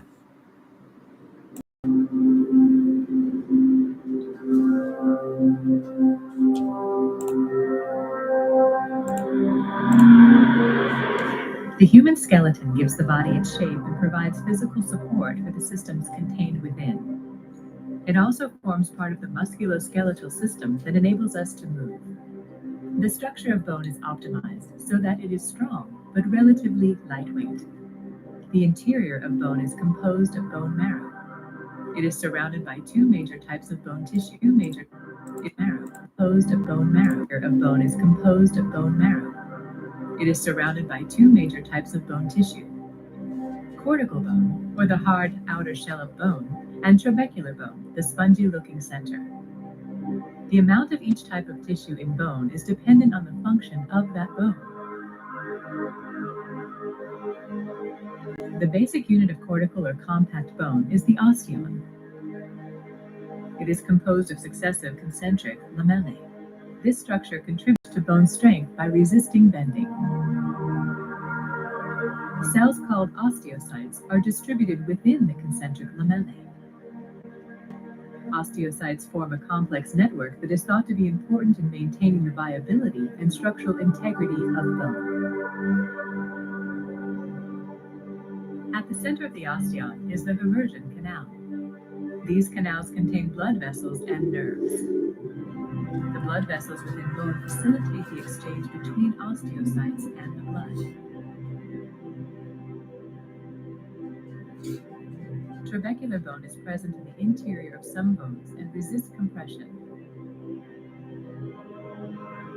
Osteocytes are also contained within its structure and again play an important role in sensing local changes in strain. Trabeculae are covered in a layer of flattened lining cells that are thought to be involved in the dynamic process by which bone is formed and broken down. Bone marrow is found within the interior, thought to be involved in the dynamic process by which bone is formed and broken down. Osteocytes are also contained within its structure and again play an important role in sensing local changes in strain. Trabeculae are covered in a layer of flattened lining cells that are thought to be involved in the dynamic process by which bone is formed and broken down. Bone marrow is found within the interior of bones.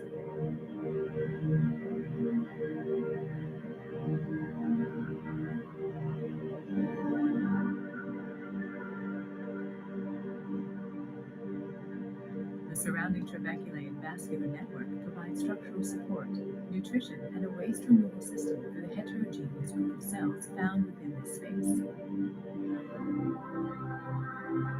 Bone marrow is the process by which the cellular components of blood are formed. Oh, that's pretty cool, huh? Blood vessels, then you have the lymphatics and the nerves. Okay. Yeah.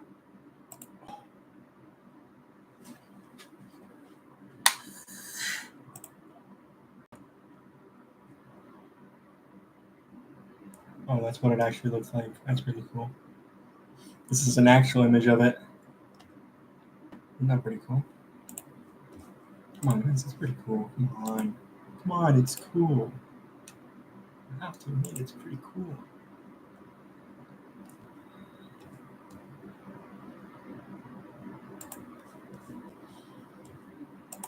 Of the layers. Now, in between these sheets of lamella are these tiny channels that are called canaliculi. Think at these longer and also ostium.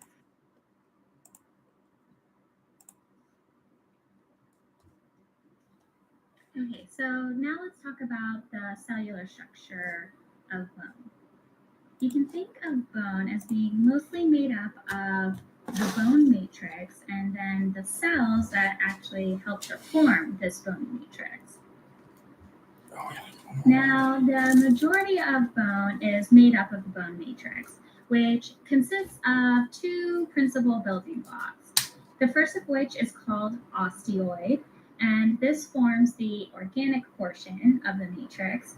And then you have something called hydroxyapatite, which forms the inorganic portion of the bone matrix. So first, let's talk about the organic portion of the bone matrix. The organic portion of the bone matrix is made up of, like I said, osteoid, which consists of a soft but highly ordered structure of proteins and then collagen, specifically type 1 collagen. So together, the orientation of these highly organized collagen fibers along with the proteins helps to give bone its tensile strength. So what does tensile strength really mean? If you think about a really hard piece of rubber, like a rubber razor, for example, I kind of think of tensile strength as being similar to the way that piece of rubber gives ever so slightly if you were to push on it, but it still holds its shape. And so that's what you can think of as bone's tensile strength. Now for the inorganic portion of bone. The inorganic portion of bone is made up of hydroxyapatite. And I'll draw its chemical formula here. It is calcium along with phosphate and water. So basically all hydroxyapatite is calcium phosphate crystals. And these calcium phosphate crystals are the mineral portion of bone that gives bone its rigid strength and density. So now you have a better understanding of the osteoid or organic portion of the bone matrix and hydroxyapatite, which make up the inorganic portion of the bone matrix. So now let's talk about the cells that are actually responsible for making up this bony matrix. There are 4 different types of cells to be familiar with in bone, and the first group are the osteoprogenitor cells. Next, we have what are called osteoblasts. Then there are the osteocytes.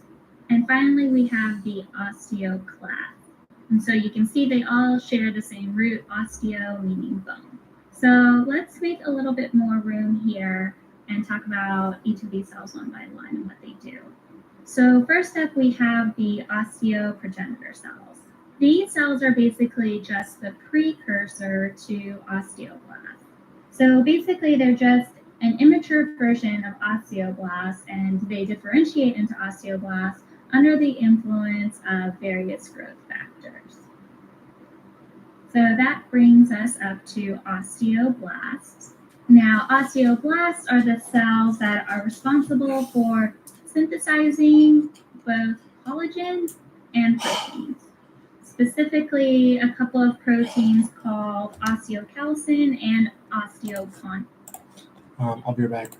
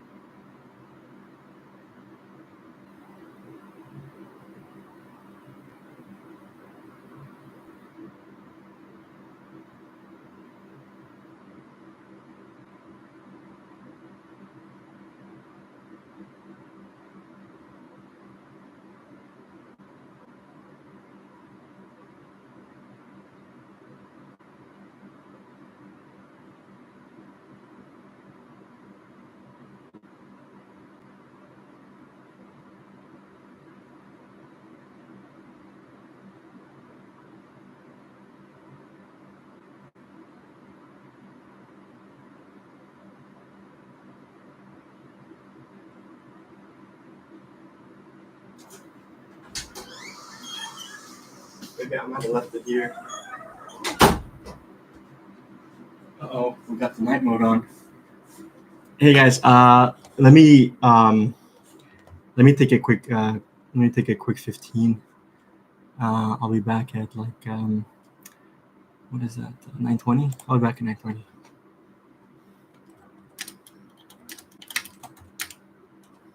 Maybe not. Yeah, I'll be back.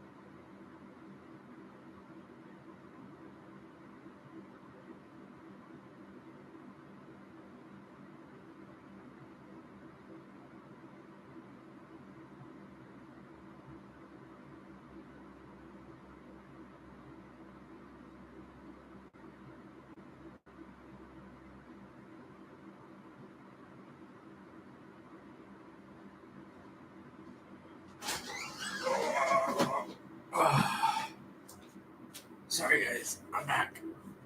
Yeah, I'm back. I'm here. I got some food. I took too long talking to my friend. He's my friend. I need some milk, actually, so I have to be back.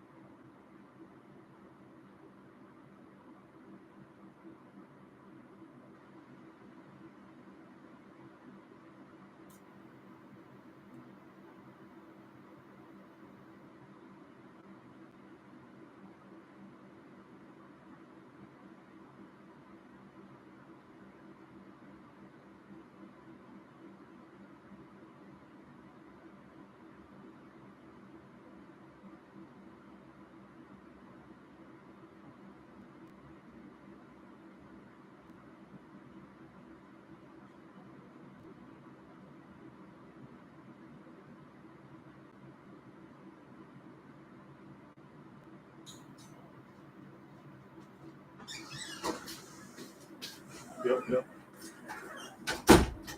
Okay, we're back. Nice. Is calcium phosphate crystals. And these calcium phosphate crystals are the mineral portion of bone that gives bone its rigid strength and density. So now you have a better understanding of the osteoid or organic portion of the bone matrix and hydroxyapatite, which make up the inorganic portion of the bone matrix. So now let's talk about the cells that are actually responsible for making up this bony matrix. There are 4 different types of cells. Allegia. GKGGGH.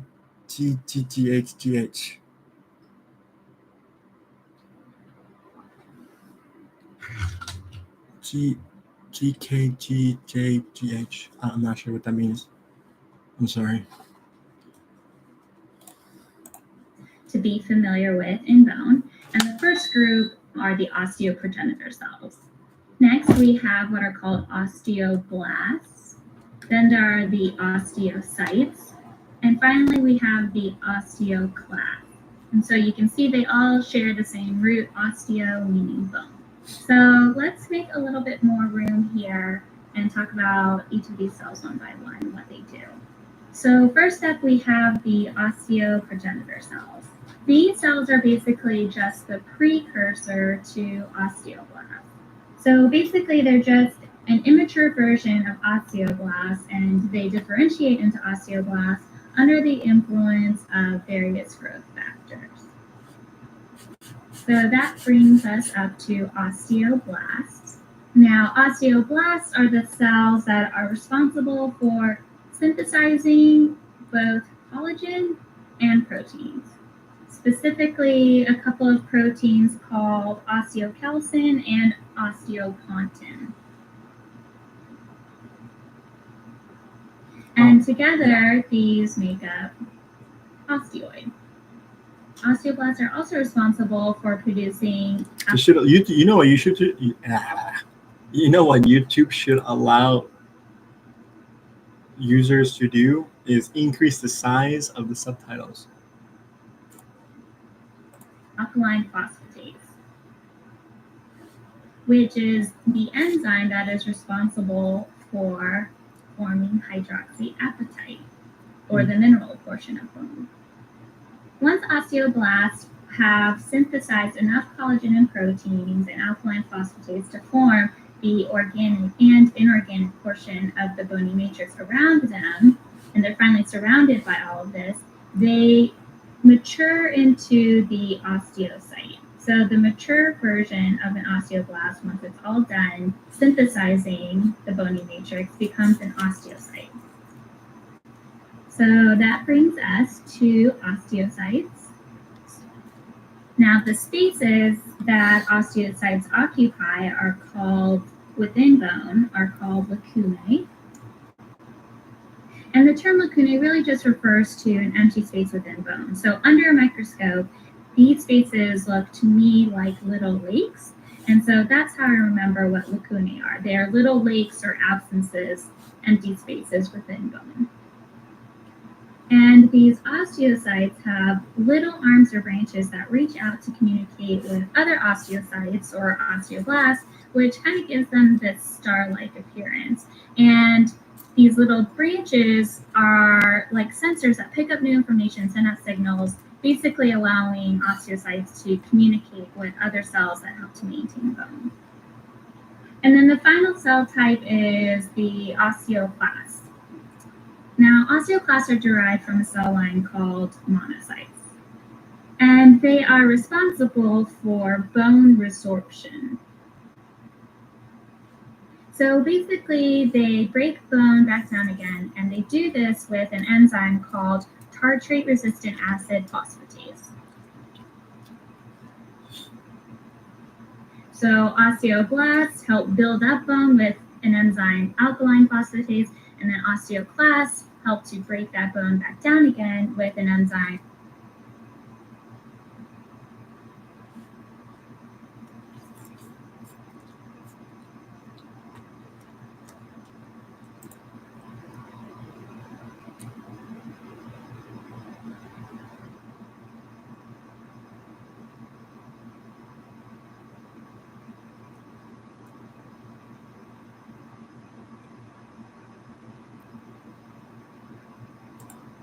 Tartrate-resistant acid, an enzyme alkaline phosphatase, and then osteoclasts help to break that bone back down again with an enzyme tartrate-resistant acid phosphatase.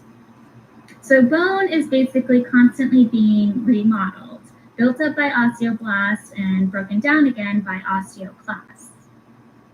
And an easy way to keep this straight is to think that osteoblasts, the B in blast is for building bone, and then osteoclast, the C in osteoclast is for crashing bone down. So osteoblasts build up bone, osteoclasts break it back down again.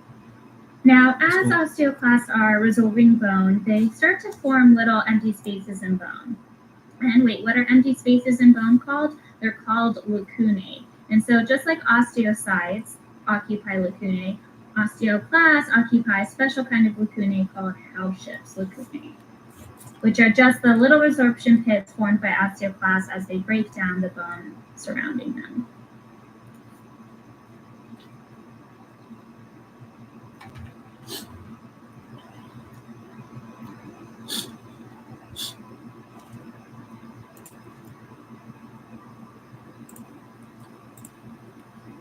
Now, one of the main functions that bone performs is as a storage source of calcium.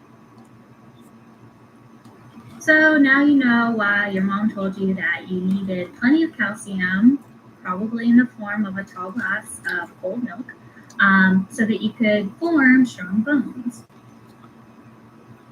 So calcium homeostasis, or the flow of calcium between the bloodstream and bone, is actually under endocrine or hormonal control. And these hormones, these endocrine hormones, actually alter the ratio of osteoclast activity to osteoblast activity. So as osteoclast activity increases relative to osteoblast activity, there is an increase in the liberation of calcium and phosphate from bone into the bloodstream. And remember that osteoclasts cause bones to crash. So they take the calcium and phosphate from bone and put it into the bloodstream. The opposite is true if this ratio reverses. As the activity of osteoblasts increase, you get calcium and phosphate going from the bloodstream back into bone. So that's the gist for calcium homeostasis. Now, what are the main players? I'm osteoblasting. Look at the milk. I'm osteoblasting right now.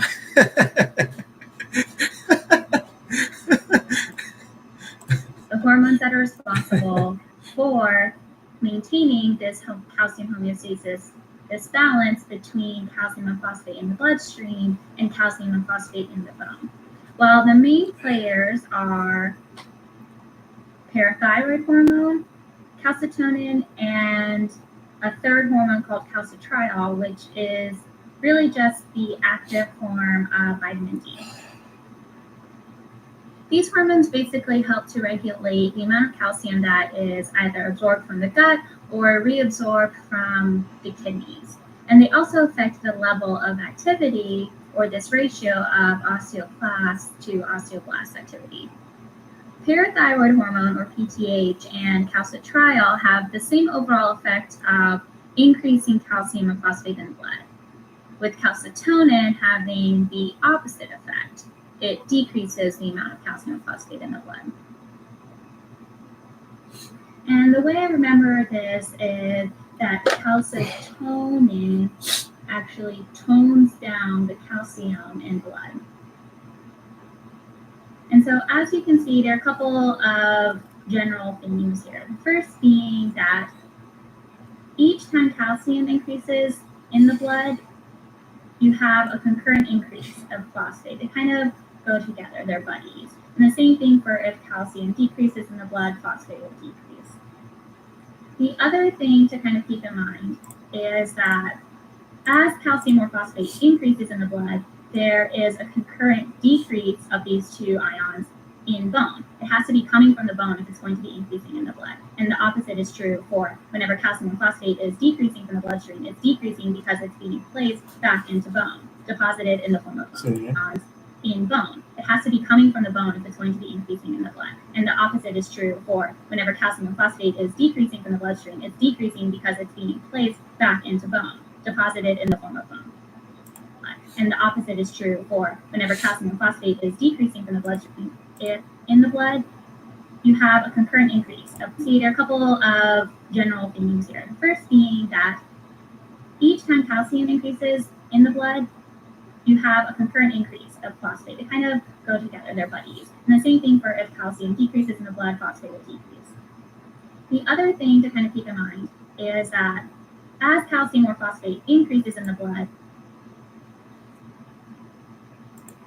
there is a concurrent decrease of these two ions in bone. It has to be coming from the bone if it's going to be increasing in the blood. And the opposite is true for whenever calcium and phosphate is decreasing from the bloodstream, it's decreasing because it's being placed back into bone, deposited in the form of bone.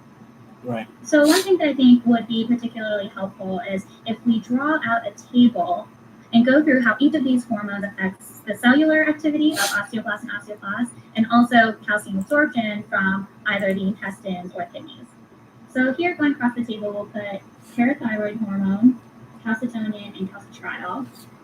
And then we'll put each of the things that is affected by the various levels of these different endocrine players. Osteoblast activity, we'll put osteoclast activity, and then intestinal or renal absorption of calcium. So first, let's look at osteoblast activity. Recall that osteoblasts build up bone. As their activity increases, you have calcium and phosphate taken from the bloodstream and deposited into bone. Now, keeping that in mind and also realizing that parathyroid hormone helps to increase calcium and phosphate in the blood, in other words, it breaks down bone to put calcium and phosphate in the blood, we would expect osteoblast activity to decrease as parathyroid hormone increases. So that's the effect parathyroid hormone has on osteoblast activity. It decreases it. And calcitriol, remember, it has the same overall effect that parathyroid hormone has. It increases calcium and phosphate in the blood by taking it from bone. So as calcitriol increases, you would expect osteoblast activity, the activity of building bone, to decrease because you're taking calcium and phosphate from the bone and putting it in the blood.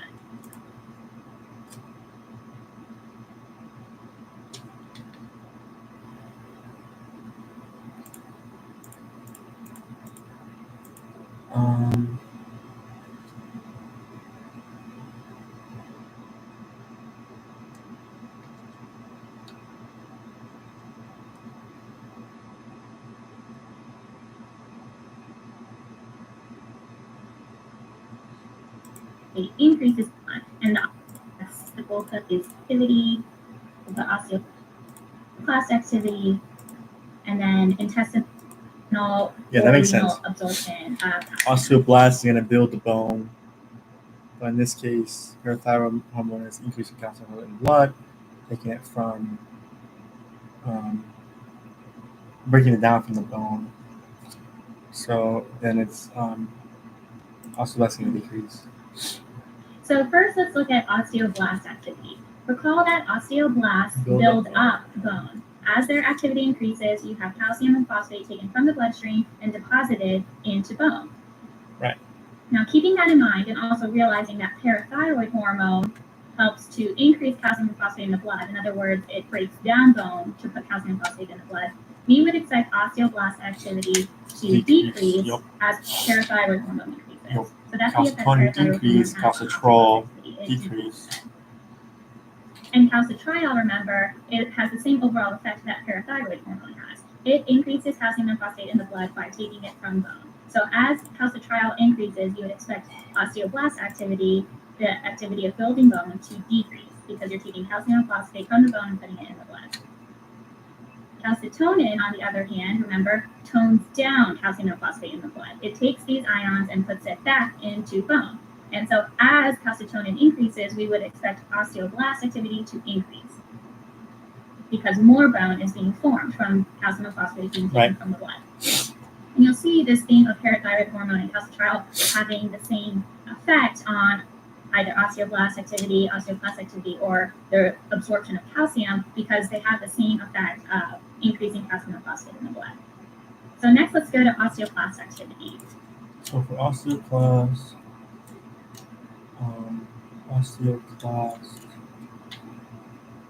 we are. This is basically going to be the opposite of whatever osteoblast increase, decrease, increase activity is. Because remember, osteoclast crashed down. Oh, she says crash. I was trying to remember what she said. She said crash down bones.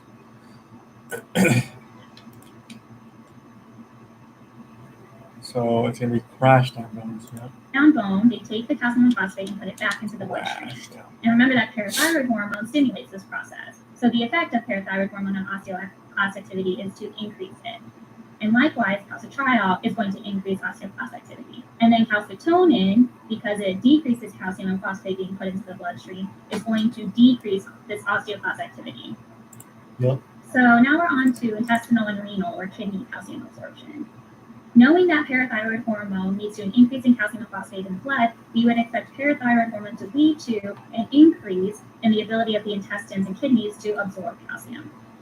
And we know that calcitriol stayed in the blood, we would expect parathyroid hormone to lead to. So now we're on to intestinal and renal or kidney calcium absorption. Knowing that parathyroid hormone leads to an increase in calcium and phosphate in the blood, we would expect parathyroid hormone to lead to an increase in the ability of the intestines and kidneys to absorb calcium. Right. Okay. And we know that calcitriol has this same effect. Calcitonin, on the other hand, we remember tones down calcium in the blood. So we would expect calcitonin to decrease the rate of calcium absorption via the intestines and in the kidneys. Oh, okay. So why does the concentration of free calcium ions in the blood matter so much? Why does our body have this elaborate system of calcium homeostasis with these various hormones and altering the concentrations of calcium phosphate between the bloodstream and bone? Well, the concentration of calcium ions in the blood actually has very important physiological effects. So, for example, too much calcium actually leads to hypoexcitable cell membranes, and this results in lethargy, fatigue, and memory loss. Whereas too little calcium in the blood actually leads to muscle cramps and convulsions. So as you can see, the endocrine system plays a pretty critical role in calcium homeostasis through its effect on bone remodeling and its effect on calcium absorption. Yeah, okay. Alrighty, so we're talking about cartilage, and cartilage is at the most basic level a connective tissue that can be found throughout the entire human body. And so cartilage is an extracellular tissue secreted by cells called chondrocytes, which are derived from the same precursor cells as bone, the fibroblast. Now, chondrocytes secrete fibrous materials such as collagen, which is a strong fibrous protein, and elastin, which, as its name sort of sounds like, is an elastic protein that provides a rubbery elastic component to cartilage. And one thing that I just wanted to touch on briefly is something that I personally sort of struggled with for a little while before I realized, that's what it is. So cartilage basically is, as I said, a connective tissue, just like bone, just like fat, and other connective tissues that you find in the body. Collagen, on the other hand, is one of the building blocks of cartilage. So I feel like sometimes it was easy for me to confuse these two terms, but realize that cartilage is actually referring to the type of tissue, and collagen is referring to the type of protein that is found in cartilage.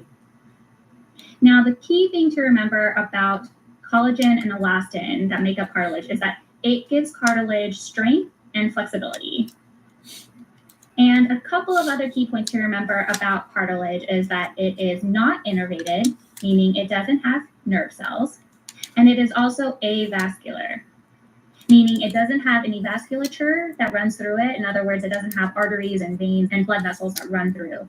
Instead, cartilage receives nutrition and immune protection from the surrounding fluid. So there are three main types of cartilage found within the body. The first type is called hyaline cartilage. So you can find hyaline cartilage in the larynx and trachea, in the throat portion of the body, and then also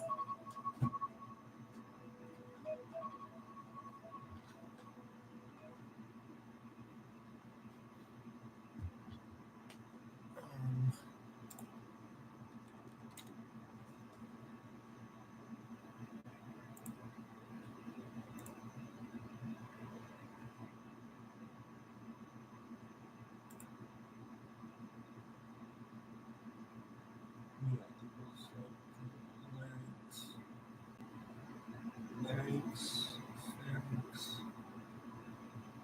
and then tracing that here.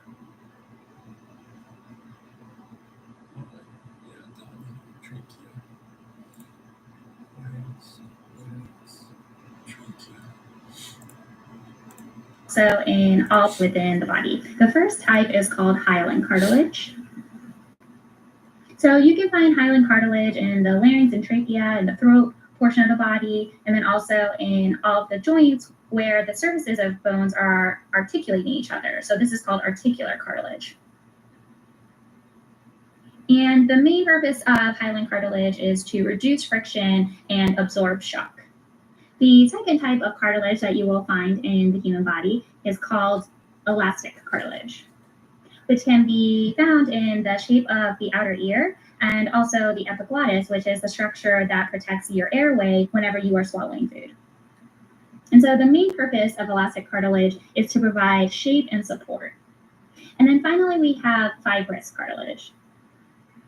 And you can find fibrous cartilage in the intervertebral discs in the spine, and also in an area of the pelvis called the pubic symphysis, which is where the two halves of your pelvic bones come together to form a joint there. And the main purpose of fibrous cartilage is to provide rigidity and to absorb the shock that is transmitted between these joints. Okay. There we go. So ligaments and tendons are types of extra strong and dense connective tissues. Ligaments connect bones to other bones, and tendons connect muscle to bone. And the point where one bone articulates or meets up with another is called a joint. Now, there are different types of joints found throughout the body, and the first type is called synarthroses, which are immovable joints where two bones are fused together. For example, you'll find these types of joints in the skull. When you were a baby, your skull was made up of a bunch of different pieces that grew as your brain grew, and then as an adult, the joints between these bones then fused and became synarthroses. The next type of joint is called an amphiarthrosis. Amphi meaning it's both stiff but also slightly movable. And an example of amphiarthrosis would be your vertebral joints. And then finally, we have what are synovial joints, which are also known as diarthroses, of which there are a couple different types. One type, for example, is the ball and socket synovial joint. And you'll find examples of ball and socket joints in your shoulders or in your hips. These are joints that have many degrees of motion. And then another type of synovial joint is the hinge joint. An example of a hinge joint would be, say, your elbow or your knee, where that joint pretty much moves in just one plane, like the hinge of a door. Now, synovial joints are named so because they are lubricated by a fluid called synovial fluid, which is contained within the synovial capsule that surrounds the whole joint. Now, the surfaces of bones that meet up in a joint are lined by a special kind of smooth cartilage called articular cartilage, which is composed of specifically hyaline cartilage. And articular cartilage, like all cartilage, is avascular, meaning it lacks any sort of vasculature or blood vessels. And so it has a hard time getting the nutrients it needs to heal and recover if it were to become damaged by overuse or infection. And as you might be somewhat familiar with, the overuse of joints over time can lead to inflammation, which is called arthritis. From arth meaning joint and itis meaning inflammation. And this can lead to permanent destruction of articular cartilage, which causes the pain and stiffness of arthritis.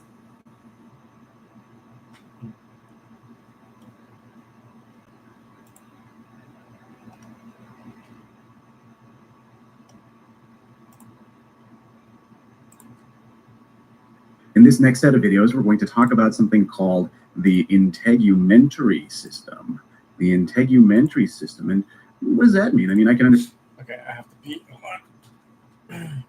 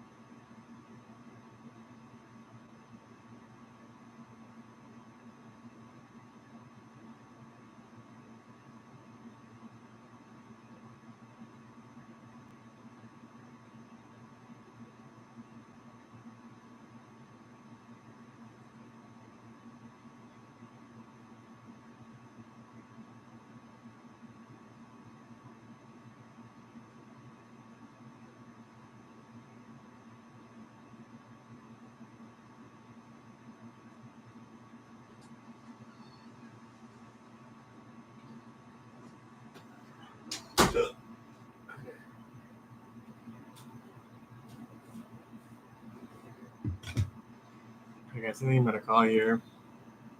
Let's let's do it again tomorrow. I'll see you guys tomorrow. Thanks so much. Have a good night, everyone. I need to sleep. I need to sleep. Wake up early. All right.